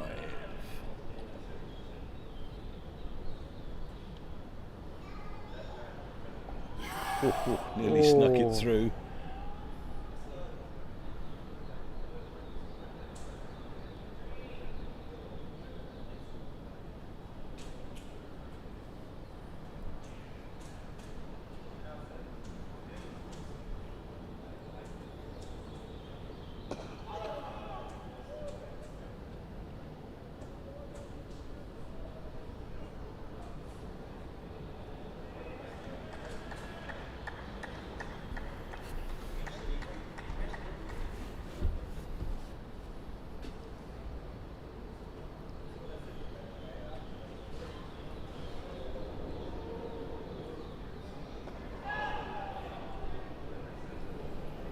It's a much better position, I think, especially facing that left arm spin.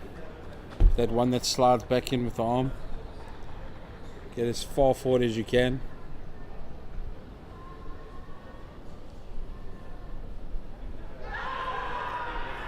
Big shout, not given. Whoa. Mutasami's pleading with the umpire. That's 2 LBWs in the space of 3 overs for Hanu Filyun that he's escaped. Just looked like he picked the wrong line there. See the umpire suggesting to Sen that it's going down leg. I think it might have been hitting outside the line.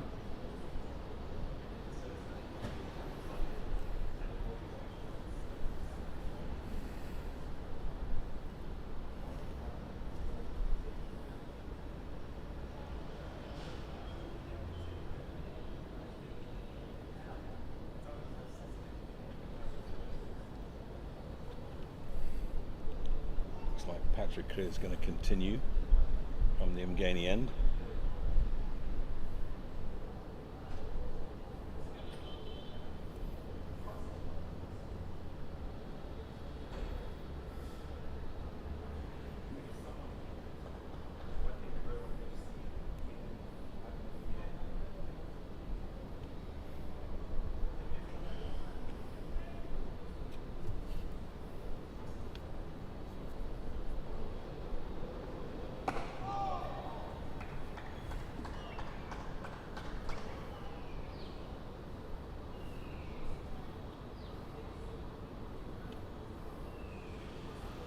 These two have about 18 minutes to survive. Warriors will try and get another wicket or two maybe. I think you can see impatience brewing in Ethan Bosch. Doesn't like to be tied down, but for the sake of the team, he can't give his wicket away. He's nicked it. Oh, and he has given his wicket away. That's a good delivery from Patrick Creer. And the Dolphins are 1, 2, 3, 4, 5. Bosch goes for 5. Caught Pashile bowled Kruger. So see this replay again. It's probing outside that off stump. Simple work for the keeper. Afraid to say if Bryce Parsons doesn't come out, the Dolphins are in dire straits.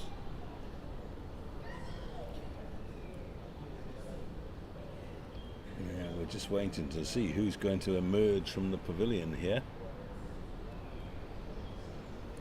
123 for 5, chasing 380, and it's McQuena. No, sorry, is it Andile Similani? Andile Similani coming to the wicket.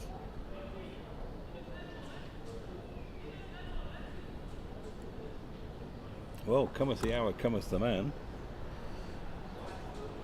He's got an opportunity here to play a long innings, which doesn't happen very often in his career. He tends to come in one-day cricket with sort of 3 or 4 overs left, and he flay about himself. He's got a chance here to play an innings.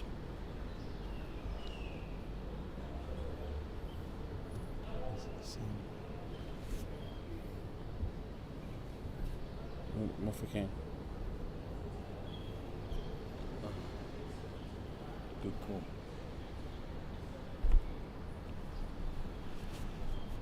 Sam.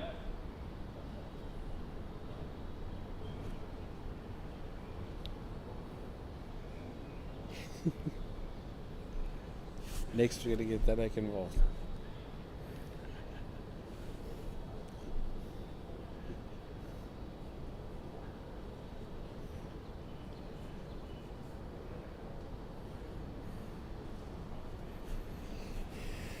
$15 minutes to go to tea.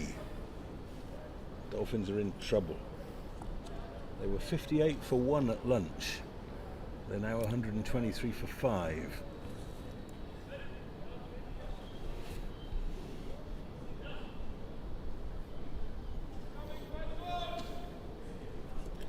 just sitting and watching Ndile walk to the wicket, and you just have a thought. A lot of soft wickets that have been falling. I don't think anyone sort of could stand up and go, they got me out. Almost like they've got themselves out in weird ways. Yeah, Slopenstaden played a poor shot, didn't he? Kai Zondo, top edge. Small pillow. Caught it third slip. Possibly could have left it alone. And Ditole inside edge off Mungru. So Patrick Crean now has the very impressive figures of 1 for 9 in his 6th over.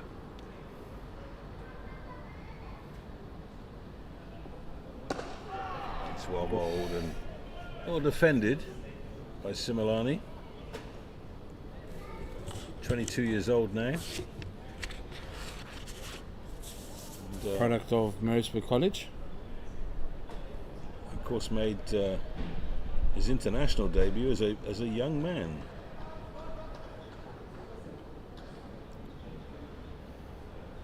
Five T20s for the Proteas.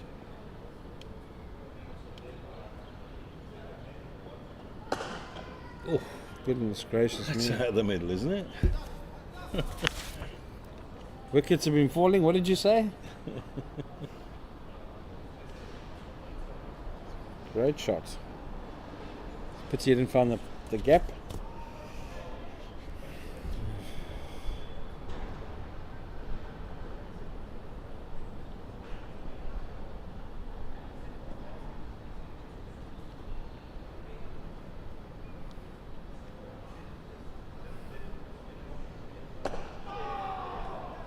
Oof. One just looked as if it hit the seam and came in. Expansive stroke from Similani. Could have got himself into trouble there.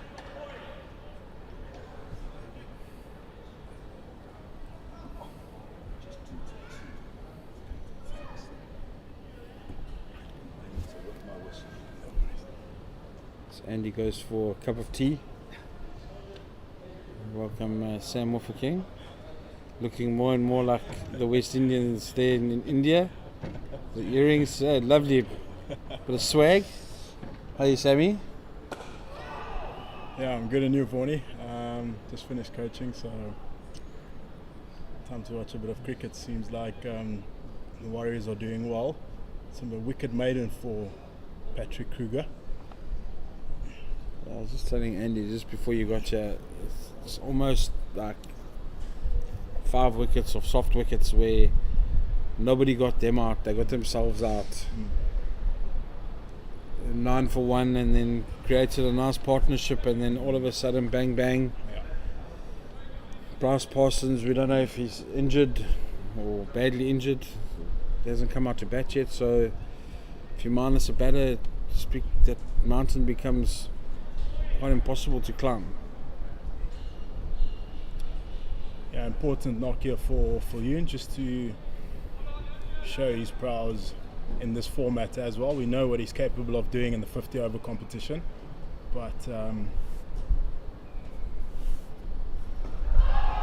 he'd like to show himself as a red ball player as well, and to Sammy asking some tough questions on that situation.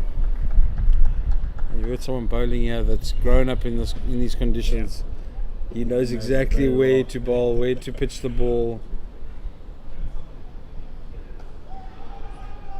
It's good work, good work. Dropped and ran and overthrows, and that sloppy fielding. Extra 2 runs there for Yoon. Just worked it in the pocket. Point had to come around, covered his ground, but then a poor throw to the keeper led to an extra run there for Yoon.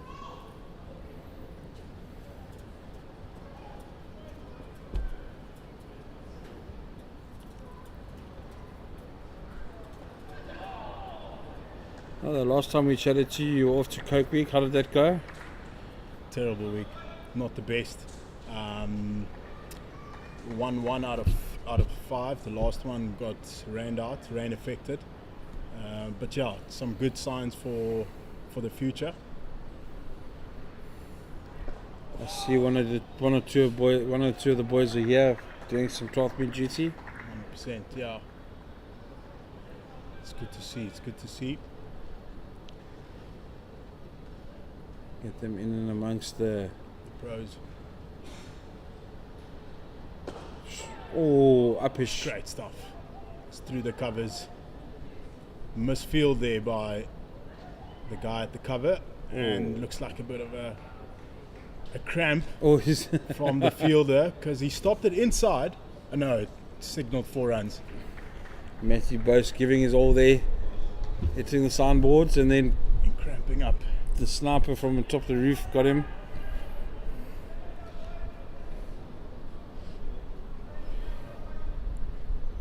For you in taking the attack to the bowler. Using his feet there. Got rewarded with a boundary.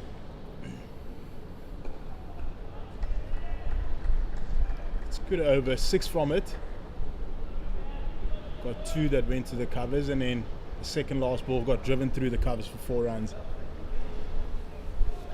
Very proactive movements that from full unit at the crease.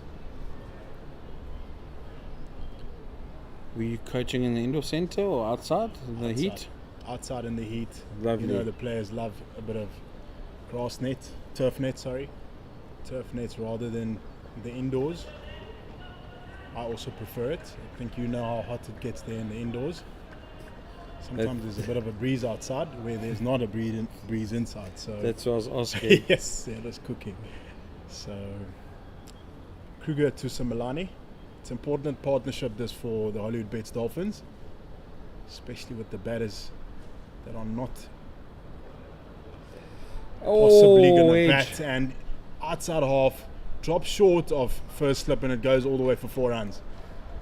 In between keeper and first slip, Kashile thinking of maybe diving but not going. It's one of those reactions where you just go as a keeper and It sticks. hopefully it sticks. Good delivery that from Kruger. Hit the splice of the bat of Similani. Definitely one of those where the keeper just goes full tilt because it was dying on the first slip. It's also standing quite flat, almost at 2. It's come a little bit closer now. Yeah.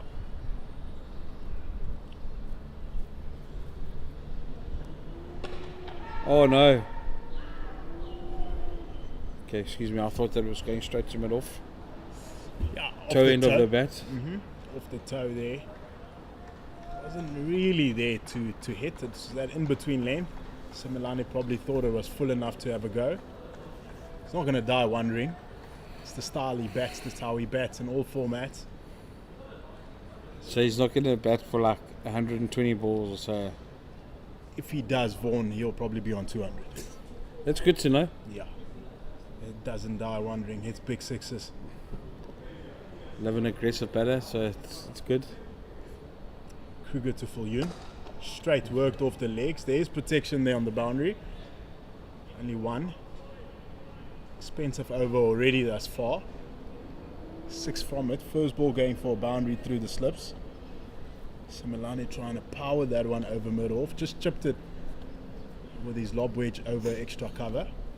And then 2 straight on this occasion from Kruger, and just worked around the corner for a single, which brings Similani back on strike. 80 strike rate, 5 of 6. Looking to increase that So tempo. you telling me he's looking for a proper boundary? He looks like he's set on taking Kruger down if he pitches it up.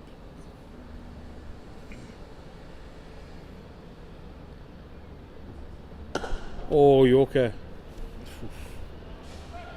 Knew he had to go there. Bit of one-day format in that situation. Had to find that block hole, which he did. Good delivery. It's the first dot of this over. Kruger's been bowling nice and tight. He's had an extended spell here. It might go all the way to TE. Another 5 more minutes. Do we have a stoppage here for something?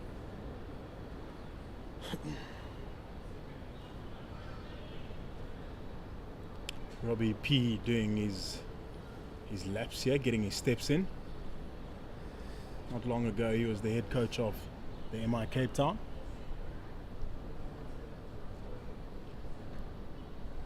Yeah, he's been going for the whole session so far. After lunch. Lunch to digest. It's well bowled again from Kruger. Well played by Similani. They had a straight bat, just defended it back to the bowler. Gets a dot. So now that striker, it's at 62. What's going through his mind? And see there's words going there from extra cover to Similani. So yeah, I think he'll probably just see this one out. Already won the over. But again, if he pitches it up, I don't see him blocking it. Aye.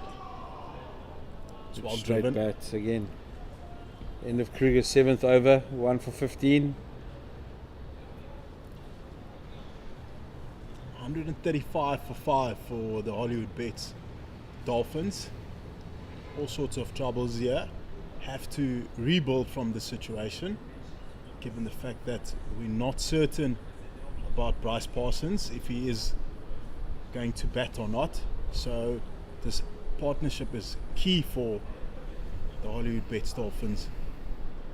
Just a small start, get 20, get 30, get 40, 50, and then just build on that and try and get as close as possible to that 300 mark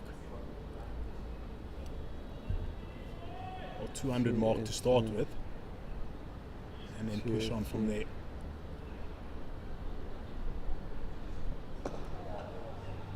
Oof. Oh my word! He was gone for all his money there. It's a dangerous run, that straight to extra cover. He set off immediately after he hit it. It just needed a clean pickup, and he did pick it up cleanly. Just didn't find those stumps. It's a dangerous run, that, but they make it through. It's the last thing that you need right now, Vaughan. I just don't understand what's going on here. Like you've just alluded to, the 135 for 5, you've blocked it literally straight. I mean, let's be honest, it's not even 5 meters from the fielder, and you just run. You're gone for all money. Inside edge. Inside edge for 1. Anu Fullion must also understand that tea is in 2 minutes. It's no point in doing all these things. I mean, effectively, what could have happened is you're 6 down, you walk to tea. It's a coach killer. It's really a coach killer. It's unnecessary. It's a soft dismissal as well, but it's almost like packing your bags and you're out of here type of thing. Because let's be honest, I mean that's batting suicide. I mean, you've still got a whole session to bat after tea. You're not walking back to the change room being run out. You're not nicked off, not bowled. Yeah. My goodness. Well bowled again from Mr. Sami.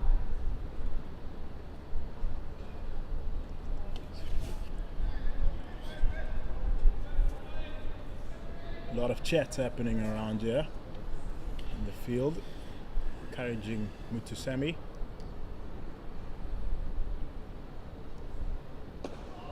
Swabald. It's exactly where he driven it earlier. It's exactly where they took that single. This time it's a loud no. And I mean it's Jordan Herman, so it's not a Paluca fielder. Change of field, yes. Catching cover goes to leg slip, or catching on the leg side. Oh my goodness. Mutusami asking tough questions in that over. Only 2 from it, and that brings an end to that session, and it's tea Well, like you said, that would have been a stupid run out just before tea. As we look at it, Dolphins 137 for 5, Fulham on 15, Similani on 6. There's still another 45 overs remaining. We'll break for tea. We'll see you back in 20 minutes.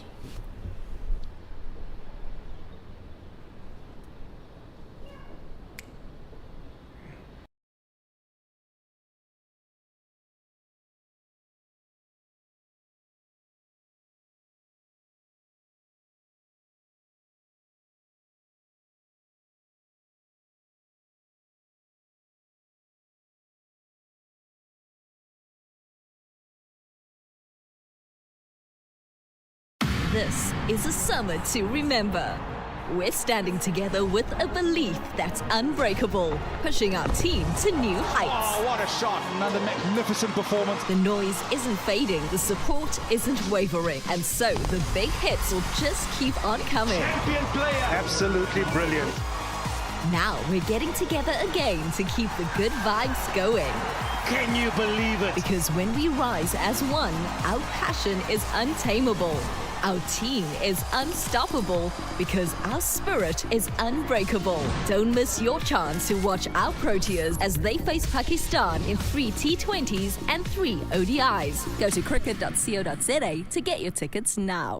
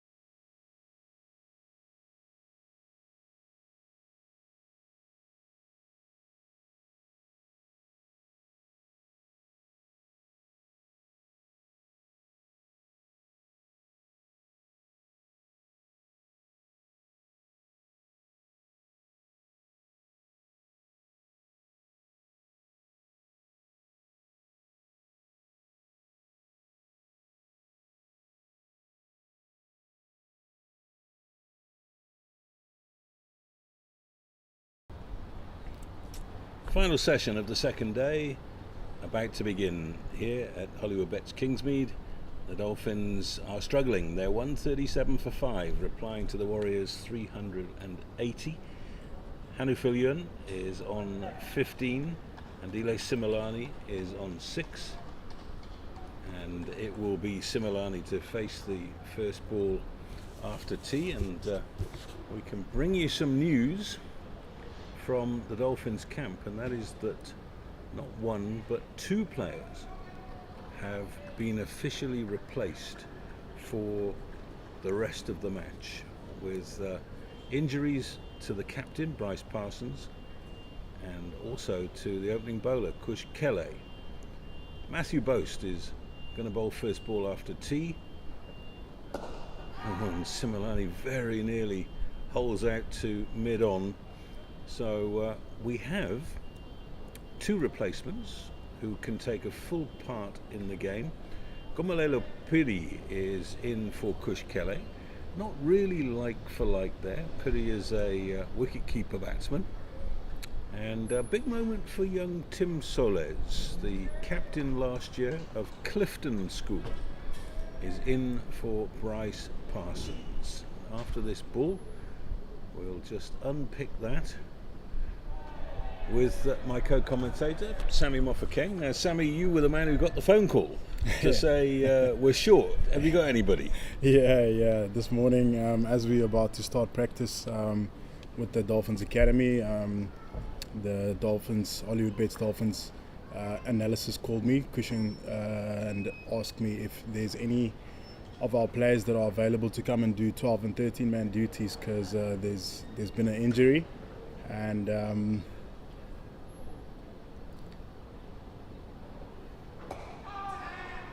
good running, just dropped into the box. Similani gets off strike in this over, and then I said to him, yes, we do have a couple of players. Seth Simpson is not part of our 3-day squad, so he can come and field for you guys. And then he said he'll call me back in a few minutes, and then he just never called me back, so I assumed that everything was under control. And then when I get back to the stadium after our practice, I find out that 2 of the players are out, and they've decided to put in those 12 and 13, which is Khumalo Mapiri and Tim Soles. Well, big moment for Tim, just 19 years old, matric last year, and he led his team at the Clifton T20, and I was fortunate enough to commentate on that last year, so I can tell you that he can play. And that's well played by Hanu Filyun. Got right up on his toes to steer that one down to third man for a couple. Good throw. They're asking the question because Keshile managed to deflect that onto the stumps, but no problem. So 140 for 5. They're 240 behind with 5 wickets in hand. Missing Bryce Parsons from the batting perspective, Sam, is an enormous loss. It's a massive loss, especially with what we've seen he's done on this ground earlier on in this competition. He is really a massive blow.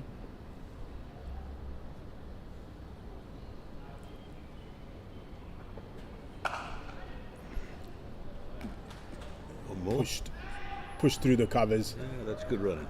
Good bit of running by these 2. They are quick between the wickets. Nice to see them putting pressure on the fielder there. Really good running. So Parsons scoring that big 100 earlier on in this year. Was it against the Tuskers when we were playing? Yeah, he got 180, didn't he? What a knock. So he'll definitely be missed in this batting attack, and that's why I said it's so important for Yun to step up in this moment, in this format. We know what he can do in the one-day competition, but he's shown glimpses of that in this format. It's quite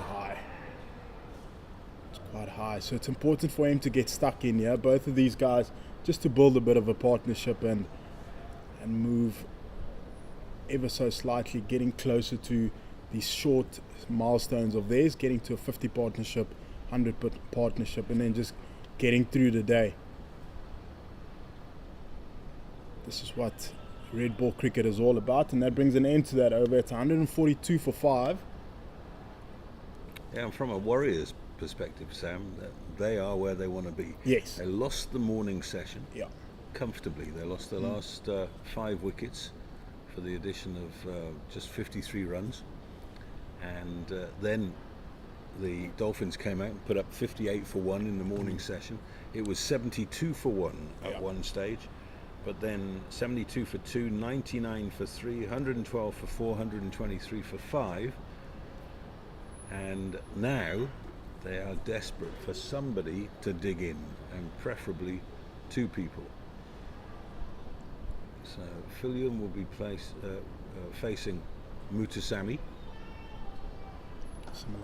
That's a good shot. Whoa, look at the wrists involved in that. 4 runs through point. Top shot of that by Similani. Not a lot of width, really close to his body as we look at the replay here. As Andy said, just used his wrist there. Exceptionally good shot. Found the gap to the cushions, and that's a boundary. That's 4 runs. Takes Similani into double figures.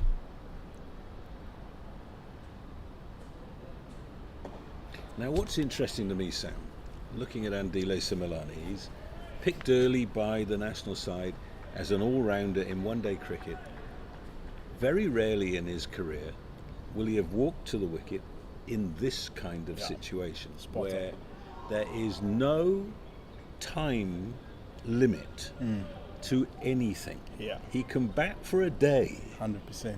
Now, that's a 100%. difficult thing for a young man to actually get his brain around. All the bold, little bit of turn from Mutasamy. And you know, this is the kind of opportunity that could be a career-defining one. You come in, the team's in trouble, play a long innings, play properly. We spoke about what happened at the Bull Ring with so many hundreds. It's important for them if these guys can, both of them, get 100. Like you said, especially for Similani, it'll be such a career-defining moment for him in this situation. They got to bat long. Cut hard, straight to the man at the covers, and it's Mangru, and he fumbled it, and he just gave up. And they set off, and that's a comfortable single. It's a very interesting position, isn't it, where Mangru is? It's quite deep, yeah. He's sort of halfway. It's quite deep. That's why there was a single there. Yeah.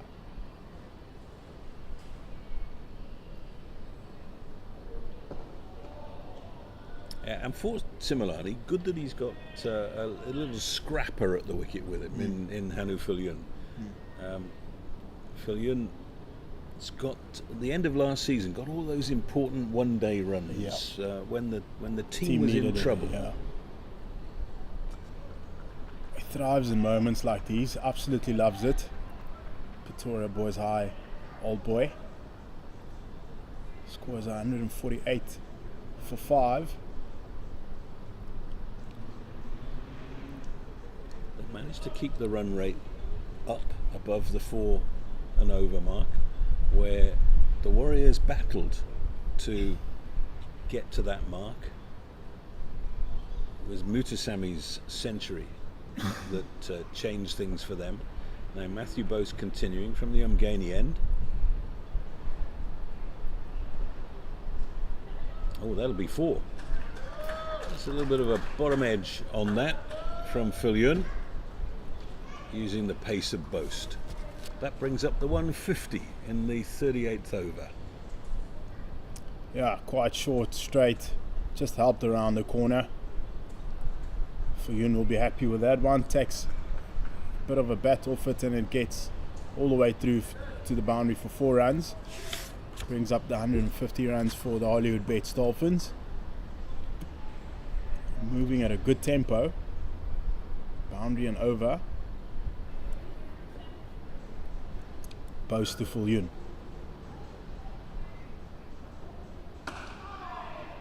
There's that heavy ball that he bowls. Hasn't got a wicket today, which is unusual. He's the leading first-class wicket taker this year with 36 at 17, and bowled a really good hostile first spell. Swung the ball, made it bounce off a length.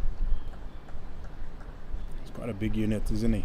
Hits the deck hard. Well, we had his Hilton chum alongside us in the commentary box, reminding us that he played lock for the first team. Oh, it makes sense.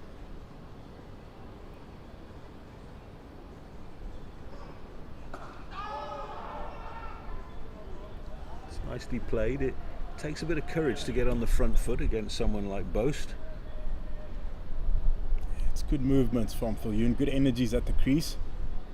They are in trouble, but he's always looking to score runs, and always looking to get off to the other side of the wicket.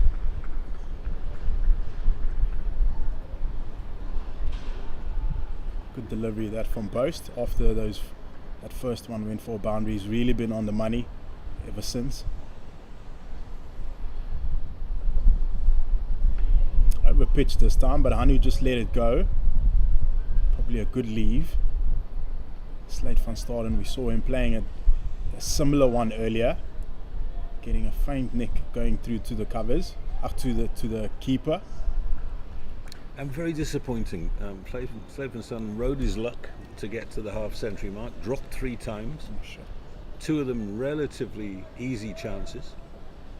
And having got to the half-century mark, you would have expected him to kick on and really use that good fortune. Wasn't to be, and got out to a poor shot, really. It's well played by Viljoen, just let the bottom hand off the bat so it goes along the ground to slip. I'm interested in Boast's movement. He's got a big final leap that takes him right next to the off stump, and so he's bowling wicket to wicket. Yeah. You'll see he starts off quite wide, but then as he gets closer to the stumps, he really attacks the stumps, close to the umpire. Almost doesn't leave the stumps. Makes you play every ball. As we see there, this time driven down the ground. Show them the maker's name. That's a brilliant cricket shot that from Hanu Viljoen. Overpitched by Boast. His first and last delivery goes for a boundary. Everything in between was so good from him. Just that last delivery overpitched, and it goes for a boundary. Just watching the replay there, you mentioned he showed him the maker's name. Just a beautiful cricket shot, wasn't it? And Hanu Viljoen moves to 28. This partnership is beginning to grow. They came together at 123, so they put on 33 together. Similani will be facing the next over from Mutasamy. Mutasamy's century was a thing of beauty. Got to his 100 with a big 6. He's really changed his game in this format as well. You can see ever since he's come back from the Proteas that he's got more intent to him when he's batting. Whereas before that, like he was your typical 4-day batter. He would just stick it out there and he would just block and stay there and score big runs. But now the tempo he's batting at right now is much more different, which is the South African brand of going about the batter's business, which they call the artistic hunter approach. He's really changed his game, and like you said, what a knock from him yesterday. I also think that that trip to the subcontinent, to India and Pakistan, Helped him a lot. has changed his bowling as well. Oh yes. He knows he can bowl at the best players in the world. So when he comes up against somebody who's not the best player in the world, he's confident, and he looks to me as if he's just a bit quicker through the air since coming back from that tour. He's not putting it there anymore, he's bowling it there. Effort, yeah.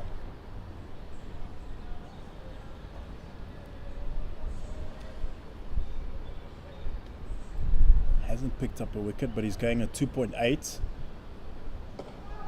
tying Similani down in this over. He hasn't scored a run. Hits himself on the foot on this occasion. 5 dots in a row here. This is where, if you can get inside the head of Similani, just remind him it's not a sin to play out a maiden.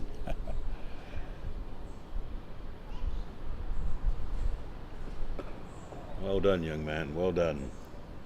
It's one of the things that we talk about a lot in the commentary box, the impatience of young players, because they play so much one-day cricket, where you can't just keep blocking. When you get to 4-day cricket, it's a complete reset from a mental perspective, and it's how you learn the game. Yeah.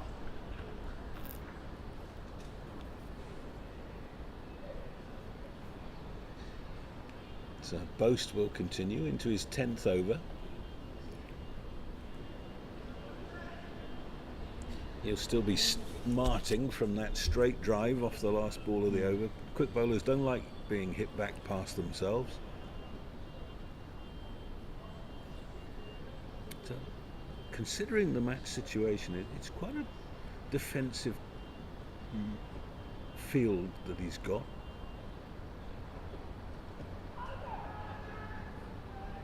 Not out is the answer. But I would say rather than slip and gully, we've probably got first slip and third slip. Maybe sort of 3.5. We've got a short extra. And then cover point, mid off, mid on, mid wicket, deep backward square, long leg. So bowl into a 5-4. I'm not sure that he's bowled anything today that needs a deep backward square. And that's the man who's fielding that. But I haven't seen him bowl a bouncer. I was thinking exactly the same thing. Also, I don't think it'll be a good strategy to bowl the bouncer towards the shorter boundary. So yeah, it's interesting to see Gideon Peters there patrolling the deep square boundary. See, I would far rather have a 6-3. Have a 6-3 and a second slip. Extra guy in the cover, definitely. New batters as well. He's been too straight this over as Boast, as he bowls to Similani. There's the short one. There is the short ball, and there is the man there, Peters. So ignore what we was talking about. Yes. Took him one. Wasn't short enough or high enough. Similani getting on top of that and absolutely smashing that to deep square, and a great bit of fielding from Peters. Didn't really have to move a lot. 2 steps to his right, clean pickup, gets it back to the bowler. Yeah, Peters has been the pick of the bowlers today. He's got 3 wickets.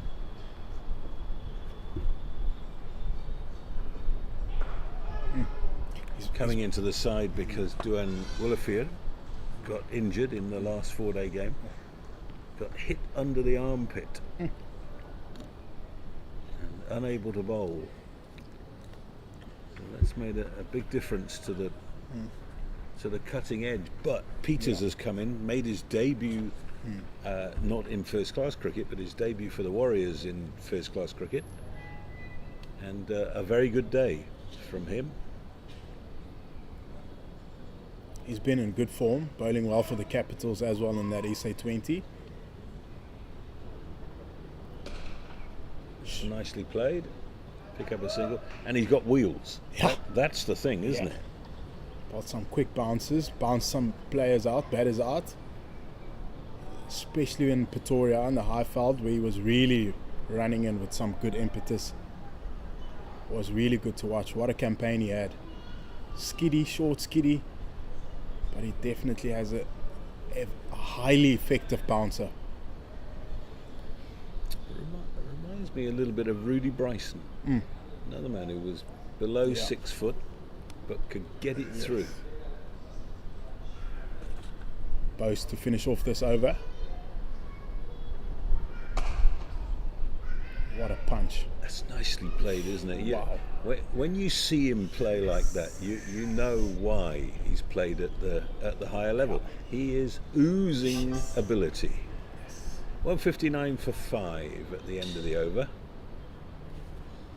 Now, you can go so far with ability. True. Application is True. the A word that we're looking for. Very true, that.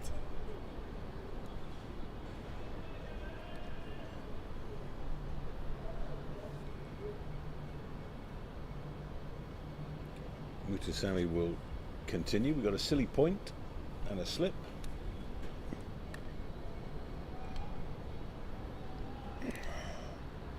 Well, the maiden in the previous over. Bowling to full in this time.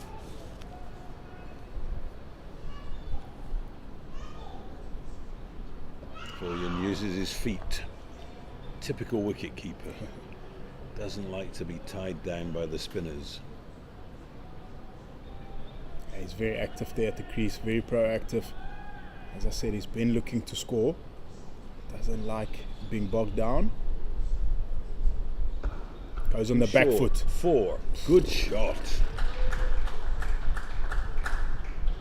Makes the bowler think all the time. First ball, uses his feet. Next one stays deeper in the crease. He drops it short. He just extends his hands and arms. Punches it through the covers for you. And Peters, unfortunately, great effort, but couldn't stop it, and he goes for 4 runs. It's a top shot, that. That'll give him a lot of confidence. Moves into the 30s. And then get down the other end. That really is excellent batting from Hanu Fullion. Good fight back this. Yeah. Great batsmanship that. After the boundary, finding that single soft touch, working it around the leg side. This partnership is really growing as we see a slight change in field. For Simelane, there's a short catching just under his eyes.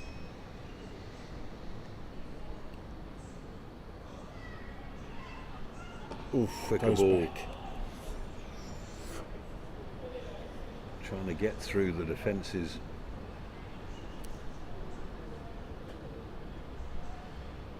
It's really good to see this from Simelane.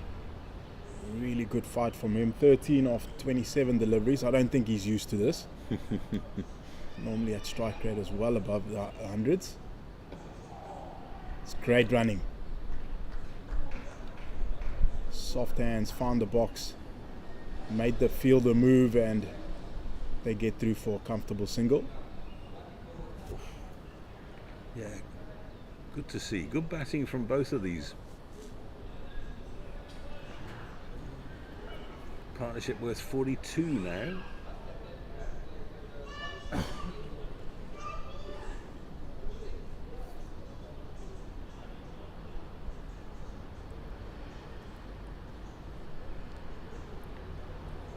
Still 39 overs left in the day. We can go through to 5 o'clock. That is the end of the over. So 6 runs off the over. Mutasami giving away a rare boundary. Might think about a change at that old Fort End.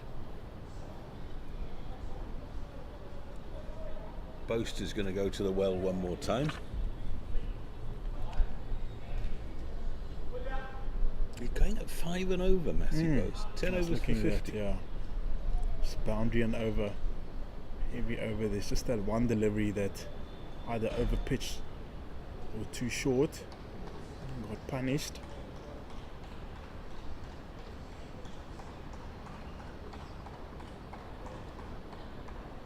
I did see the captain signalling to Peters earlier. Saw him warming up. I think he'll be bowling soon.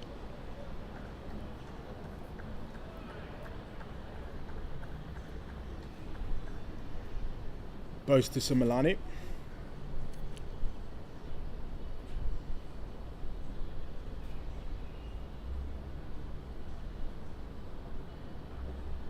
Oh dear. Hit him amidships there. Oh, that's on the unprotected part of the thigh. That hurts. And he has gone down. Ow. Well, I hope it hasn't hit him on the hip pointer. Yo, that looks painful. That looks very painful. It wasn't a terribly distinguished shot. Yeah.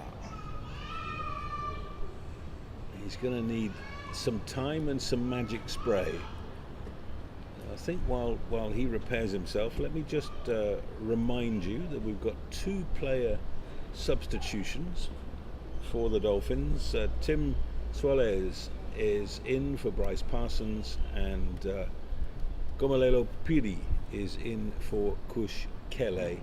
Both of those players injured during the course of the game and unable to continue. Bryce Parsons with, we think, a broken finger, and Kush Kele with a muscle injury. Looked like it might have been a side strain.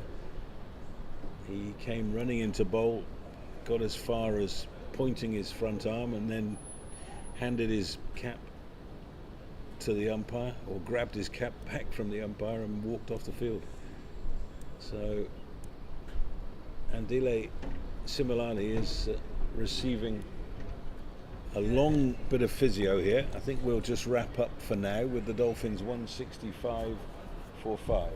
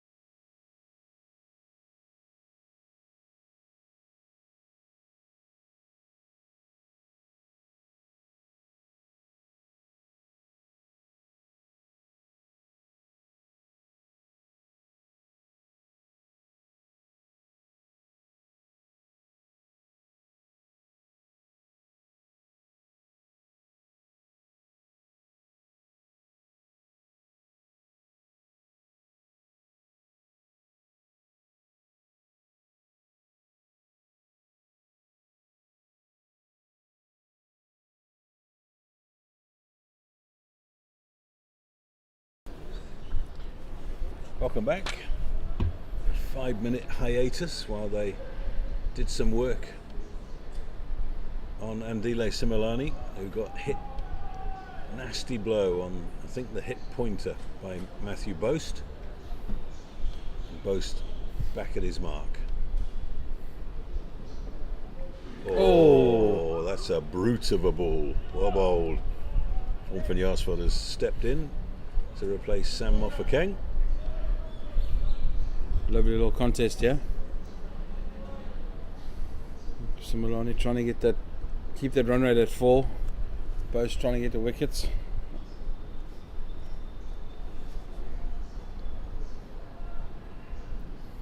Oh, by the way, you owe me an apology. The Lions declared. Oh, did they? 5:58 for 5. Very interesting.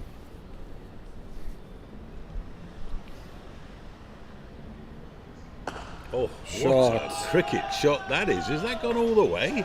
2 bouncing into the rope. Jeepers.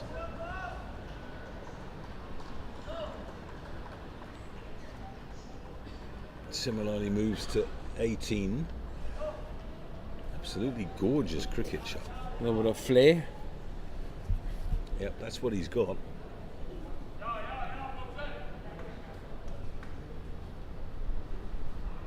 Fielding side will be encouraged. They know that once he's got one boundary, he likes to get another one and another one, then you can get him out.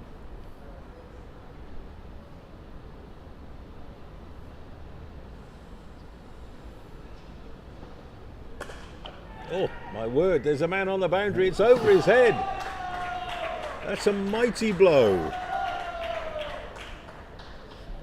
Dolphins change room has woken up all of a sudden. That's brought up the 50 stand in 2 blows.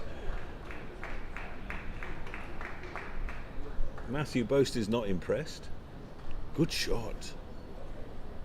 Gideon Peters on the square leg boundary was interested until he realised that it was about 15 feet over his head.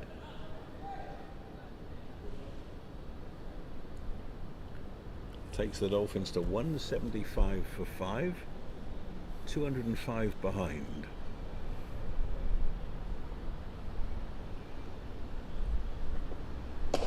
Shot. Oh, that's gorgeous. Over the head of mid-off for 4. I did say he likes to get boundaries in clusters. He's just gone 4-6-4, 3 balls. Did you keep the sequence going, get another 6? Just you to say that instead of saying, well, what he really needs to do now is knuckle down. Almost a good little counter punch. Taking the attack back to the bowler. The right thing to say is he's got enough of the over. He's done now. Yeah. If it's not in your area, don't bother.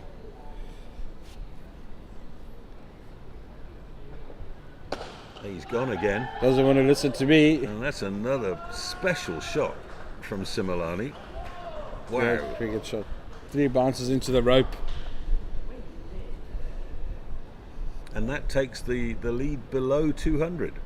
183 for 5.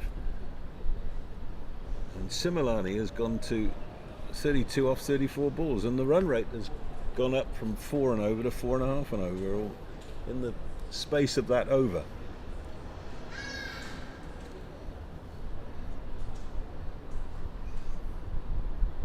Warriors are going to fight fire with fire. Sen relinquishes the ball. Peters comes back on and he'll be breathing fire, I'm sure. I did have a look after that 6 sailed over his head. He got the attention of the captain twice, saying he wants to bowl from that side. So maybe he wants a part of the action. Oh, this partnership is burgeoning. They came together at 123. They put on 60.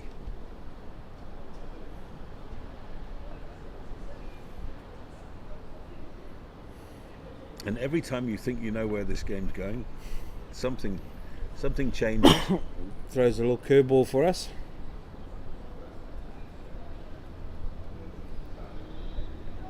Fillion to get a single here. And carry on with some fireworks.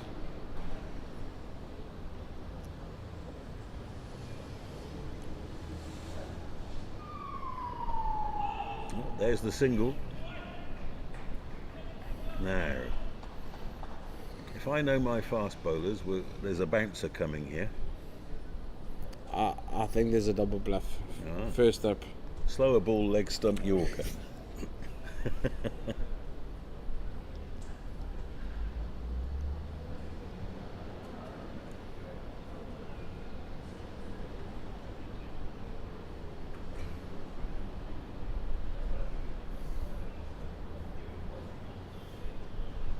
Peters to Similani. Oh, he's ramped him over the slips. What a shot! What a shot! That's the 5 successive boundaries from Similani.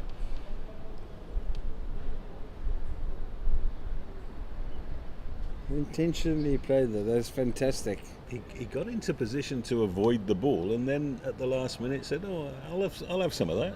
Thank you." He's now outscoring his partner. Yeah, Yeah, it's gone to 36 at better than a run a ball now. This is where you do need to calm him down. Yes, he's playing exceptionally, but you don't want a bright 36. You want 100.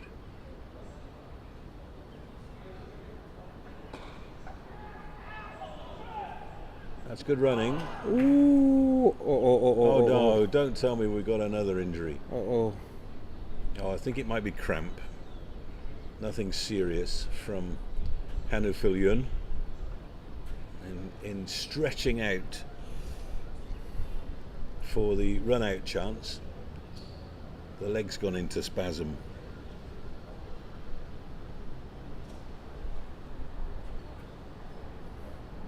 Similani comes down to have a look, see if his partner's okay. And this is cramp weather, isn't it?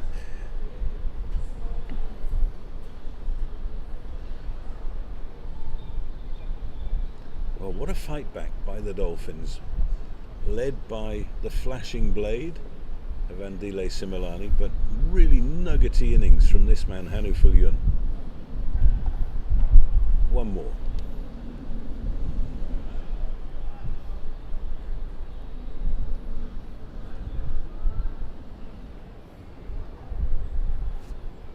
And just as we're watching what's going on in the other games around the country, imagine the people involved in those games looking in on this one and saying, what's going on? Who's winning? Yep.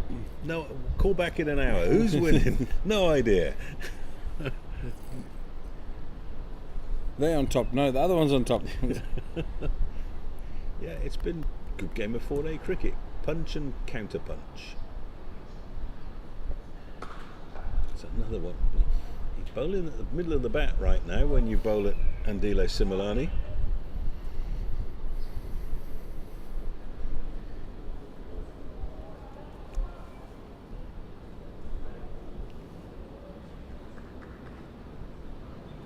Taken 8 off the over. There were 18 off the previous one.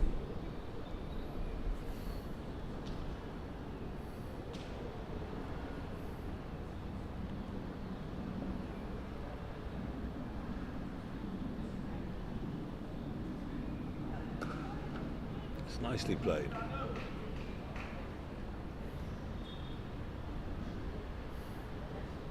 Yeah, so the comeback over from Peters, not quite what the Warriors would have wanted. 192 for 5, chasing 380. So they're past the halfway mark. Yeah, that follow on is 230. Let's see Muthusamy changing ends, coming into Ngani end now. Helmet comes on.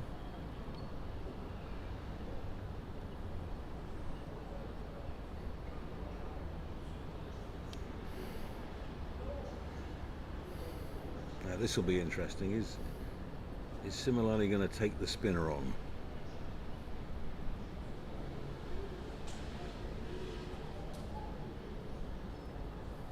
Similani's called for a new bat, I think. There's some running repairs with bat tape and... Aha. He's been hitting the ball too hard.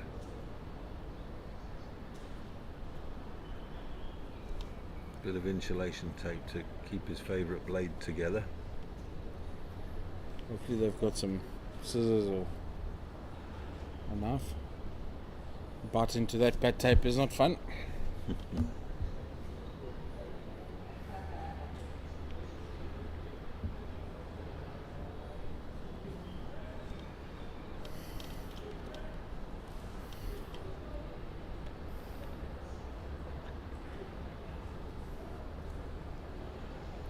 Yep, pair of scissors, out it comes. And looks like Filyun wants something as well now. Some new inners. So old ones will go lie in the sun. Well, a little bit of sun we have left.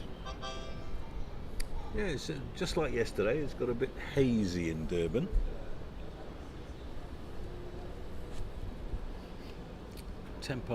3 local time. We can go to 5 o'clock.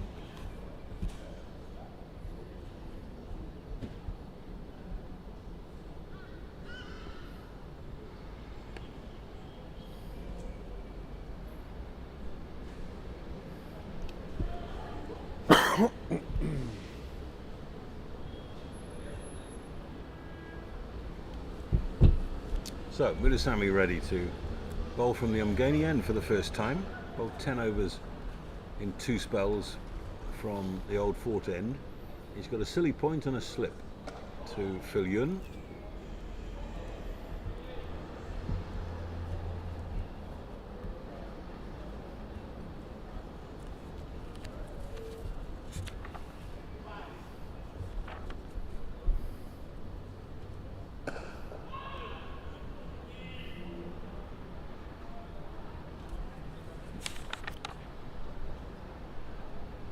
Well, it was the 6-wicket stand that changed everything in the Warriors' innings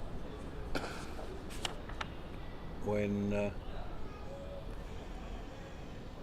JP King and Mutasami put on 136. Are we seeing something similar here between Phil Yun and Similani?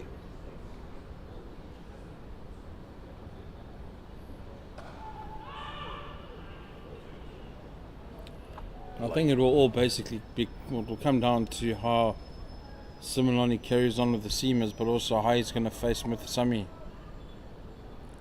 Is he going to try and take him downtown as well, or show him a bit more respect?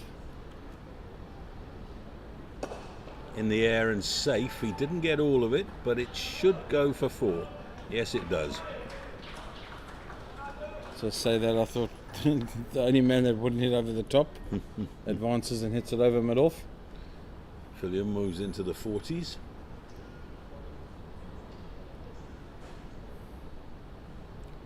And that brings a change in the field. So silly point comes out to silly mid-off.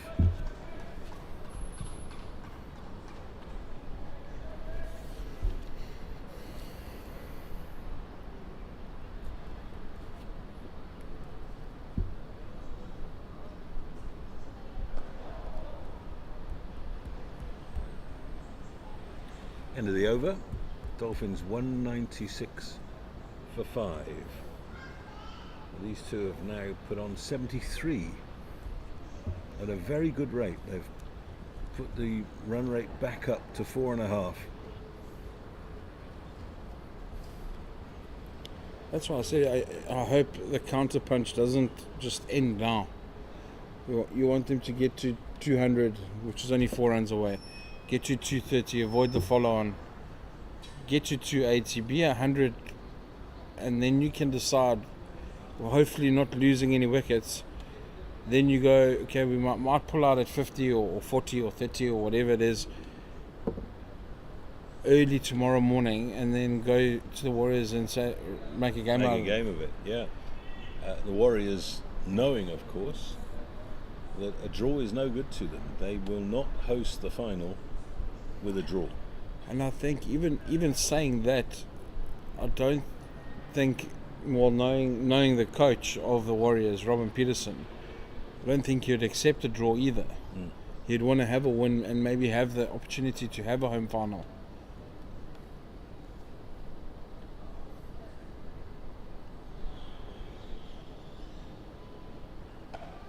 In the air and gone. Oh, what a catch. Jordan Herman on the 3rd man boundary has made the breakthrough. Similani has gone. He's gone as he lived, really. 38 off 37 balls, and just as you were talking about, that's not enough. You've got to dig in. The wicket has gone down. So Similani's 38 coming at a runner ball, 6 4s and a 6. Again, just another soft dismissal. Happy with a breezy 30 and off you go. Just a flare, a short pitch delivery. Maybe another ram shot could have worked. Maybe hitting it a little bit earlier in front of square. You can see how disappointed he is as he walks back to the pavilion. He's given it away when there was a big innings there for the asking. So it looks like Gomalelo Piri is going to replace him.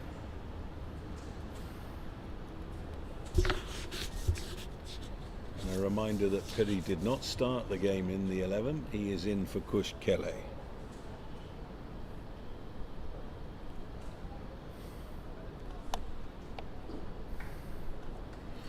Wicketkeeper batsman.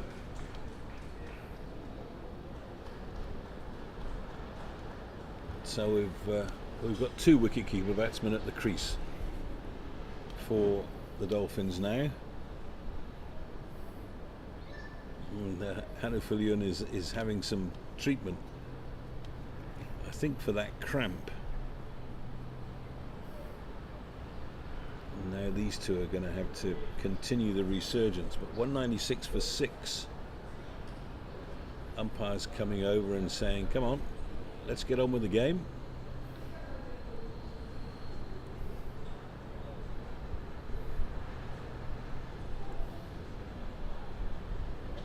It's definitely cramp that's the issue for Filiun.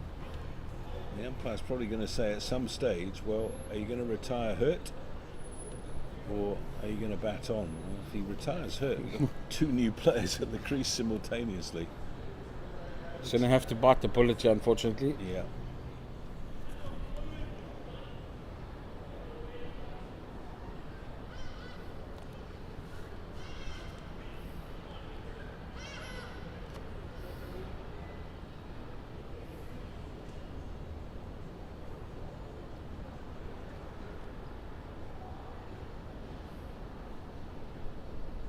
So protracted session between the fall of wicket and the next ball to be bowled.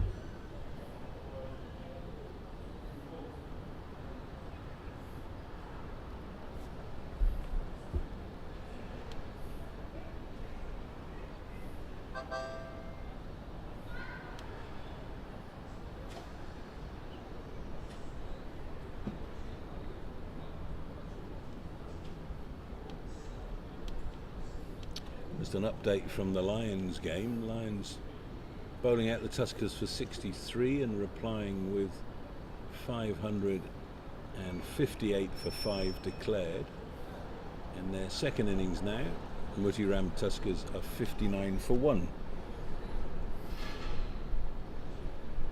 It's a good response from them.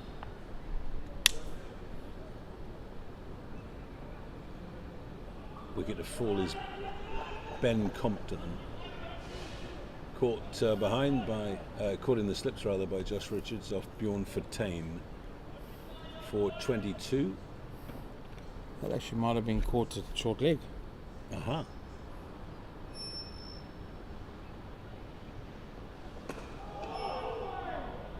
Nicely played by Piri.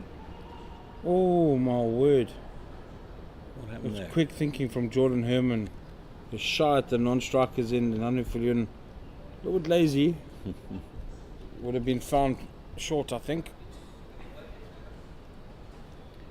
Just going back to the Tuskers game, Malcolm Nofal, the left-handed opener, has had a really good season. Got a big 100 on this ground. 33 not out of 44 balls with 6 fours.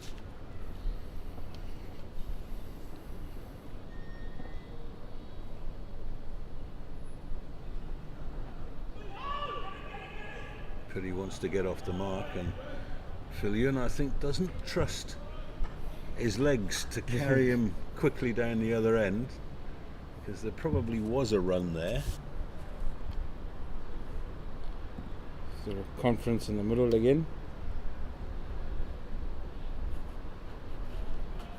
Please don't make me sprint. So another important game in terms of where the final's going to be is being played in Paarl, where the Dragons made 434 all out and Boyland in reply 76 for none. Oh, that could be a draw. Sounds like a flat deck, doesn't it? and the other one is in Cape Town.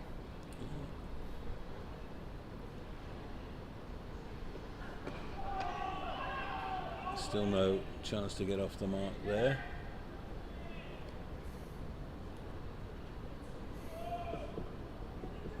So in Cape Town, Western Province 241 all out. The Titans in reply 210 for 5. When last we were there, I think they were about 150 for 5. So really good recovery. Rivaldo Munsami is 51 not out. Oh, good direction. Pretty well played by Piri as well. Watched it all the way. And that partnership for the 6th wicket for the Titans is being led by Munsami, but alongside him is Simon Harmer. 33 off 88 deliveries. Digging in. No muck with the bat. There's Big Red.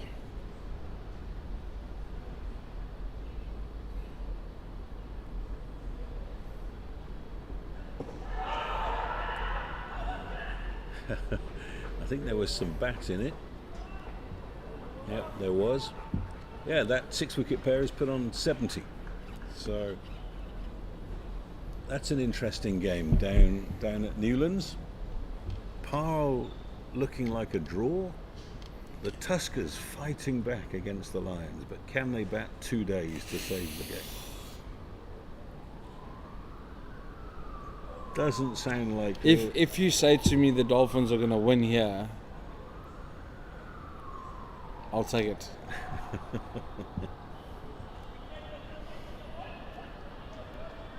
A whole day tomorrow, a whole day Thursday. Oof. Well, the wonder is also it gets better and better, to be honest with you. Oh, yeah. I don't understand. Maybe a little bit... Remember that Atherton Russell stand on the last day?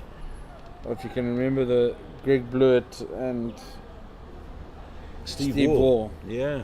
That was even worse.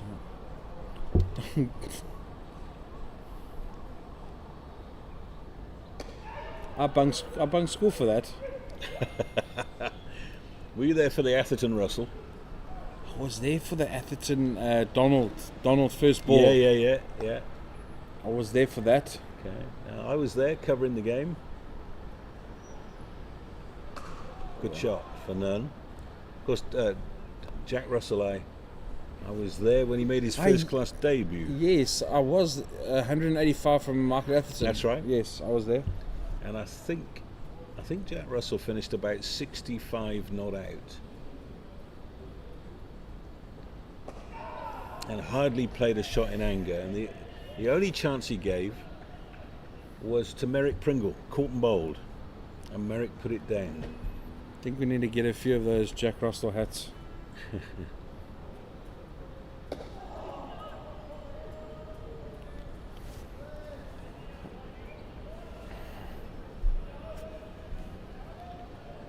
Maybe put that guy back under the helmet, especially to Piri.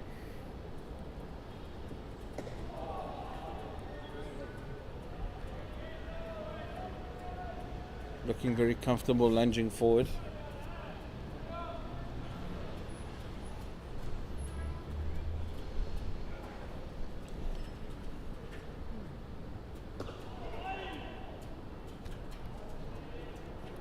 Well, interesting over. It's a maiden. There's a lot more urgency from the fielding side.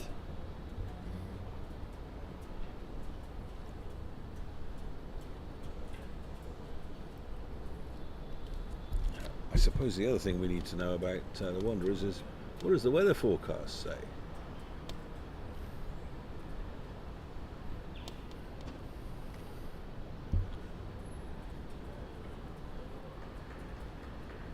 Rain for 2 days? I very much doubt that, but there's always the chance at this time of year of a thunderstorm.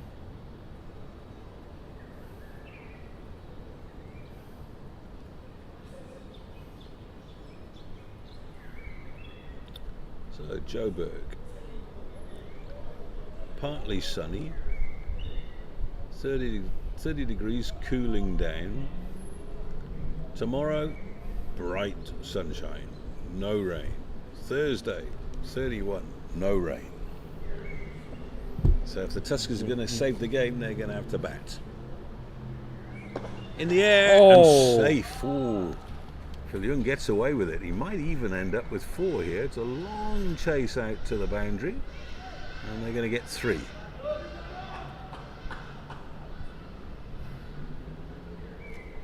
That's one of those shots where it's brought up the 200. That's a milestone. One of those shots where after you've hit it, you think, why didn't I go through with that? Timed that very nicely though. Would have had his heart in his mouth for a little bit. Mm-hmm.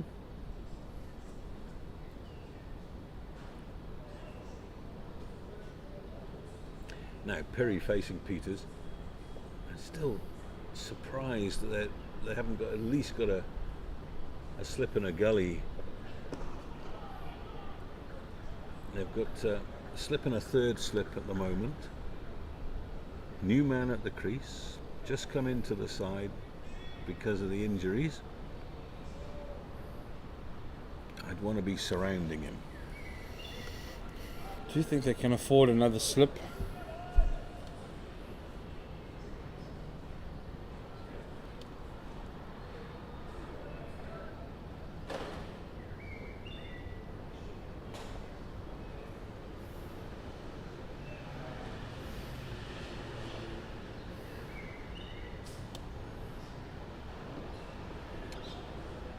A little bit of bat on that, or just pad? Thigh pad.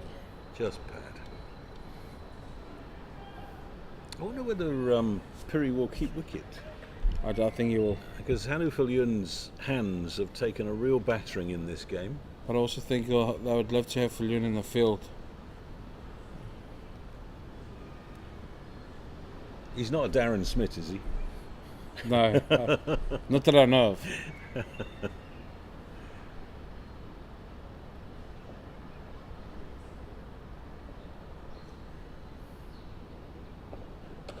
In the air and safe. It's well played in the end by Viljoen. Got his hands high and over the ball.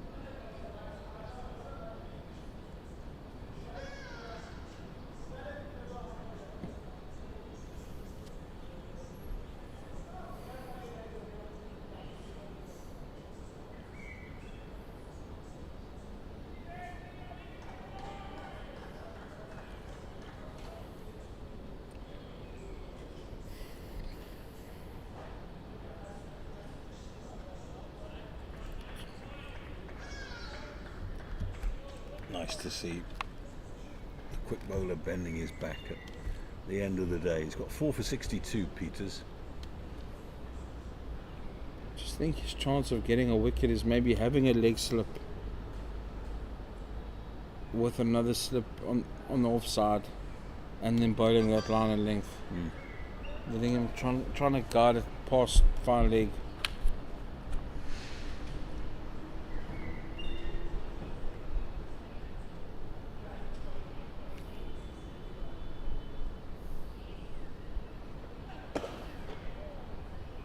Field in on the follow through. It's the end of Peter's 11th over, 4 for 62. Dolphins are 202 for 6. Hannu Viljoen 45 not out. I'm going to step out and Sam Mofokeng is going to join VVJ.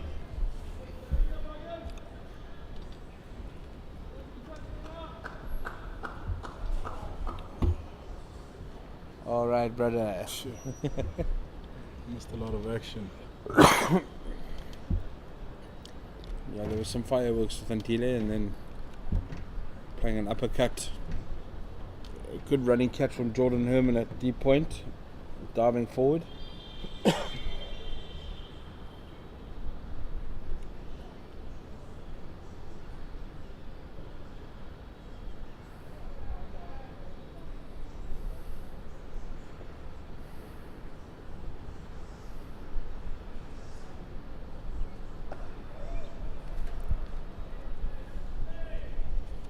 just think, looking at that scoreboard, Sam, you want to try and get to the 230, 231, avoid that follow-on as soon as possible. I'm not saying have a full-out go, but just like that, rotate the strike, just keep the scoreboard ticking.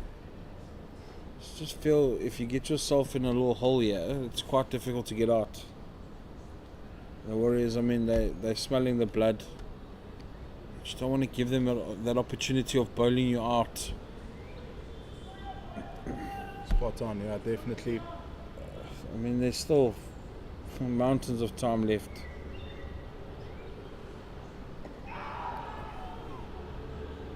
Just sliding on with the arm, the inside edge of Perry's bat. I mean, we haven't even got to 50 overs yet. So the rate is good. We just can't afford to lose more wickets.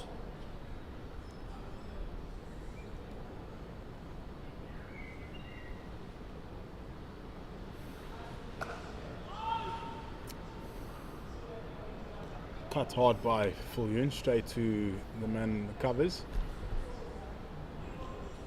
204 for 6.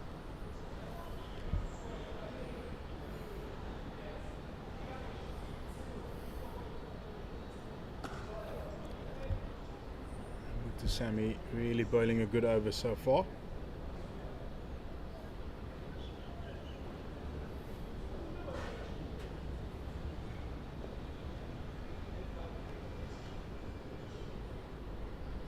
Uses his feet.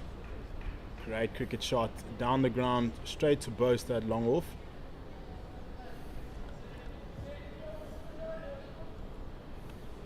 Brings an end to that over. It's 205 for 6. 3 from that Mutu Sammy over. Gideon Peters, he's really been effective. He's really been in a league of his own. Already taken 4 wickets. Took that big wicket off Similani. Similani was really feeling that one-day mode again, and then cut it to point and a great diving catch in the deep by Herman. One more. You would know this feeling, smelling that 5-wicket haul. You know it's coming. You know it's coming. Not taking the ball out of his hand anytime soon. No. Quite a defensive field for Phil Ewan. We've got a deep point out, but on the leg side it is quite attacking. So a short catching on the leg side and a fine leg. So a short fine leg and a normal fine leg. For that, exactly that. 2 slips. I was telling Andy on air just before you joined. I'm no bowler, but wouldn't you have that short 45 / short leg, fine leg, come into like a leg slip, and then you can have your fine leg a little bit squarer for that top edge pull or hook, and then bring your deep square obviously just in front of square, so just to protect that swipe as well. Yeah.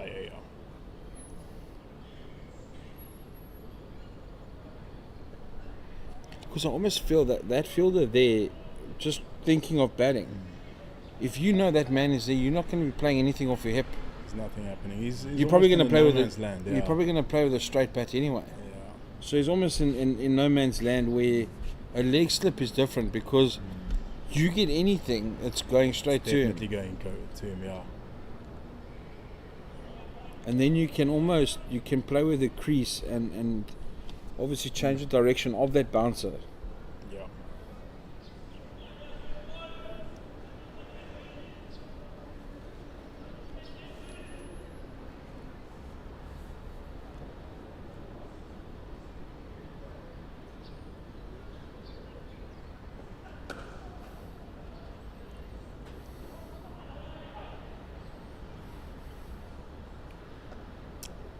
Yorker dug out to the deep, 1 to deep point.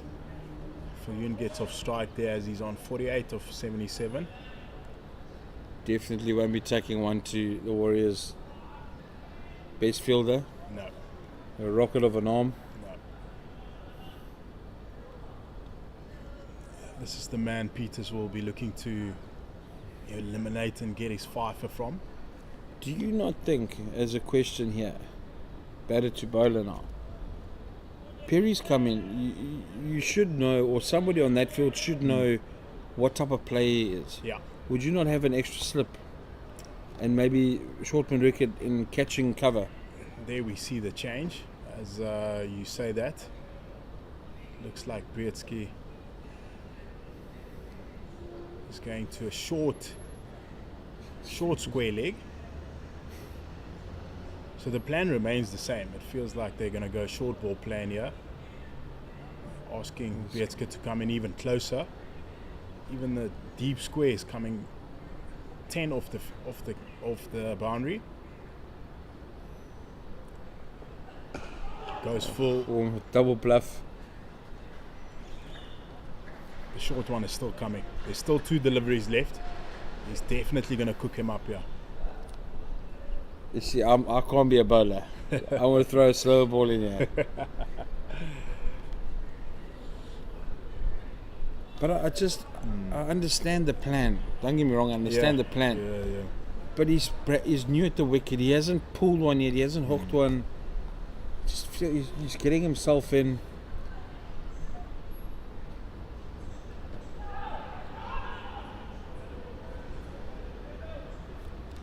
Even if Perry got bats on that, that's shooting past Brzezinski at short square leg. Quickly.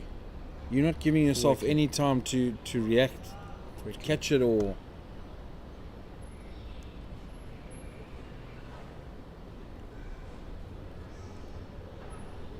But 1 delivery to go here. Perry on 2 of 18 for Yoon on 48 of 77. definite bouncer now. It's late in the over now.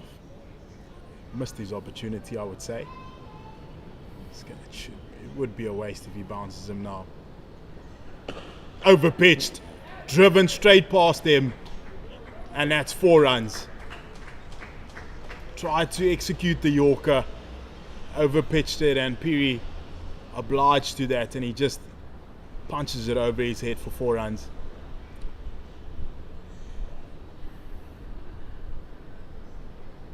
Almost telegraphed that. Told you, can't really go bouncer then. And it's 210 for 6 for the Hollywoodbets Dolphins. 21 runs away from that follow-on. 230 is the magical number. Deficit of 170. Mutusami still from the Mgeni River end as he bowls to full Yoon. I wonder how many overs we're going to see from Peters. You think he'll carry on? Yeah, definitely. Not taking the ball from him until he gets that fifer. Short, wide. Fortunately for the Warriors, got cut straight to the fielder there in the covers.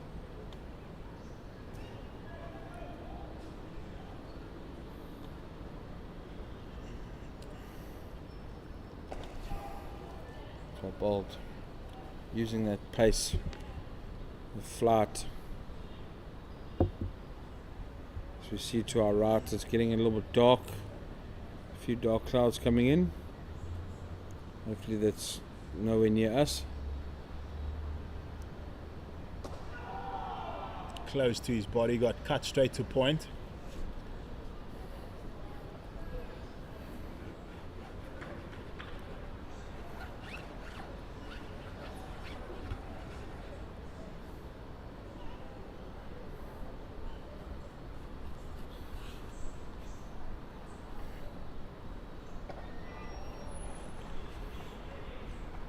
Another brilliant over here from Muthusami.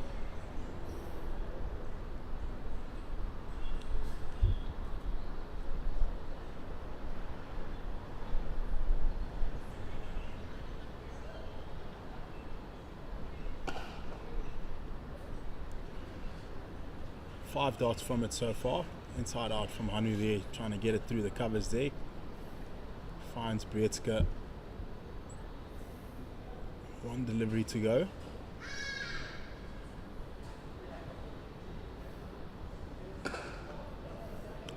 top over. Top over. From an elite player. Made an over for Mutusami.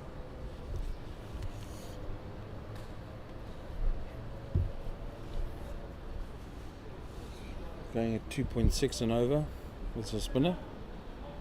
Fawn, what do you do if you were the Warriors coach now and you guys get to bowl the Hollywoodbets Dolphins out before 230? We bat, boy. Bet. We bat. Bat and bat and bat.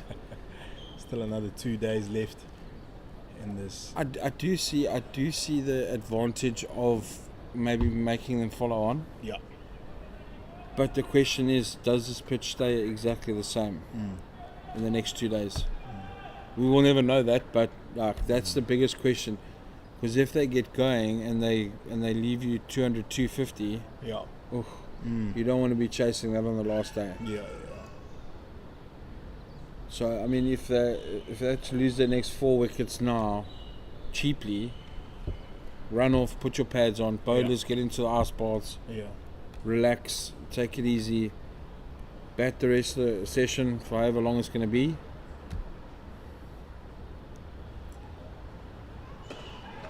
Well, your question has been answered. Looks like Peters is off and Cohen Mangru is into the attack, bowling to the debutant Khumulemo Piri. Because then you also you can set out tomorrow in segments. Yeah. And say, okay, conservative, intermediate, okay, now we're going to go for it type of thing, or whatever, or however it's going to go. Obviously, there's been a few injuries and stuff, so there might be opportunity to score quicker.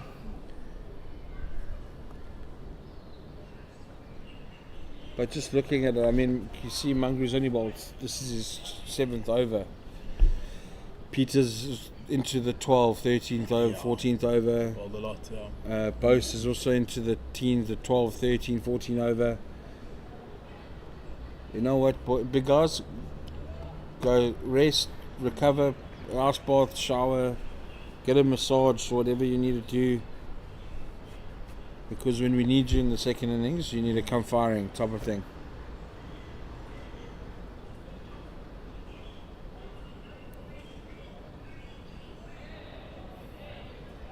Mangru just keeping it nice and simple. Outside off for 5th stump. Arms and bat in the air from Piri.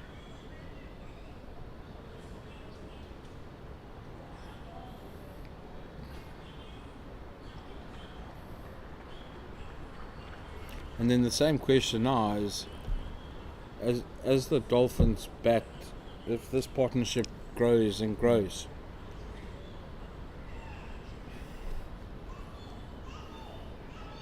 oh no, that is a horrible shot. I'm sorry. There's nothing in it. It's good length, good line. Just rather leave it. Would you, if you're 100 behind, are you pulling out or are you carrying on batting? Look, the position they're in right now with the batters that are still left, they have to get bowled out. So the plan will be to bat as long as possible. Even if they get a lead, you just need to bat.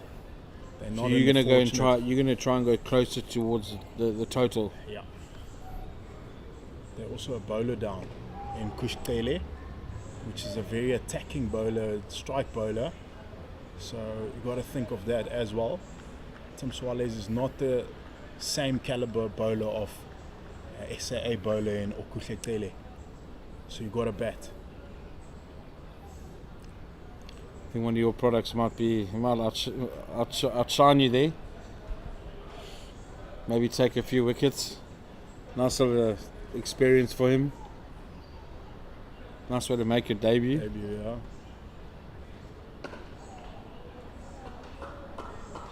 Kerwin Mangru, a lot of experience. He knows that he doesn't need to go looking for it. Khumulemo Piri obviously making his debut, so just puts it outside off there and waiting for Piri to make the play, and he did. Fortunately for Piri, he didn't get that nick, and we are off for a drinks break. Small drinks break. I need to go coach now. I'm going to tell Andy. So to see you guys tomorrow. Andy, I need to go now. I'll see you guys tomorrow.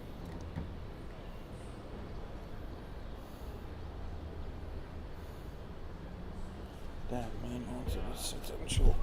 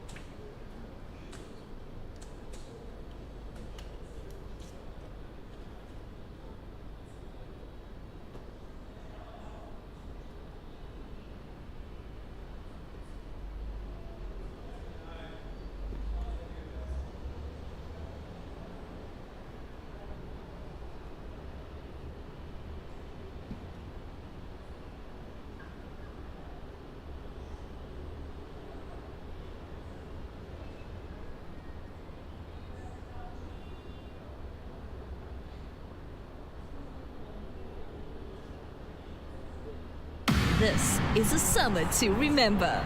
We're standing together with a belief that's unbreakable, pushing our team to new heights. Oh, what a shot. Another magnificent performance. The noise isn't fading, the support isn't wavering, and so the big hits will just keep on coming. Champion player. Absolutely brilliant.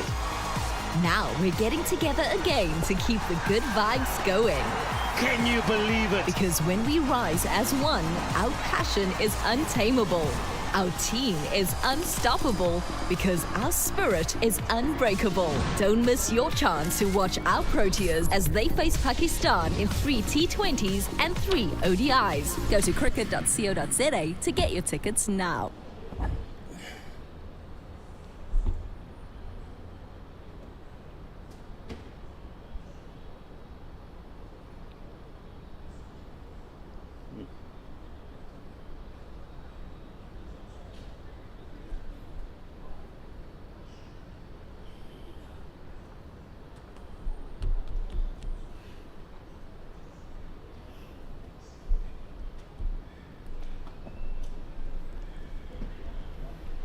Okay, let's go.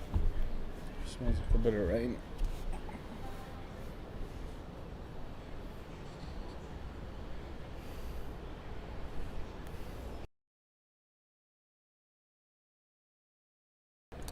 Welcome back to Hollywoodbets Kingsmead, final session of day 2. Minimum 29 overs remaining. Don't think we're going to get those. It's 10 to 4 local time. Nothing wrong with the light at the moment as Senaran Mutasamy continues to Hanu Filyun, who's within sight of a very good half century. 48 off 84 deliveries. Has played with real determination. Good partnership between he and Andile Similani. They put on 63 together. Similani a little bit disappointed to get out for 38, caught on the boundary. Viljoen, for his part, looking to play the long innings that his team needs. Alongside him is Gomalelo Piri at the non-striker's end. He has come in as a replacement for the injured Kush Kele. Oops, Viljoen wanted a run, Piri said no, and I think that's fair enough. They wouldn't have crossed. The other new player for the Dolphins is Tim Suarez, the captain of Clifton School last year, and he comes in for the injured captain of the Dolphins, Bryce Parsons. Good shot, and that'll be 50. Very well played by Hanu Viljoen. Great placement. 88 balls, 6 fours.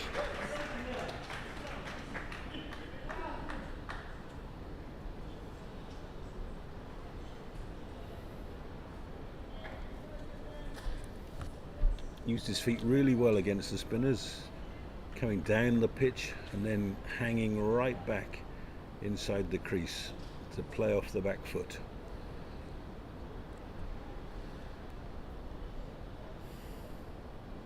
And that came out of the meat. End of the over. 214 for 6. So where are we going, VVJ? See, not impossible we could get some rain later, looking at the sky. I was just looking, I was going to say it, and I didn't want to be the bearer of bad news. Smell the change in the air. Hopefully it doesn't come close to us, but it's getting closer and closer. Hopefully we can get another, I'll be happy with another half an hour, 45 minutes. But I'm sure we'll get to 5 o'clock.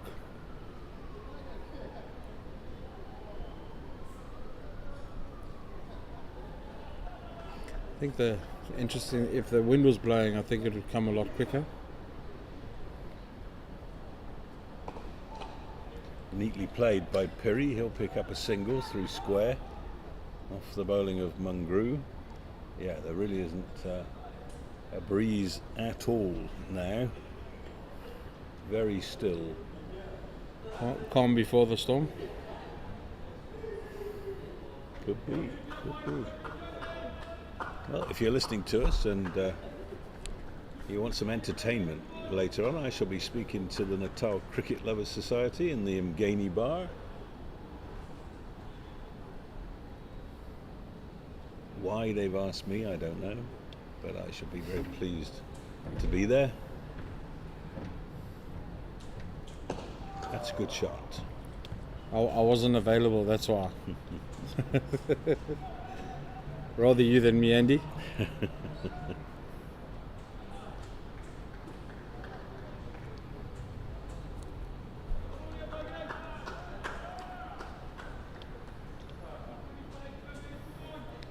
I think you asked where we're going. Almost, you want to get 16 runs and then you can reassess and move on from there. Get away from that follow-on. Yeah, follow-on would be 230, wouldn't it? Yeah.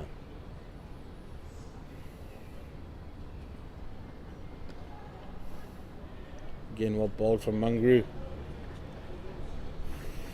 Really is hitting a good area. He's improved over the years, hasn't he? When Mungru was here at the Dolphins, didn't look like he had a big future, but he's found, I think, his niche now. He did, and it was always a conversation, obviously, with us standing in the slips, because he moved the ball so much. It was just for him to listen and understand. And I think as he's grown older, he sort of understood where he stands and what he does, and he spent some time in Northwest and he's moved down to East Port Elizabeth. So I think he's learned eventually through experiences how he bowls and what he's needed to do and what the team actually needs from him.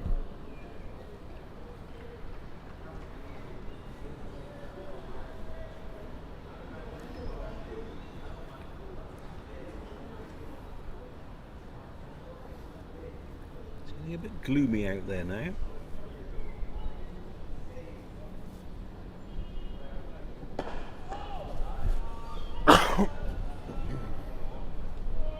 Perry's looked all right since he came in. He's got 7 off 27. He's played nice and straight. No mug with the bat. He's another fighter, so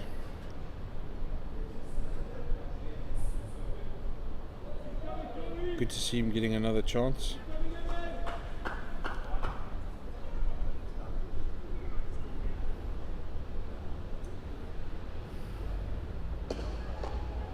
Stands up nice and tall off the last ball of the over. 2 off it, 216 for 6.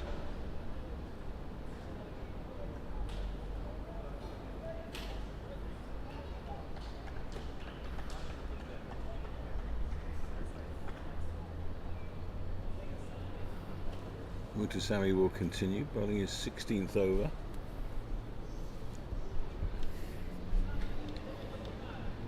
He's bowled okay without ever really looking threatening, Mutusami. That could change in the 4th innings. Well, we've had a little bit of wear on this pitch.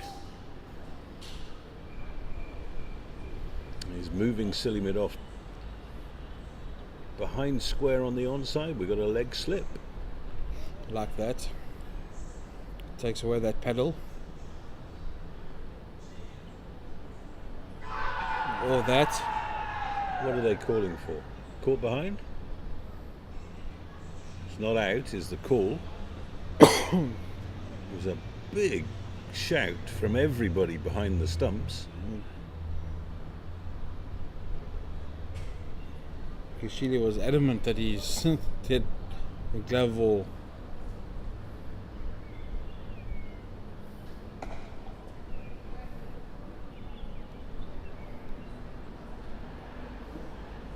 just to flick the pocket of the trousers, something like that.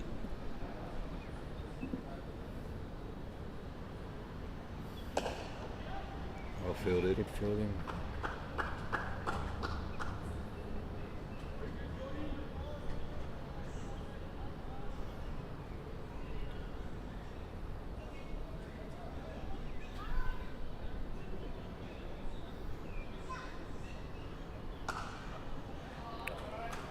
Bit of turn, but it pitched wide and spun wider, so Phil Yun picks up a good single.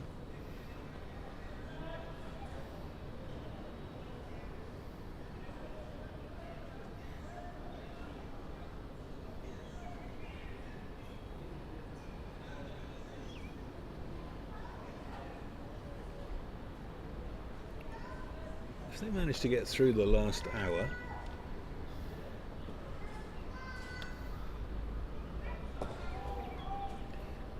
it'll take a few mathematicians to sit down and work out the permutations overnight as to who needs to do what over the last 2 days.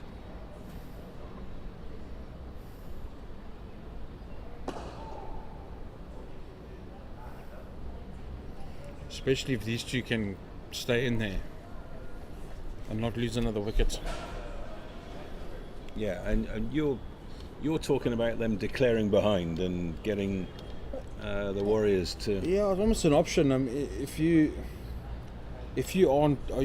taking your time getting to 380, maybe it's not a bad thing in pulling out and saying to the Warriors, right, we're giving you 50 runs, make a game out of it. But Sam also said something on air which makes a little bit more sense from a bowling side of things, is with Sele injured, you'd rather want to bat longer because of the debutant and so on and so forth. Mm-hmm. So he said bats until 380. I still think maybe even 20, 30, 40 runs behind, and then say to them, okay, right, let's go. Are you man enough to make a game out of it or not? Here's Mungru bowling to Phil Yun. And just let's go around the country quickly. Western Province at Newlands bowled out for 241. Titans in reply are 246 for 6. So they're 5 ahead with 4 in hand. Simon Harmer's gone for a patient 41 off 101 balls, but Rivaldo Munsami 66 not out. Duan Janssen has joined him. And earlier, Luandre Pretorius made 56. So that's effectively going to be a 2-day game tomorrow. Yeah. If Titans come out, maybe look for some quick runs, a bit of a first innings lead, and go Because from they there. are how far ahead? They are 5 with See, 4 in hand. I'd pull out now and go, or maybe, well, they've still got another You hour and see, a half that side. But the Titans have got no reason to pull out. The Titans Oh, don't need to they win. don't qualify. Yeah, they don't need to win, so they can just bat. Yep. They could actually spoil the party. Yeah, they could. Short, pulled Short. away powerfully. And in fact, Not didn't enough. time it, did he? They'll I'll get 3. come Good back running. for 3. Well done. So, Oh, so they could actually spoil the party. Sorry. well, they could for Western Province. Maybe Yeah. not for anybody else. But here's the important scoreboard. The Lions against the Tuskers, 6 down.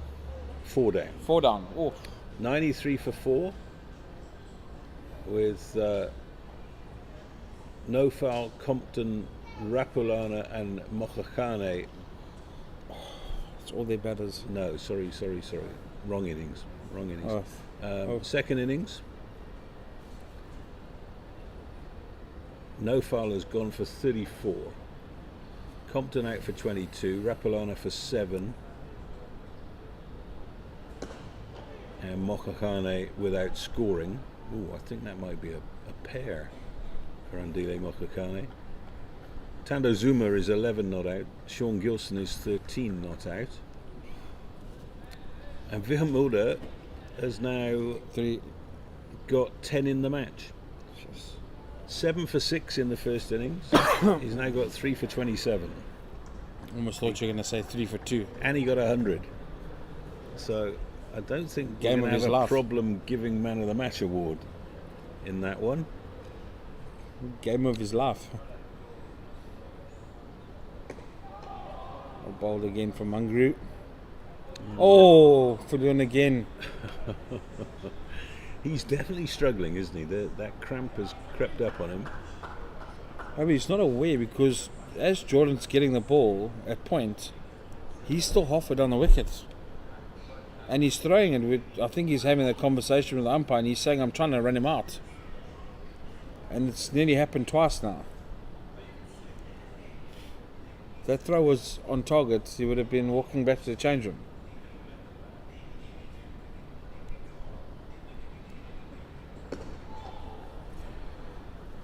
So the Tuskers are 97 for 4. They need 400 to make the Lions bat again.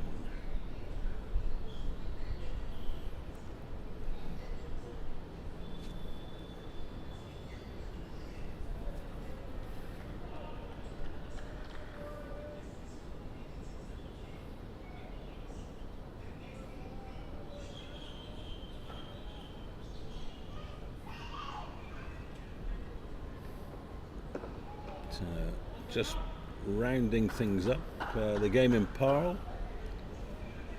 Eastval Northwest Dragons 434 all out, Gold Rush Bullen 97 for 1, Blade Capel is 62 not out.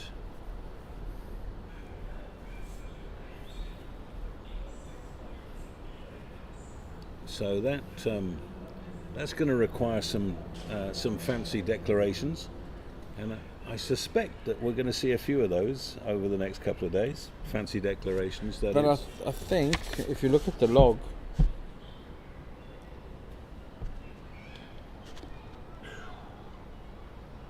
Woodland, yeah, they can also just bat. Yes, they can. They can literally spoil it for Northwest. Yeah, The and there was, Titans can spoil it for there Western was a Province. point earlier today where you were saying Northwest are going to reach the final, and they got 434, so they've got good batting points. I was hoping that they'd get some wickets and make it a little bit more interesting. Change it and gain in. Patrick Kruger back into attack.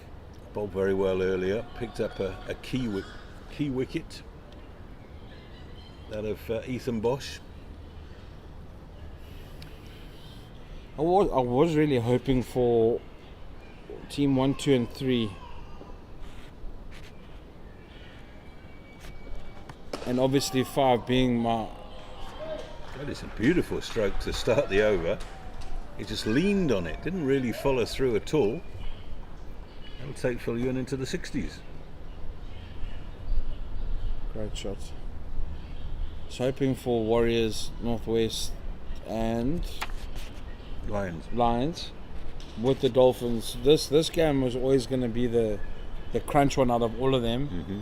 But just those other ones where it would pan out, so you could be excited about what's happening there and who's doing what.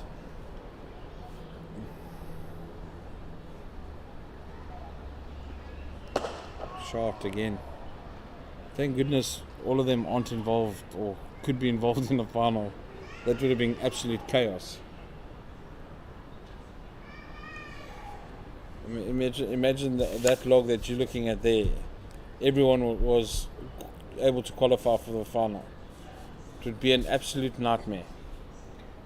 A reminder that the final starts next Wednesday, wherever it's going to be. Wednesday the 18th of February.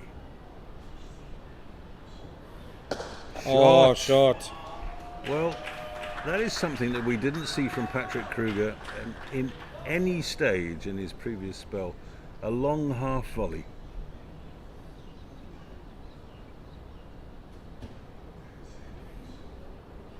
Trying to search for that length that he bowled earlier. That's a super shot from Phil Ewan. Back-to-back boundaries for him.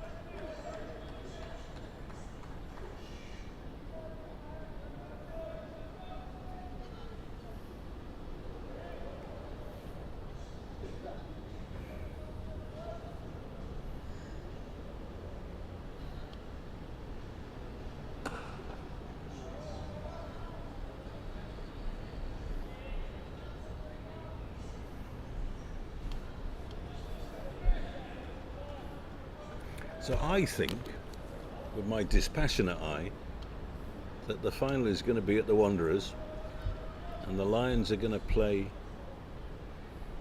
the Warriors. But I'm very happy to be proved wrong.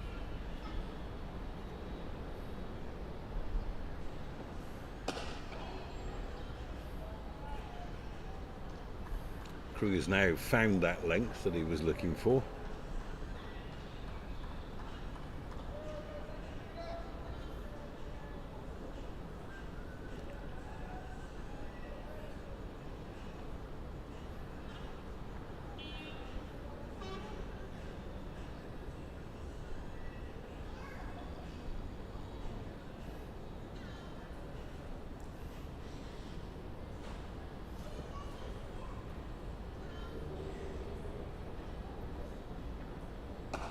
Shot. On top of the bounce. And that's a very important couple of runs for Hanu Filion because it means that the follow-on is saved. 231 for 6. They trail by 149. End of the over.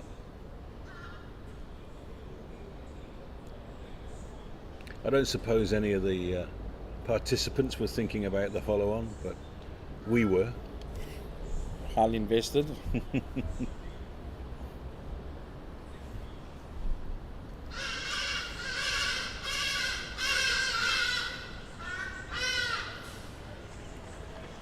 That's the evening chorus from the Grey Ibis.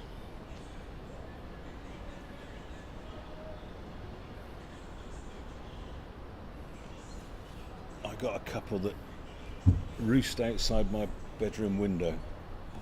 Wake me up at 5 o'clock every morning. They're all over, especially down here at the coast. You hear them wherever you are. It's getting quite gloomy out there now. One grew into his 10th over, 1 for 25. Done the sort of job that Kush Kelly did for the Dolphins. Kush, let me remind you, was not going to take any further part in the game. He's been replaced by the man batting now, Gomalelo Piri.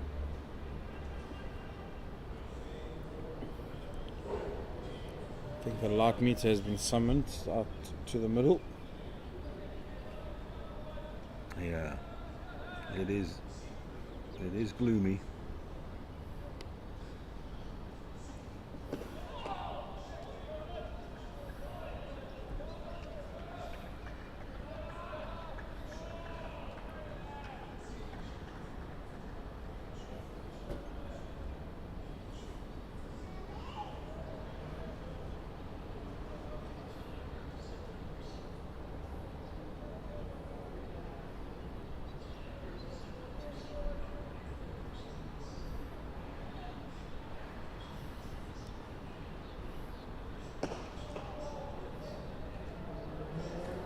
He's played nicely, Piri.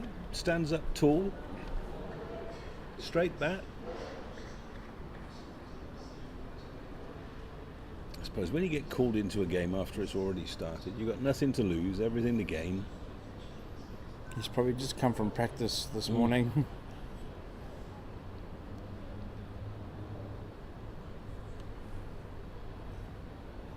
Would this be his 4-day debut? Now that is a good question. Shot. 4 runs. Wow. Talk about him getting nice and tall and getting his hands over the ball, and he smashes that through point for 4.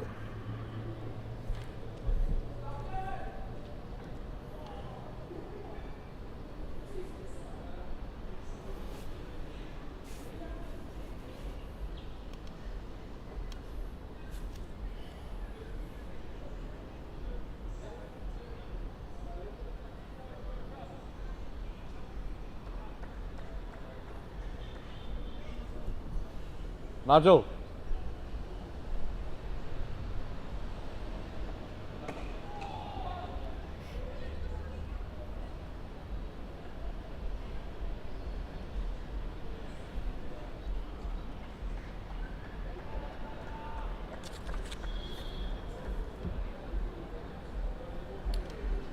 And I can confirm this is Gomalelo Piri's first class debut. He's played Good on the young man. He's played 9 T20s with a high score of 64 not out.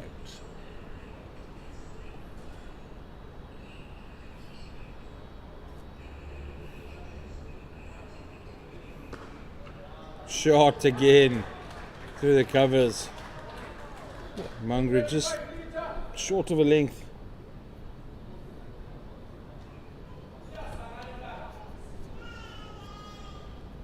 Just leant on through the covers for 4.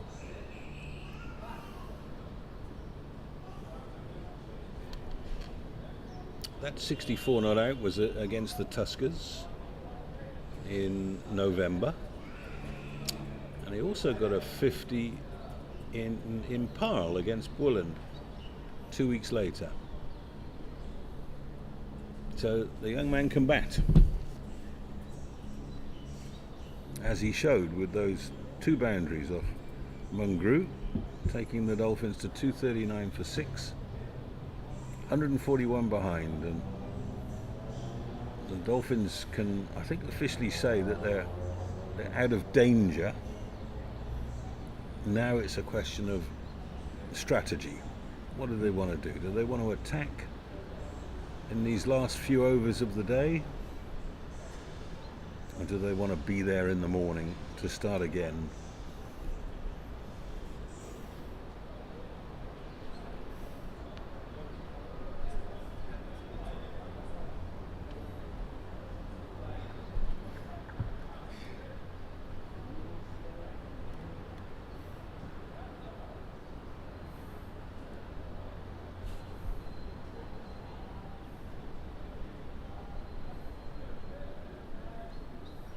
Mutasami continuing to Hanufiliun, who's on 67.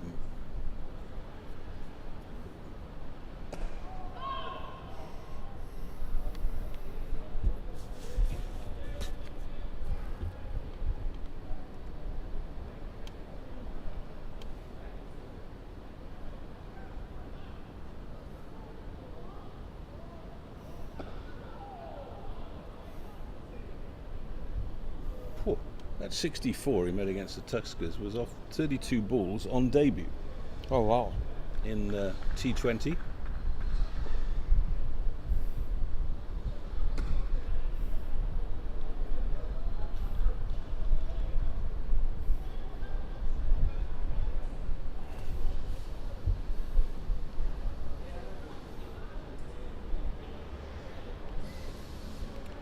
He's got a brother, Camo, also a good cricketer.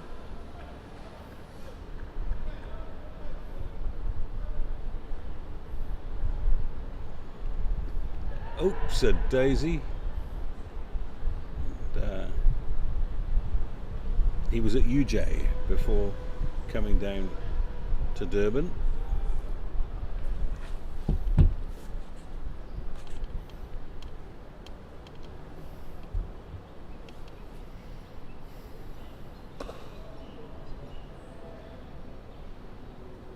They've certainly looked the part since coming in.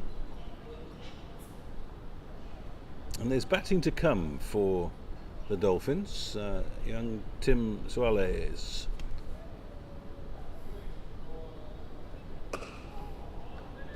Who's in for Bryce Parsons is due in next, and he can play.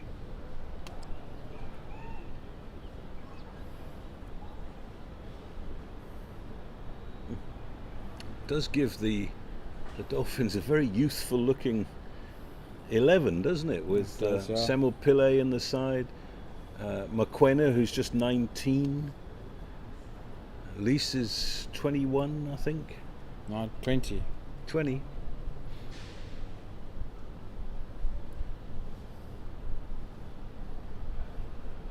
Change it all forward to Mo Manik. Oh, yeah, part-time off-spin. That's how well the Dolphins have played. They've forced Mutasamy to look for an extra bowler. Or it could also be due to Change the ends. cloud cover. Oh, I see, cloud cover, yeah. Maybe the umpires have had a word. Yeah, one thing that the Warriors don't want is to lose any time in this game. Yeah. Which is a good sign, because then we've got a game on our hands.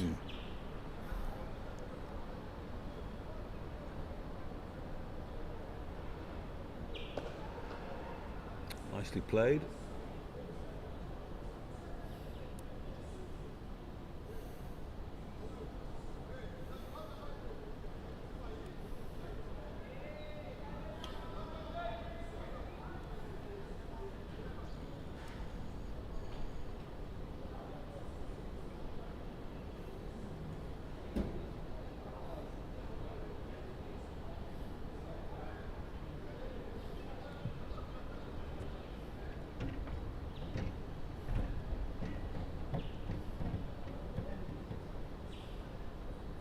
Oh, that's a bad ball.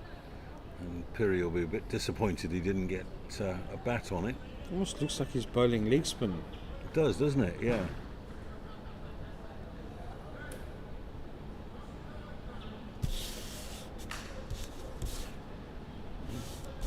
He's definitely down in the books as off spin, but you're right, it does look like wrist spin.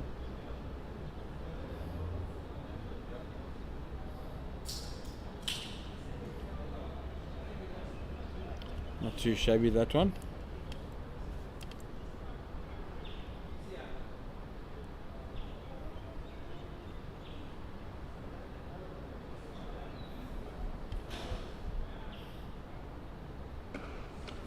In the air, Oh, man no. under it. He's taken the catch. Manik has done the job. Fillion has gone for 69. Well, some captains have got magic decisions, and there's one from Mutasamy.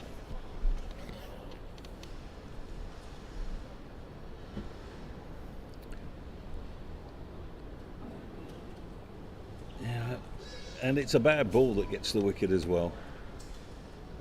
Caught in the deep by Peters, off the bowling of Manik, and he's gone after facing 111 balls and hitting 8 boundaries.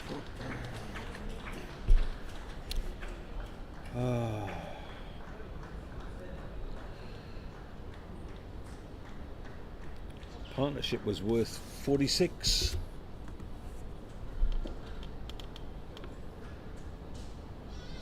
Looks like McQuena coming in next. Man who's in form with the bat. We've spoken about it on air over the last 2 days. Made 72 against the Northwest Dragons in Potchefstroom. Got off the mark with a straight 6 in that game.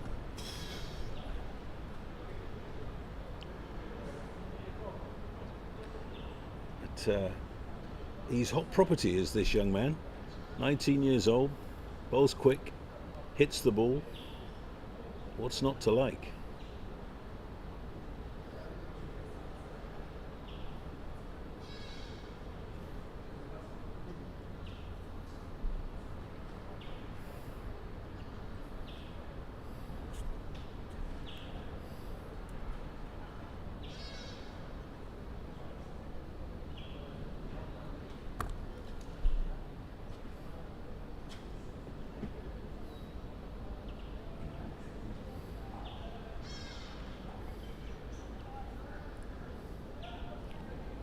Picked the only man out there within 30 meters of each other. Yeah, could have hit it anywhere, couldn't he? Oh. And he works so hard for his 69.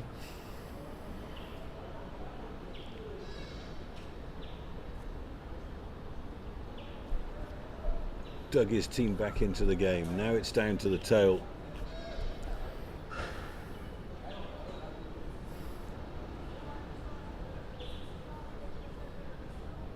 Oops, a daisy. That was almost a wide.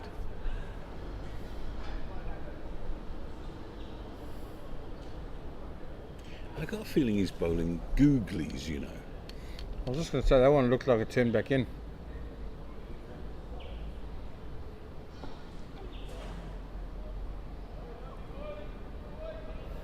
End of the over. It's a successful one for Mo Manek. And the Dolphins are 242 for 7. So if you're right that he only came into the attack because it was getting dark, something's happened for a reason.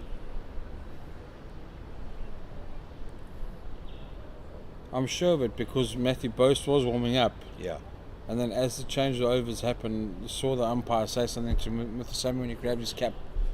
And they had to change it for some odd reason. So I think that was the word. You can only bowl spin if you want to carry on.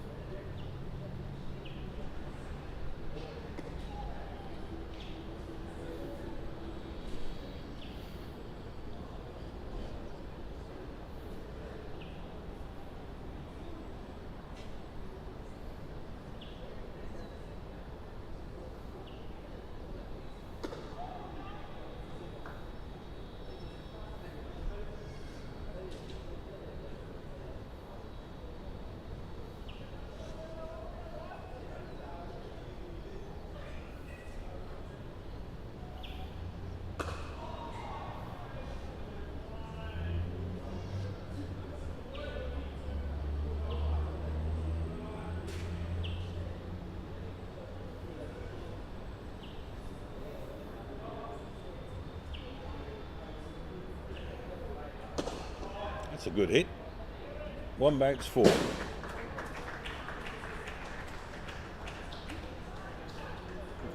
$34 minutes to bat. Good decision.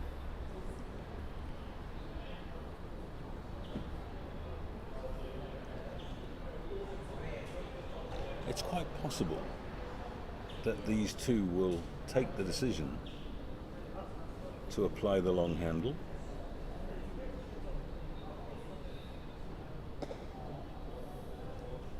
You think they'll do that this evening?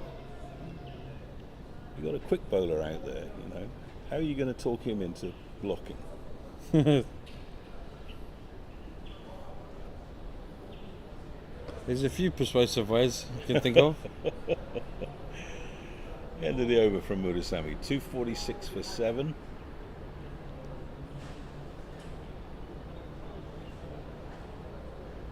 So there were moments during the course of the afternoon when the Warriors were right on top. 123 for 5 was the score when Ethan Bosch fell, and that brought together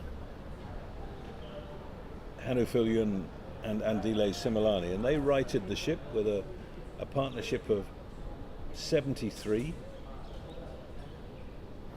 And Similani was just getting into the boundary striking groove when he gave it away, caught at third man.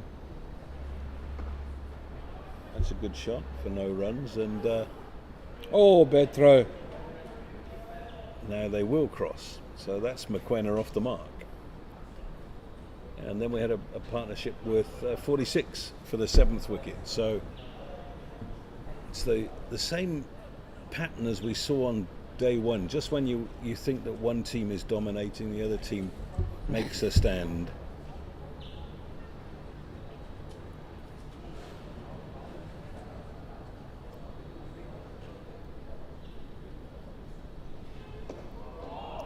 And there's not too much sign of wear on the pitch here at Hollywoodbets Kingsmead, and every possibility that we could have a run chase on day 4, with all to play for both sides.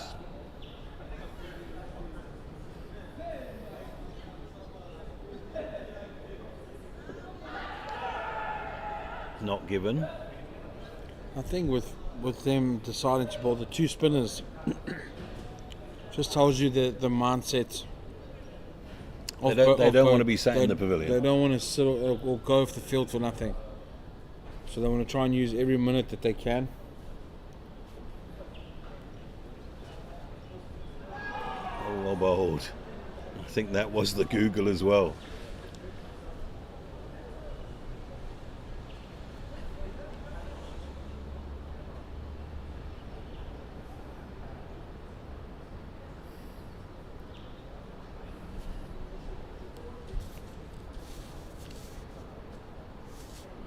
He's a Kess boy. You'll have to ask your spies. Out! Reverse swept straight into the hands of Matthew Boast. Backward point. And that is 247 for 8. Wow. It's half an hour before the end of play. Second wicket for Manek. Perry gone for 20 off 54 balls with 4 fours.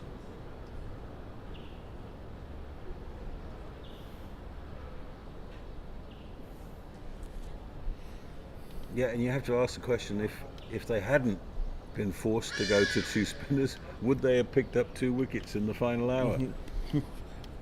Manek's now got 2 for 3 off 11 deliveries. Oh, what a horrible way to get out.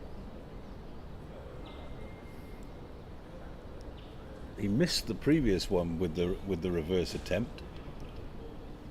And now here's a big moment for young Tim Swallows. Batting at number 10, but trust me, this boy can play. It's his first class debut.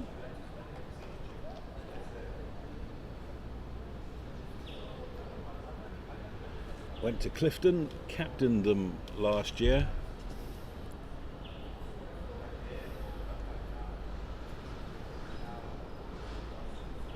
And he's in for the injured Bryce Parsons.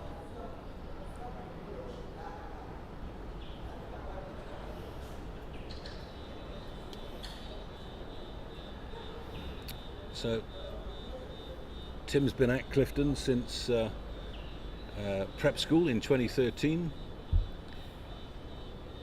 Record-breaking cricket score for the school and 100 caps for the first 11. Full colours in cricket and hockey. And he was deputy head boy last year. So welcome to first class cricket, Tim. Enjoy it.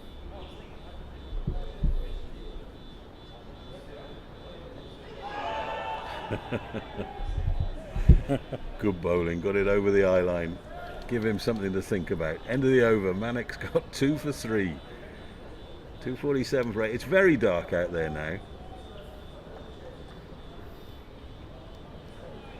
Dolphins trail by 133.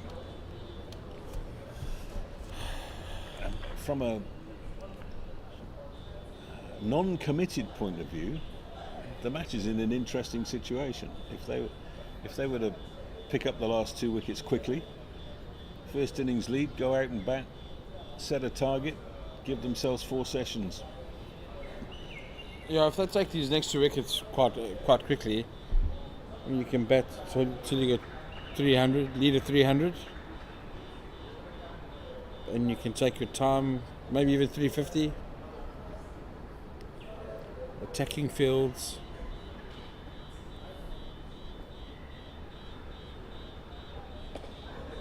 Neatly played by McQuenna. They should get 2 here.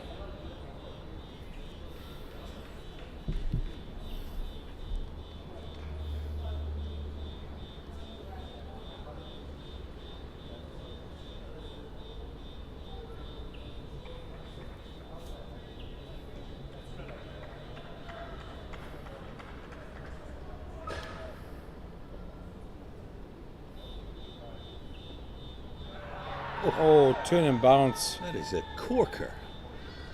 We haven't seen that from Mudasamy. Pitched off and missed off.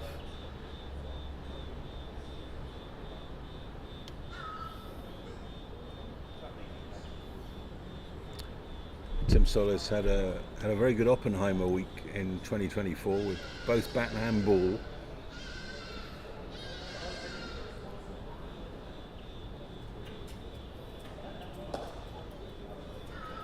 Shot from McQuenna, not taking the single. You can see he's got runs under his belt recently. He's not looking to block, he's looking to hit.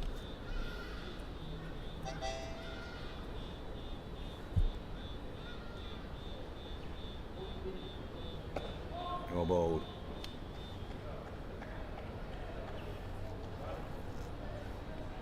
"26 minutes to go. And 18 overs minimum remaining in the day, so... Oh, big shout. Has he given him? No, he hasn't. I think that might just have carried on with the arm to miss leg, but they were very convinced close in. Let's have another look at it.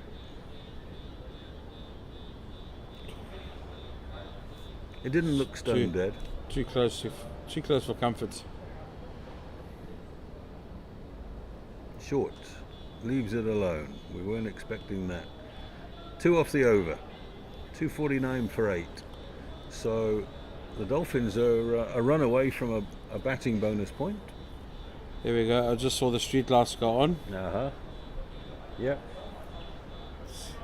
Now up to the umpires. Oh, they're taking a light reading. They are taking a reading. And I have to say, it is very dark out there. And it looks like that's it for the day.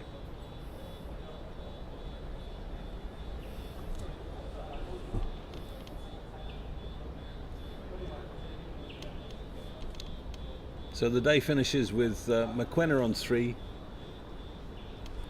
Soles on 0, having faced just 1 ball. And we've got 2 19-year-olds walking off the field. That's fantastic. One recently just finished school. The other one been in the program for the last 10, 11 months, 12 months. Imagine the frantic phone call that Tim's made to his parents. Hey, I'm on, I'm playing. No, you're not playing. The game started yesterday. No, I'm playing. Because he was 12th man, yeah. Yep. And I think it was maybe just a sly message because his parents are sitting right here beneath us. Right. This is a summer to remember. We're standing together with a belief that's unbreakable, pushing our team to new heights. What a shot, another magnificent performance. The noise isn't fading, the support isn't wavering, and so the big hits will just keep on coming. Absolutely brilliant. Now we're getting together again to keep the good vibes going. Can you believe it? Because when we rise as one, our passion is untamable. Our team is unstoppable because our spirit is unbreakable. Don't miss your chance to watch our Proteas as they face Pakistan in 3 T20s and 3 ODIs. Go to cricket.co.za to get your tickets now. The best of the bowling coming from Peters, who picked up 4 of the 8 wickets to fall. Earlier today, the Warriors started the day at 323 for 6, and they were hustled out for 380 with an excellent 5-wicket haul from Tristan Liss. He finished with 5 for 77. Nkabani Mokoena 3 for 48, and Bryce Parsons 2 for 81. Unfortunately, Parsons got hit whilst bowling, broke a finger, and will take no further part in the game. Kush Kelly will also take no further part, and they have been replaced. So that is it at the end of day 2. The Dolphins trail by 131. They've got 2 wickets in hand. Everything to play for.